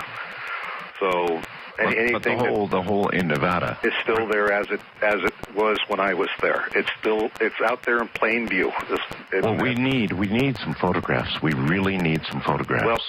Well, I'm going to communicate with the Basque out there and say, look, why don't we just have people come out there, find out where it is. From my standpoint, this stuff sounds dangerous. And I was telling you about how they hauled away this wood stove that had a bucket of ice in it and how heavy it became. Right. Are you familiar with any of the works by Kurt Vonnegut? Of course. Okay, he wrote a book called Cat's Cradle, and in that book, Cat's Cradle, there was a substance. Of course, Kurt Vonnegut. So Cat's Cradle, is this something I should know? Cat's Cradle? I'll let it keep playing while I investigate. In their fictional substance called Ice-9. And Ice-9 was developed for the military, fictional, so that one of you was talking about Ice-9 in the chat before. Whoever it was who was talking about Ice-9 in the chat, take a bow now, because you got it. Oh, there it is. Some Kevin Hitch, Ice-9. The helicopter is back, Paul. Is the helicopter meaning the choppy sounds? Yeah, people, the biggest scourge to... You're right, it is. Someone making a Kurt Vonnegut reference? Yeah, someone was making a Kurt Vonnegut reference. We have ready Kurt Vonnegut stuff? I have not. The Ice-9. That is a... Okay, so... You should. He's a very, very good writer. So Ice-9 is a thing you're familiar with? Yes. That is from... Oh, man, I'm so drunk. Cat's Cradle, I think, is the Kurt Vonnegut story with Ice-9. Okay. Which is like a chemically different kind of ice that if you... it doesn't melt and it transfers. So it's kind of like if this ice touches any water or it'll be the end of the world. Yeah. Anyways. Okay. It's ice that doesn't melt. Yeah. Gotcha. Mark Ferncuff writes, I finally won. So happy. Beyond words. Email sent. Well, there you go. Appreciate you, Mark. Congratulations, I'm Mark. glad you're able to finally declare victory over your Join the cool kids. fellow watchmates. Be one of the cool kids. Tumblr Club. Looking forward to having you in the Tumblr Club. Yes. All right. Military is mud. A little bit So more develop- in this That's right. class. Yeah. And also, I put on the Bella Cam due to popular demand. Popular demand. I mean, we've had a lot of super chats. Nobody specifically asked for Bellicam, but whatever. That's right. But look how cute she is sleeping. Yeah, something like that. the substance that could pour in the mud, and it would solidify the mud. And the problem with it, though, is that it would keep on solidifying all of the water out there as far as it could reach, and eventually it would destroy the planet if it continued to solidify. It absorbs all of the water. Well, scientists have actually speculated. Is it something biological? I mean, I can't imagine. I don't know. Because it's hard to imagine what else What could is scientists continue. speculated on? I'm on tenterhooks here. I'm curious. What Mel have scientists speculated on that you are about to introduce here? Proliferate unless it was some sort of biological agent. I know they have biological agents that clean up oil spills. Yeah. You know, they created creatures that eat oil. I haven't thought of that. I never thought of this as a living thing. I always thought of it as a physical, chemical phenomenon. Well, living things would be the one category that could continue to proliferate. Anyway, this Ice Nine in fiction does that. It can literally attach itself to all the water and render. Yeah, they brought up Ice Nine. Okay, so there you go. Yeah. It's not where he got the idea from, though, Dave. Not where he got the idea from at all. No, not at all. No. Yeah. Impossible to deal with. I mean, it would be no longer water. You can imagine a world without water. Yeah, of course. Well, scientists have speculated. You can go on the internet and search for, like, Ice Nine. Yes. And there are some scientists that actually believe that something like Ice Nine can exist. They actually believe that it is possible to accomplish. Okay, but the veracity of a theory. The veracity of a theory doesn't hinge on can you find someone on the internet who thinks it's true. You can, and you'll find. Okay, so it's like, I think it's like some of the properties of Ice Nine is like, well, okay, theoretically you could have a crystal that, crystalline form of ice that follows these, but certainly not all of it. Which, yeah, okay. Per Mel's epistemology here, though, if you can find a few people on the internet who thinks it might be a thing, that's evidence it's true. Yeah. Oh, Art must have been just Dave, so sad. This was the last time. I go on the internet and I found like 3 or 4 people who think that Narnia might be real. So I mean, Narnia is real. So get in your wardrobe. Off we go. Paul, I have a confession to make right here on Toast to Toast. I don't own a wardrobe. I have a closet. It doesn't even have a door. Man, so you can't even get to Narnia. I can't get to Narnia. Do you have a wardrobe? No, my last house I had a wardrobe. Not in this one. No. So the thing was about the wardrobes but it can't just be like not every wardrobe works, of course. It had to be the one made from the special tree. There's a magical I'm sorry, Narnia. what? Do you not know this? This is part of the lore. So where is this lore? Because I've read every Narnia book. I don't know. No, it's in Boy and His Horse. Is it in Boy and His Horse? Yeah, where they make a wardrobe out of a Narnia tree, and that's the wardrobe. That is like Peter and Sally and that ends up being there, like in the person who they ended up staying with during the war. I don't remember that, but let me know in the chat. Am I being crazy? Yeah. But I'm pretty sure that the Narnia that they retcon that the Narnia wardrobe was made out of a Narnia tree. I mean, that's fair, but yeah. Fair enough. We have a super chat, Paul. We have a super chat Yeah. from Rosina, transmissible parasitic dog, Keller, Ice 9, fake. Well, yeah, Ice Dash 9, fake. Yeah. Ice 9, Roman numeral, real, are not the same substance. That's the problem. True. Is that those damn Ice Dash 9 people Yeah. piggybacking and causing the ice- confusion in the market? The Ice Dash 9, the Kurt Vonnegut Ice 9, is a form of ice that any water that touches it, it's kind of like a catalyst. So any water that touches it will also be transformed into Ice 9, which is an ice that never melts at any temperature.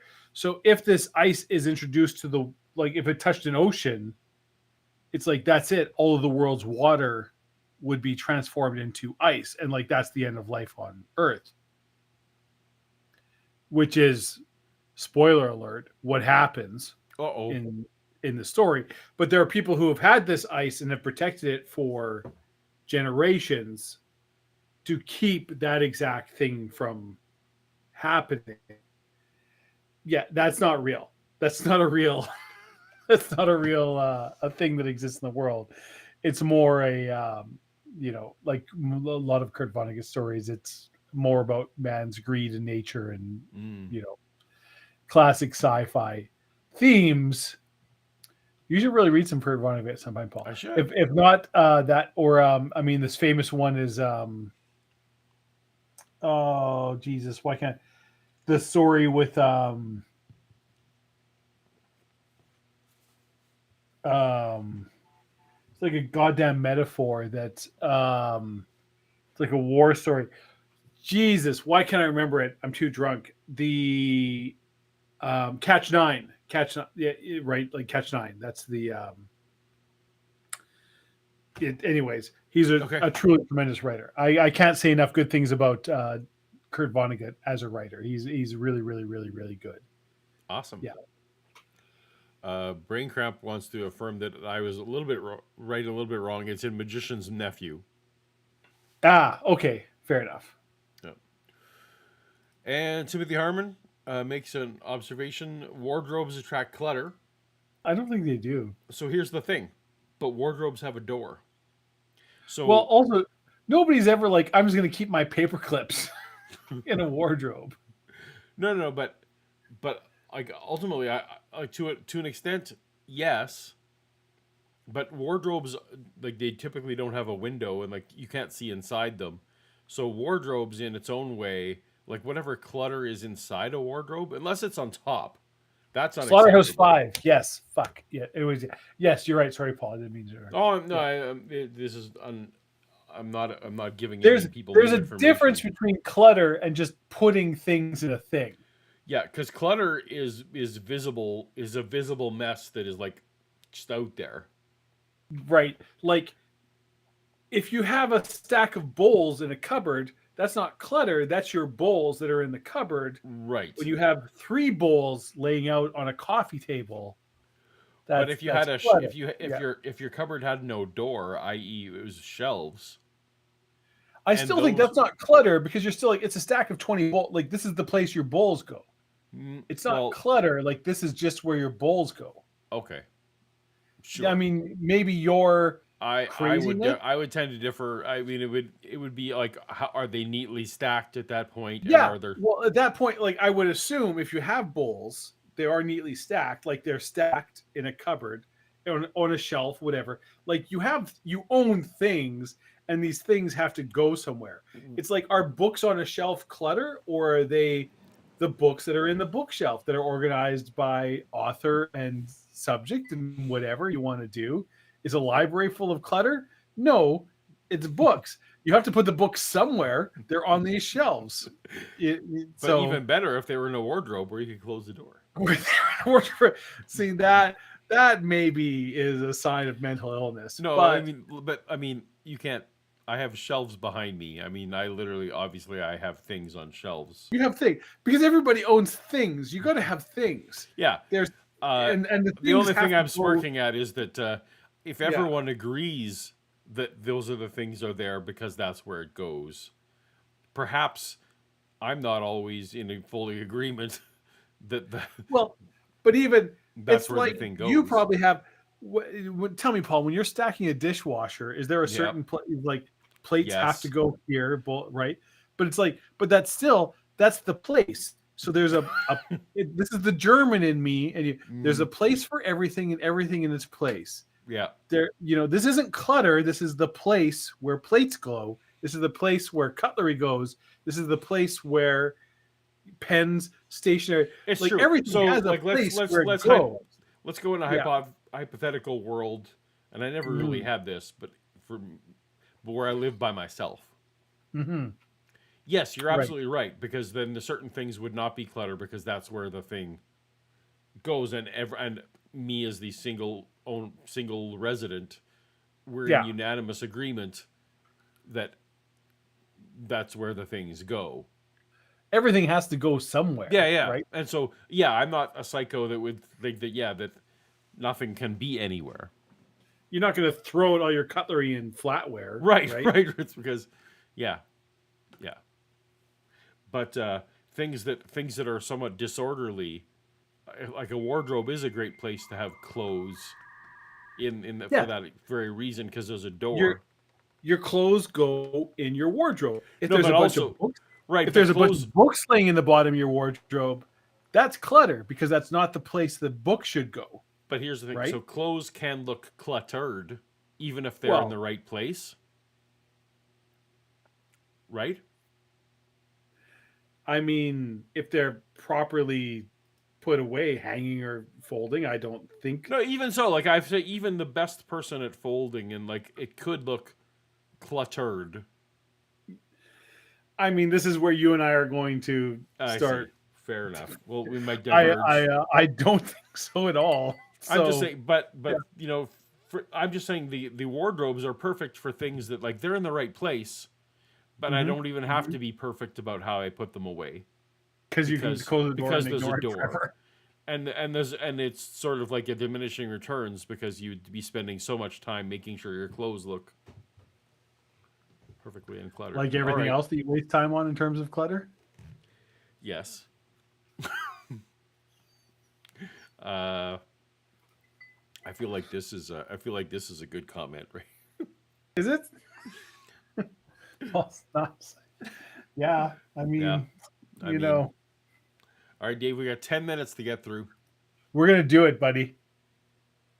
We're gonna do it before we're at the 4-hour mark. I believe in it. We believe. Something like the fictional Ice Nine. Well, that's why I kept saying, what about a different set of laws of physics Right. inside the Earth? Obviously, something about the deep Earth, Mel, is very different than what we have here. It's the whole new set of laws down there that go on. But this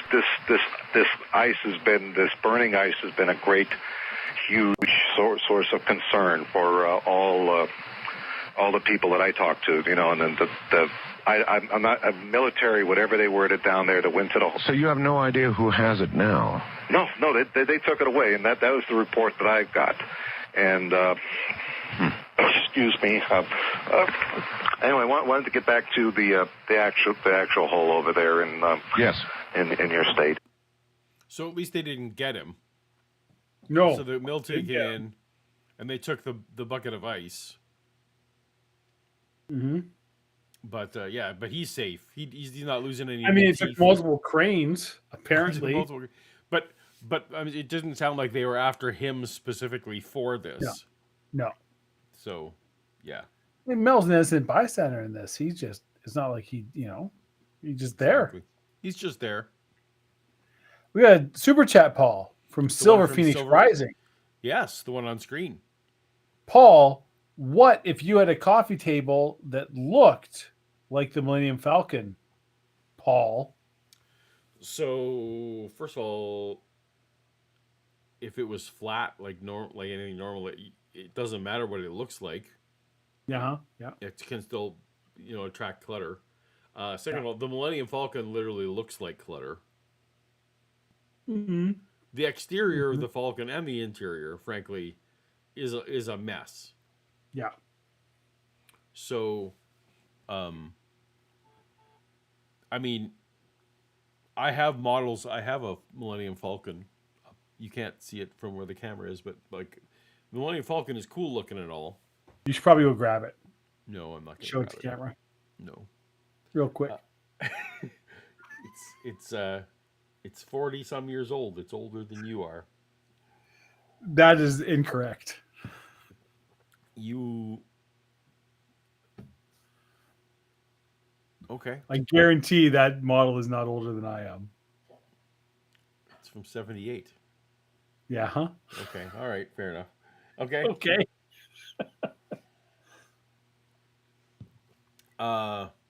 Because I know what year Star Wars came out, and I know what year I was born. Yeah, and okay. They weren't put. I'll let you be the expert on that. That's fine. Yeah. All I'm gonna say is no. I like. So what if you had a coffee table looking at Falcon?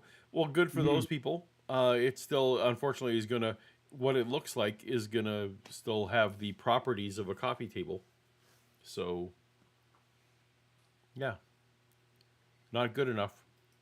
I mean, it would hide some clutter if your clutter looked like spaceship parts. Yeah. Yeah. That is one of the. You could Okay, probably put well, like more Allen we're wrenches on there, and I would probably not Nope. notice. Not going to say it. I'm not going to, because we've got 10 minutes of Mel's All hole to right, get let's through. go. Yep. And I told you about the helicopters that routinely fly over there, and apparently no one has been molested over there that is encamped around the hole. But the Basques that are there have told me that they receive visits. Also, no one's been molested at the hole. I don't remember any molestation coming up in any previous episode. Was this a concern? There's a lot of stuff about that human-eyed seal we didn't talk about. It's problematic. I didn't tell you how it cured my cancer, for example. Did I mention it was testicular cancer?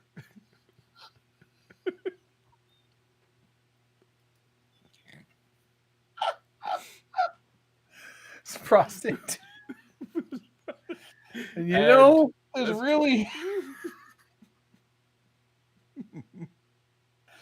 a seal needed to reach out and touch me, if you know what I'm saying. Look, you can't just heal from a distance.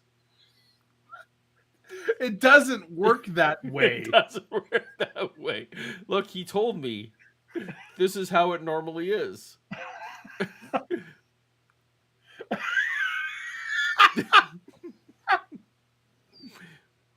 That I should just relax. That this is all normal. This is all normal, Mel. You're gonna feel a little pressure. Oh, I was just on another plane last week, and they were super cool about this, Mel. Why are you being so weird? Don't you want to be cool? Oh. Timothy Harmon writes, grab the Millennium Falcon. Grab the Millennium Falcon. All right, for $2. Am I going to grab the Millennium Falcon for $2? It's $5, Paul. It's $5. Oh, it's $5. Well, then. Yeah. Then we will. I'll be, yeah. From the seal-like creature. Now recalling for everybody, the creature went back down the hole. I actually took this and put him on the flange. Right. And he just dived in through the hole. Like a seal into the water. Exactly. Yeah. Precisely like that. My 1978 Kenner. I had one when I was a child. It got absolutely fucking destroyed by me playing with it. I still have all the parts and all the bits. Although all the bits? The stickers some of my stickers have come off. Yeah. Well, they're 50 years old. They are. Yep. It has the this is the one that had opened up, and inside they had the little table where Chewie, the little table for they had I don't have it inside here right now, but they had the little here it is. They had this thing where you put the little ball on there for the training. Yep. So anyway, man, I had that. I had the chewy bandolier that you could put Kenner figures did you? in. I never had that. Yeah. I had the sand crawler, I had. Jawa Yeah. sand crawler. I had an AT-AT, which is long. You bastard! long I never too. had. So, but I have one now. Yeah, but But not, I I had bought the that- original Kenner one. Yeah. I bought it as an adult. So I bought a vintage one, but it was. I still remember expensive. because I gave it to one of my neighbor kids. I'm like, here, have this, and you were like, you mother. Yeah. Yeah, you gave that to somebody else. I wanted it. I'm like, oh, I'm Yeah. sorry. Yeah. Anyways, Uh, Star Wars is cool. Star Wars is cool. Molestation. I had a friend doesn't that have to- watched Andor like this last month for the first time ever, and they were like, Okay. because they'd watched like Obi-Wan and Ahsoka, and all of the other Star Wars series, Yep. and we're like, this is so good. Why don't they make more stuff like this? And I was like, I don't know what to tell you. You're right. It's like, why don't they just make adult series that are serious and good? I don't know why they don't do that. Yeah. Andor season 2 has finished filming actually. Ooh. Yeah. I am trepidatious. That's fair. Mm-hmm. We'll find out whether Andy Serkis can swim. Yep. Yes, I feel like all things at this point, all things Marvel, all things everything Disney under the whole Disney camp, and Warner Brothers for that matter, like the whole DC, like the Superman legacy thing. I'm just assuming it's all going to be garbage. It's like I don't, because I have tremendous faith in James Gunn. so. Assume is the wrong word. I am attempting to fool my brain into going temper in your as, like, yeah, expectations? that's right. To temper the expectations. Timothy Harmon says, "Thank you, thank you, thank you, thank you, thank you, thank you, thank you. Oh, you're welcome, Timothy. You're welcome." And Vishanti says, "I'm late. We can start now." Good. You're just in time. We haven't You're started just yet. in time, Vishanti. Yep. We've been just treading water for 4 hours while waiting Yeah. for you. Yeah, we did some trivia bullshit. Doesn't matter. Yeah, it doesn't matter. Yeah. Yeah. Vishanti can't re-earn her tumbler this evening. Nope. Nope. That's gone. Mark's getting it. Mm-hmm. All right. He sent you an email, apparently. Yeah, well, I'm not logged into my email right now. Good for you, because this, Paul, this moment you and I are having right now, this connection, you, me, Mel, the cabin, the cranes, there's a connection there. This is real. This is real. That's right. We are all one. And we're not letting no notifications ruin it. We're not letting no notifications starting it. No crazy human-eyed seal babies. No, whatever. All right, moving on. All right. And How many minutes Vishanti, you got left, buddy? I will check my Twitter DMs. I try and avoid Twitter when I can, so we'll see how that goes. But Yeah, that's a healthy response. yeah. And what I've been told is that the Basque have found a way of communicating with the seal, because it comes up regularly now. It's like a regular visitor. What? Wait. It jumped in the seal- hole. The seal. Okay, so the seal just comes up and visits. So the seal. I guess didn't go, the Basque found a way of communicating with the seal. No further details. No, but it said it comes Well- up and visits. That's you, Paul. Am I reading into it? You're making assumptions. You don't know. They found a way of communicating with the seal. I'm gonna back it up for a sec. Mm-hmm. One has Maybe. been molested over there that is encamped around the hole. But the Basque that are there have told me that they receive visits from the seal-like creature. Now recalling for everybody, the creature went back down the hole. I actually took this and put him on the flange, Right, and he just dived in to the hole. like a seal into the water. Exactly. Yeah.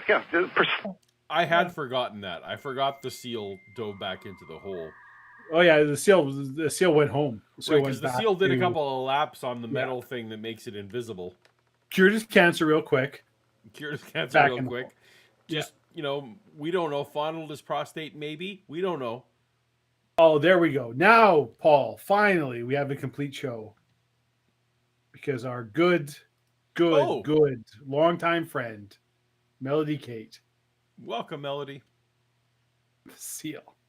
Of course, the seal. Of course.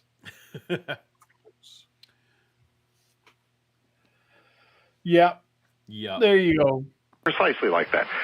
And what I've been told is that the Basque have found a way of communicating with the seal, because it comes up regularly now. It's like a regular visitor.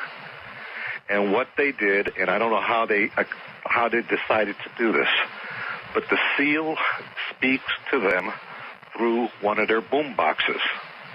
So here you got the seal that's sitting there on the flange. Mel, do you realize how crazy Well, look. this sounds? Wait, Art. We have been through an inexhaustible fuel source. Yeah. We have been through water absorbing bucket that removes moisture on vast scales. We've been through physics defying weight where it takes multiple cranes to lift an ice bucket. We've been through tumors turned seals that cure cancer. And now, Dave, we get to the point. The Basques communicate with the seal, Paul. With the seal.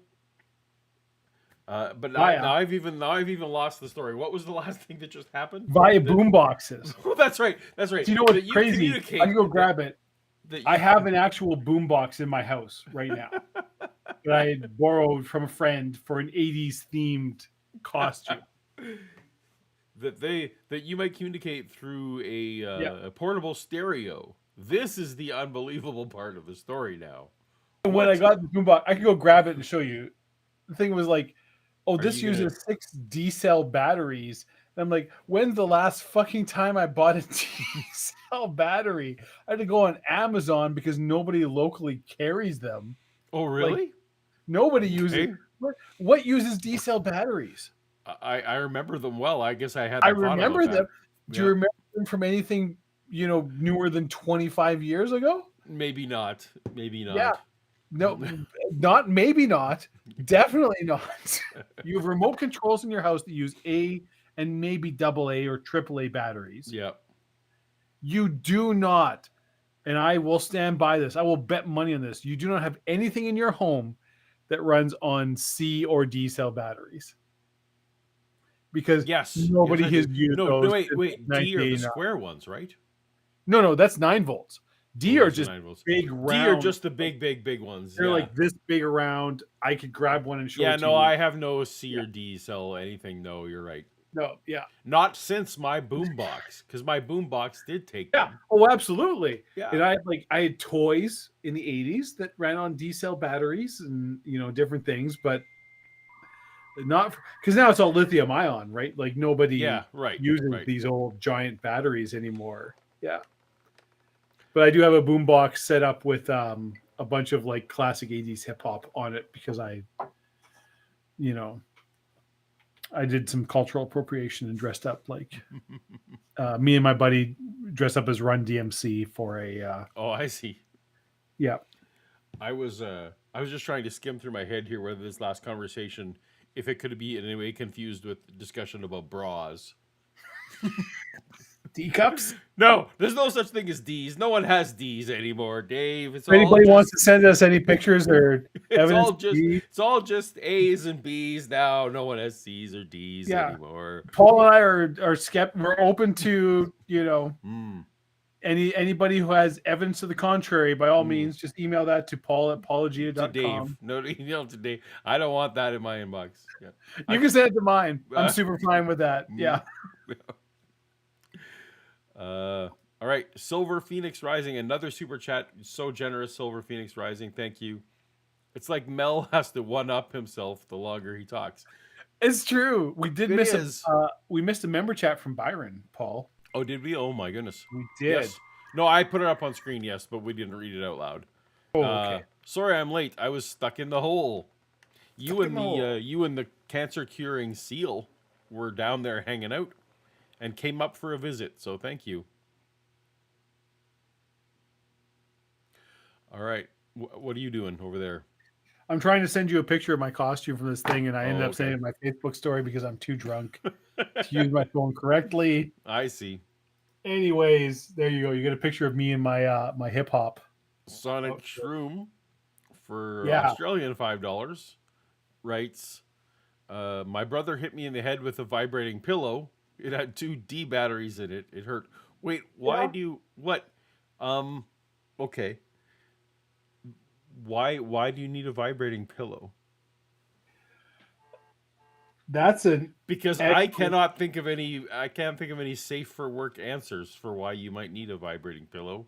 I mean, that's an excellent question. Yeah. I don't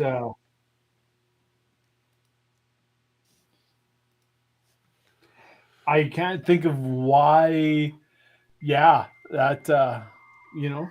But hey, I'm here for it. I'm here for it. Whatever.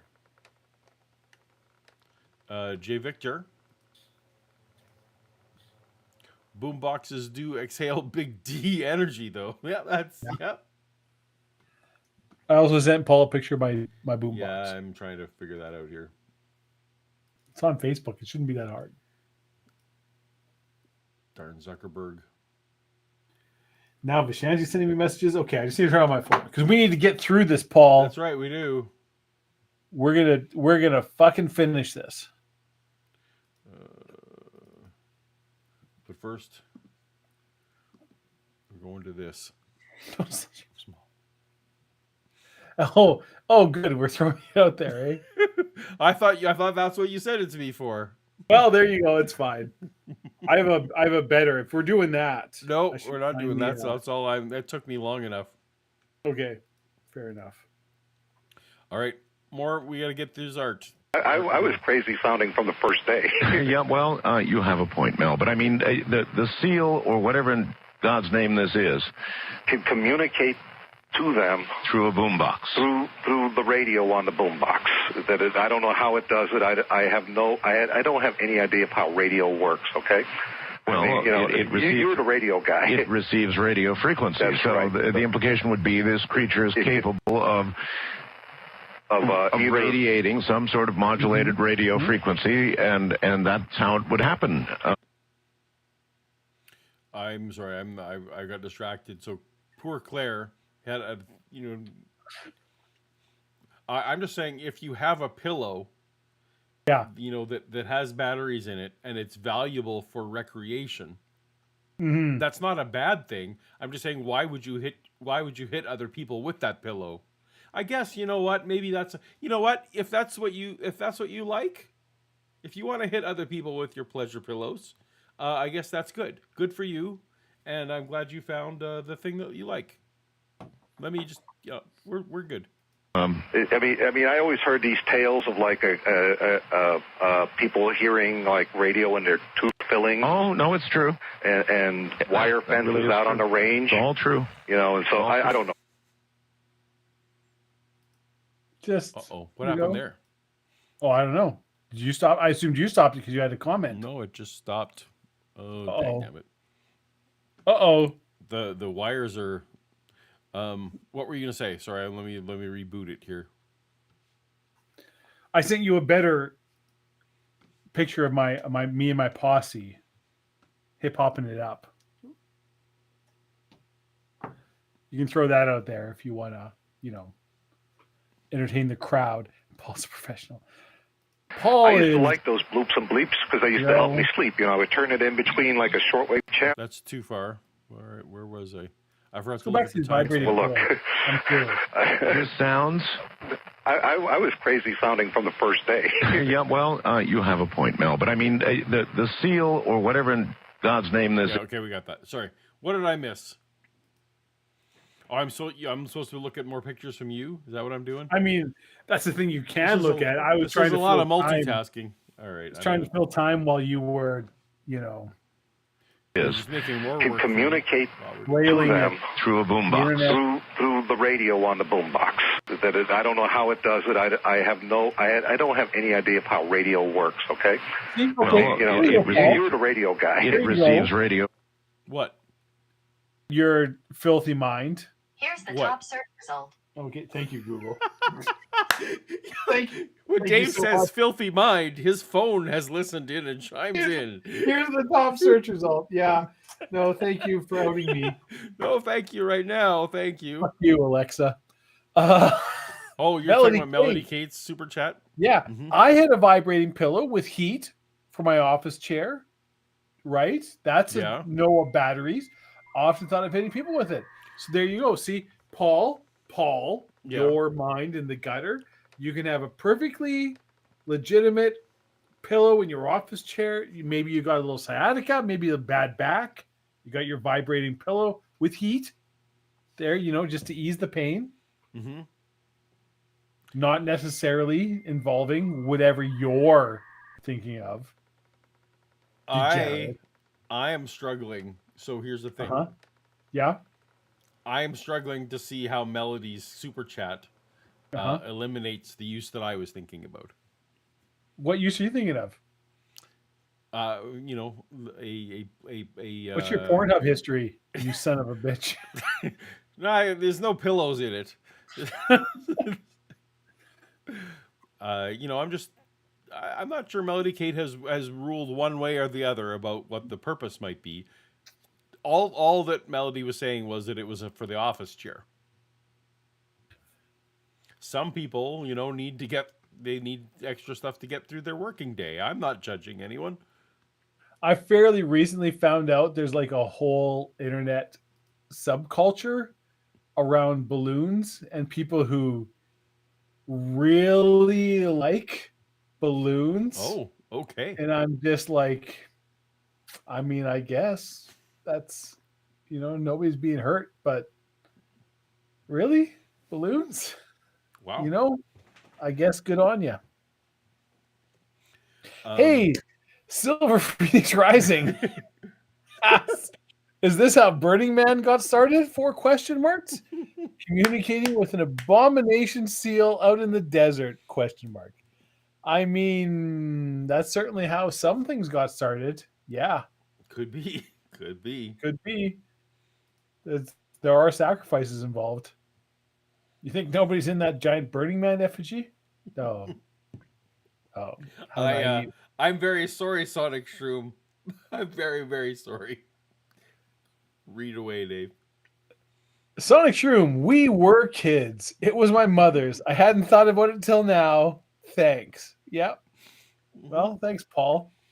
Ruining people's lives. I thought Mom and Dad were just having a wrestling contest. Uh-huh.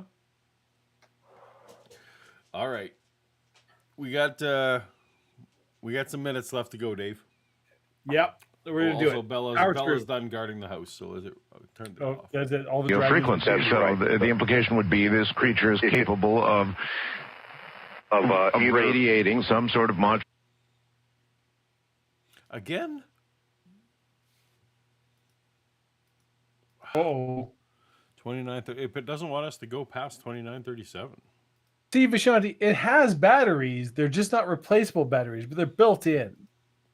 But back in the day, that wasn't a thing. Rechargeable batteries weren't a thing.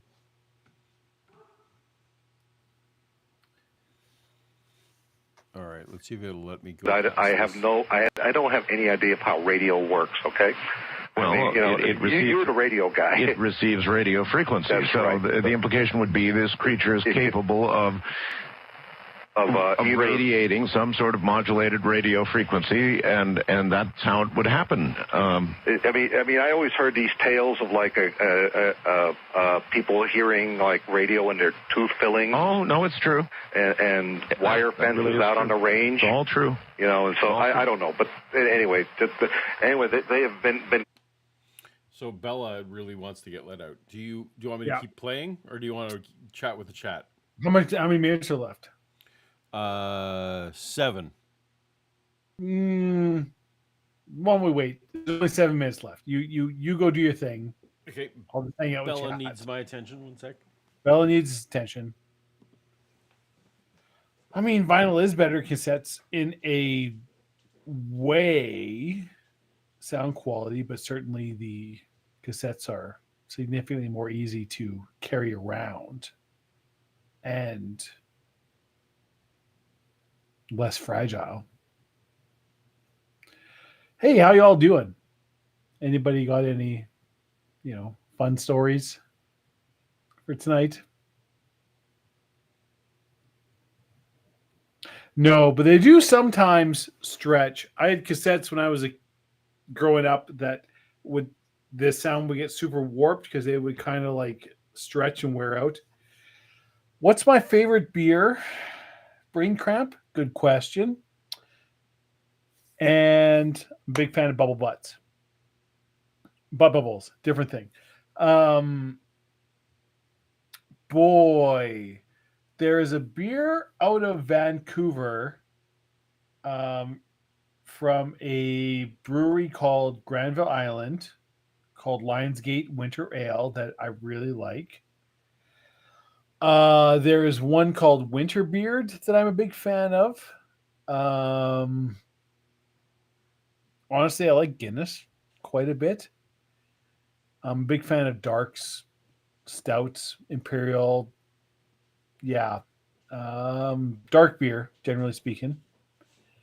Still in VHS, Philly 3000. Well, I think they don't make VHSs anymore. So hold on to that. Rechargeable batteries are apparently around 1859. Yes, 1859. Yeah. I mean, the first batteries were rechargeable batteries. That's because they were like lead acid cells and going, which there we go. Hello, Paul. Hello. How are you doing? She's back. She's now curled back up again. Good job. She I don't see her in Bellicam. She needed a buyout. She's right here. There she is. Oh yeah, there she is. Yeah. Yeah. Doing her Bella things. Yeah. Good. All right, let's go forth. Communicating with them, and one of them was actually smart enough to press the record button on the boombox. Good move. Yeah. He did, but this is what happened when he played it back. Yes. It sounded like I've listened to the shortwave radio before. Yes. But it sounded like that intermodulation that you get between it's a series of chirps and bloops and bleeps and things like that. Oh yes. That's what was recorded. Oh, isn't that Bloops and interesting? bleeps and stuff. That's all that was on a tape. I used to like those bloops and bleeps because they used to help me sleep. I would turn it in between like a shortwave channel. Do you have that recording? I don't have it handy, but you have it. Yeah, but it sounds exactly like that. The bloops and bleeps you get between some of the shortwave radio stations. Wow. Exactly. I have no idea. But I feel like somehow if really pressed on this, it'd be like his magic interdimensional dime. It's like, oh, you can't hear it if you're from here. Do you understand this reference?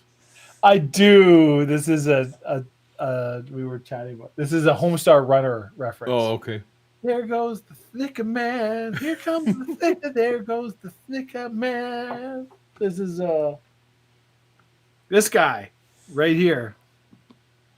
Whoop. Little Bubs. Oh man. Homestar Runner. Did not realize that was his name. Yeah. Well, Bubs is his name. Snicker Man was a character in okay. one, maybe two cartoons. I think only one. Yeah. Shut up, kid. It's Homestar Runner is it was all about Flash, and it's dead. So much of it doesn't work now. It's hard to describe. There must be a YouTube channel that archives There it. is, and they have one and okay. go, but a lot of like there were things you could click on like in the cartoon. Yeah, it's true. Yeah, right. Bro, Yeah, yeah. like it isn't the same. It was they the Chapman brothers, Matt and Mike Chapman, really did. I have never seen anybody else who utilized Flash to the extent that they did, and it was kind of an era of its time and nothing else. It's hard to describe if you weren't there. But Homestar Runner, genius. Vishanti claims that there's a workaround of some sort. So somebody made a thing to do it. There you seems go. like it. Yeah. But yeah, there was a time when, of course, everyone went rapidly removing Flash because Yes, it was so full of security holes, and no one was even trying to. The horrible security flaws that and were no one involved. was even trying to patch them. So it was like, yep. No, because Macromedia, who didn't even exist, Adobe Yeah. bought them out and was just like, "Fuck this, we don't Yeah, care." exactly. Yeah. They were hearing this, speaking to them in the language they understood, and so they talk about it. And again, I wasn't there, okay, but I don't think these guys, the Basque, are pulling my leg. They're not that kind of guy. They might be crazy enough to want to go into a hole. Well, crazy as it may sound, it's not really crazy based on your own first-hand experience with the holes, now, is it? No, it isn't. If you take one context as a reality, then you can. It seems to me it shouldn't be that hard for you to accept their word on what's happened here. Right. And so, in that sense, but I'm also describing this to many, probably millions of people, I assume. Probably, yes. And what I was told is that, that these creatures inhabit the Earth and they inhabit the other spaces linked and not linked together. And they're communicating through the radio to them is what's occurring. And they do receive visitations from the seal creature from time to time. Well, I already like these little guys. If they use radio, they're my... Are they your kind of people there? Gotcha. Okay, now the Basque were warned about the ice that we sent down. What kind of warning? They said from the... What's that? They were warned that what They were warned. Yeah, the warning that this guy kept in his house for months. seal creatures that the ice can and would destroy the world in a very little amount of time. This stuff is too dangerous to fool around with. You don't have any way... It's not supposed to be up here. ...of understanding how this... This is true. Are there multiple seals? Is it a whole race of seals? It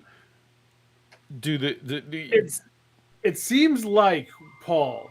Yes, Dave. With no explanation or break or whatever, we've segued into like this one seal Yeah.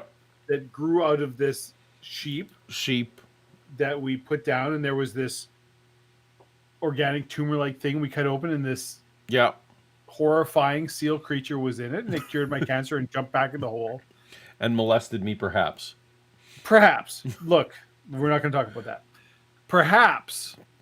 But now it seems it's being implied, though never overtly stated, there is in fact a race, these seal-like creatures, that live down the hole in the spaces between our reality and others, in other places. This seal is just part of a race of creatures, and this seal is communicating with these Basque people via radio, but there is in fact an entire, civilization of these seals. But were they all born? Were they all born of sheep tumor? I don't think so. I think the seal just used the sheep as a medium that allowed it to transmit itself to our reality, our plane of existence, our phase. Space, I see. So the rest of them that they're talking about, they are probably not in any kind of corporeal form that we that we would be able to interact with, except for the one, seal, the one humanoid seal baby, which was able to do the handsy one. Yeah.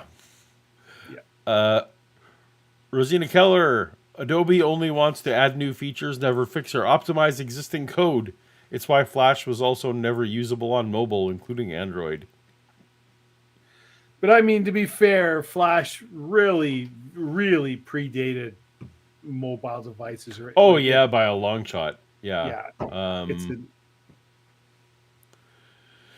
And Android had its whole lots of problems because it was Google was very much, because they were going to offer this for free, they were unwilling to license anything. So they kept shifting from anything that was going to require any kind of licensing to continually going to free versions of things. As I recall at the time, like they weren't even supporting H.264. I think like there was just lots of things that they weren't willing to. Well, and this predates H.264. Yes, yeah, you're absolutely right. But anything like it was just Android was like, no, this is for free, so we're not licensing things, and and Flash was definitely a license needed situation. So we have another super chat. Thank you though for that super chat. Yes, Silver Phoenix Rising. These abomination seals are new age Lovecraftian horror. Absolutely. I mean, absolutely, yes. Except for when they come and grope you and cure your diseases. So. No, that's also very much Lovecraftian horror. Oh, okay. All right. Fair enough. All right. Yeah. You make a good point. Works, even though it is so tempting that all of a sudden in a bucket of ice, I've got what seems to be a unimaginable source of power, an inexhaustible source of power, apparently. But I can't imagine if it's being inexhaustible if it's getting heavier and it's absorbing water. I mean, that to me doesn't sound like, so I think that stuff that was down there really is truly dangerous if not contained properly, is my feeling on that there. And then that's the warnings that they were giving. They said that the world would be destroyed by the improper use of the ice, but they anticipate that greedy and undisciplined use of the ice will probably occur in this world. Greedy and undisciplined. Disciplined use of the ice. It's an interesting phrase. Yeah, in fact, that's what was quoted to me. That term, greedy and undisciplined. Well, the world is looking. What's that? Kind of came out of nowhere. By the way. So we can make our own holes if we put ice down the hole, set it on fire.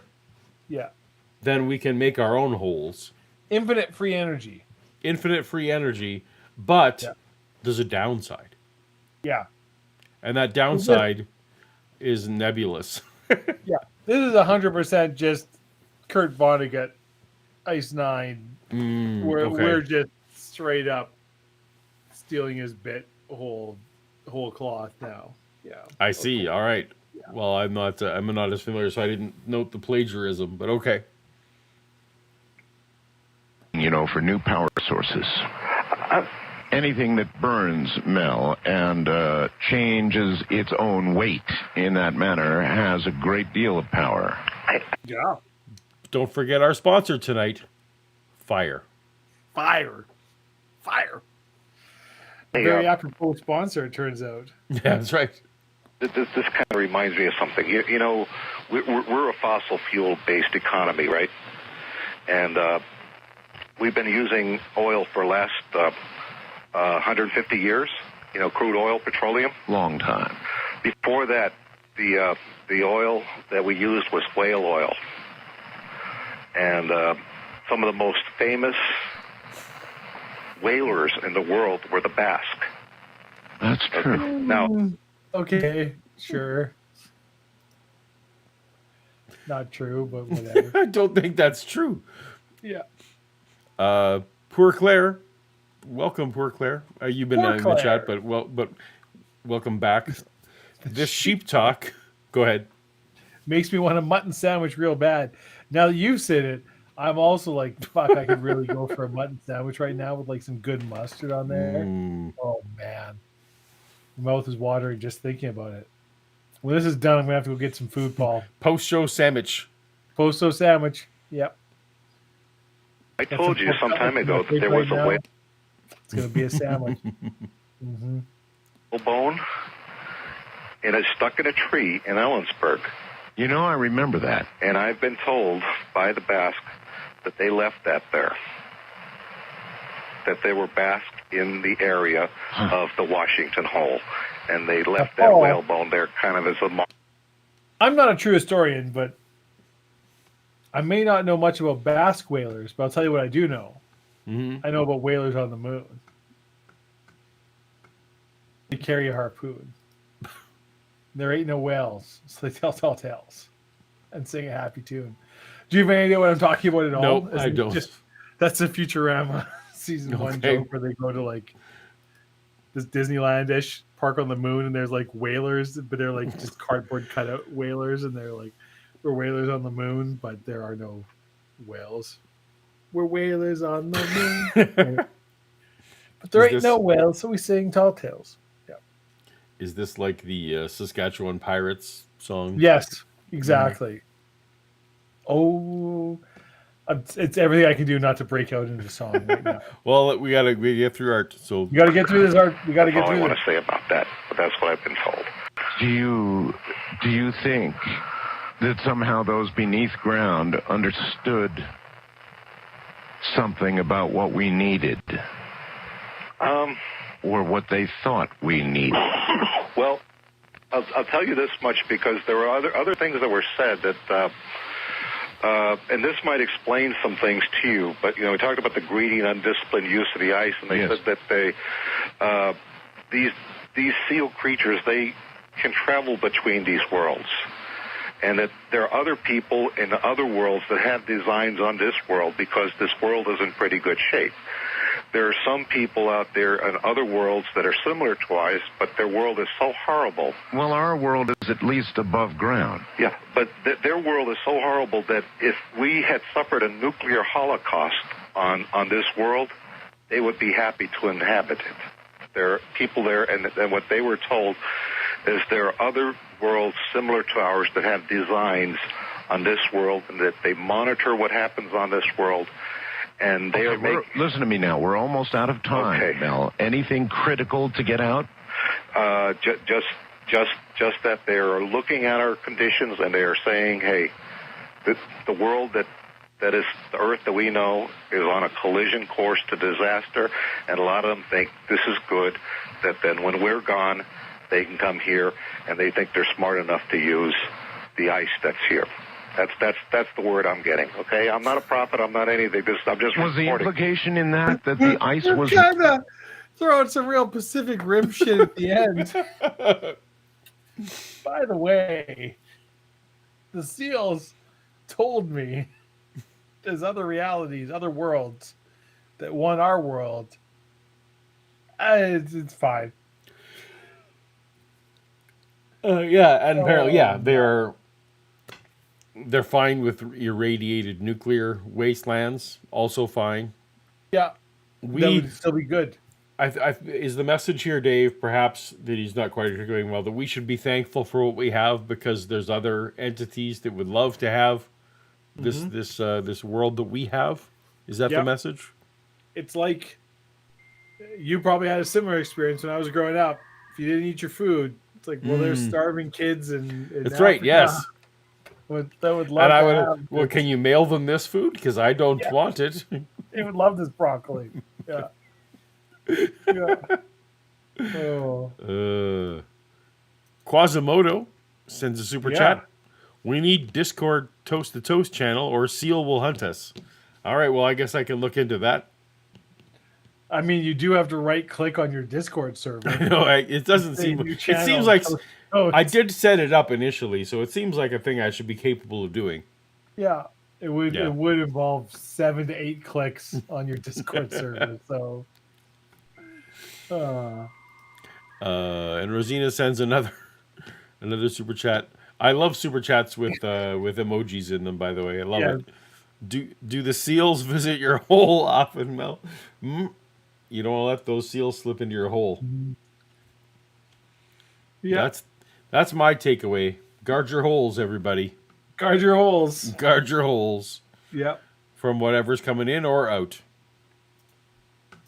Rare even to them, the ice is rare, but when it's discovered, it's almost always improperly used. That no one has had the smartness. Now, these seal creatures. Implication being there's been other pieces of this above ground. In other similar situations there that have been used, and maybe it's been that some of this has surfaced in one of these holes, and you were saying maybe that's how these holes have formed. Yeah. Any number of those things. All right, listen to me, my friend. We've got to go. That's fine. I want you to tell me, swear to me that you'll get hold of some people at the University of Yes, Washington I will. or wherever and proceed with this, will you? Talk to the Basque. I think they're thinking along my way. They have no real vested interest. All right, I'm going to look for that to happen, Mel. You take care, my friend. And that's it. There you go. That's the last we heard from Mel. The last we ever hear from Mel Waters and his hole. The end of the story. Potentially other worlds with. I can only assume he did not reach out to anyone. Well, the university connections never came to anything, I assume. Hopefully Mel is okay. Hopefully he lived a long and is living a long and happy. Well, the seal cleared his cancer. But he had some other weird medical issue after that, so apparently the seal didn't make him, invincible. Some undisclosed medical problem. Do you have somewhere else to be? What's going on with you? There's people are messaging me. Members of this channel are messaging me all kinds of things, and I'm just like, okay, I'm way too drunk to look at any of this now. we gotta stop. Are they bra related? That was more. They aren't. I wish, okay. Paul. I wish nobody right. yet sent me any bra related pics. All right. Well, fair enough. Fair enough. Well, okay. So, Dave, we made it through the Mel's Hole saga. We made it through the Mel's Hole saga. You and I are both not at our prime right at the moment. I disagree. I'm at my best. All right. All right. Do you have Dave? Oh fuck! I forgot I need a joke. No, we don't need one necessarily, but Let me think. Give me a sec. Okay. Give me a sec. I don't want to disappoint the fans. Hey, Paul. Yes, Dave. Paul, my teenage child. Yes. Treats me like a god. They ignore me until they want something.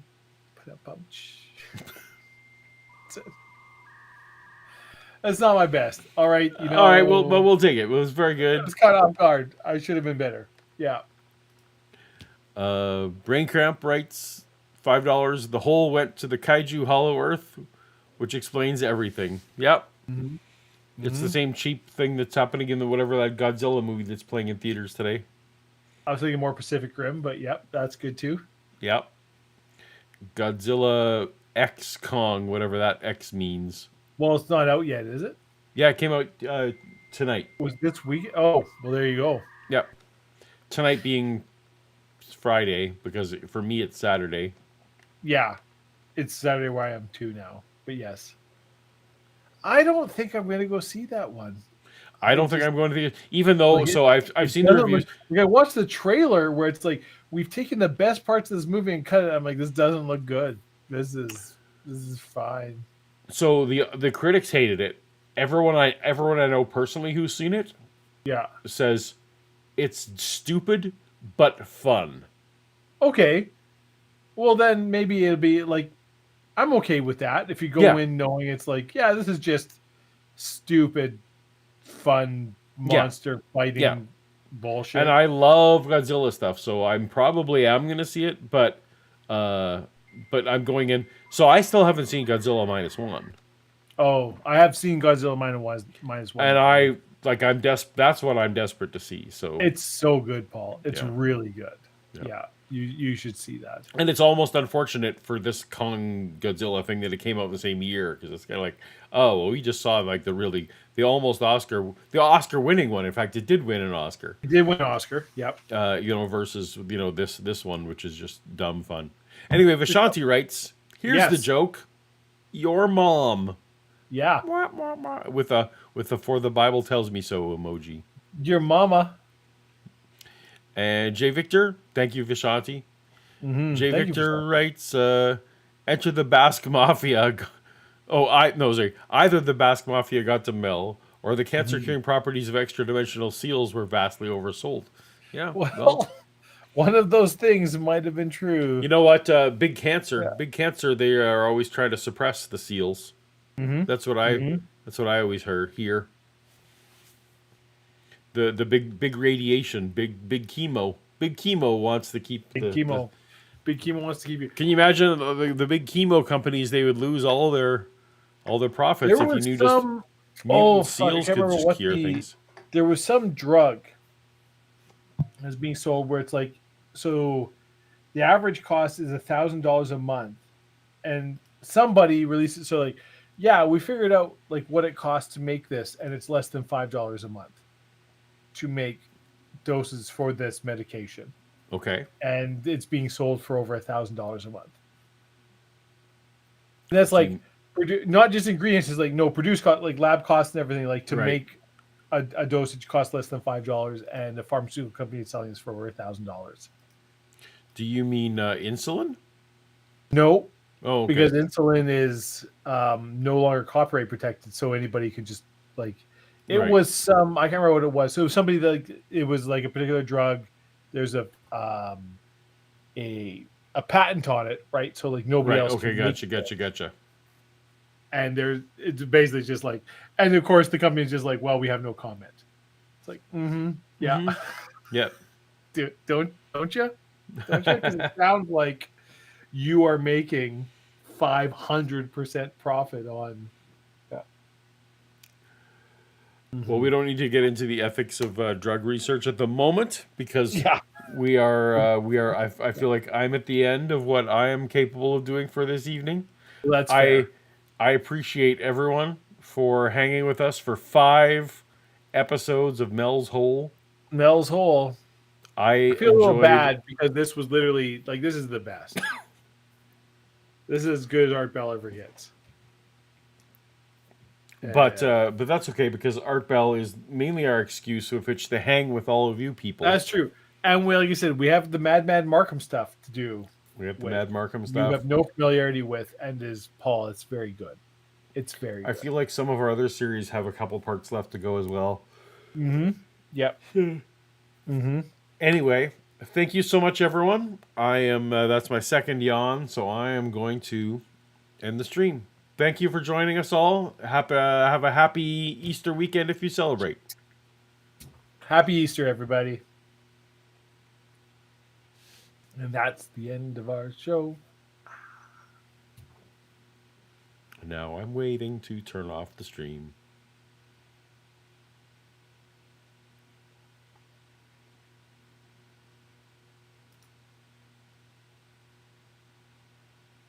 And it's done.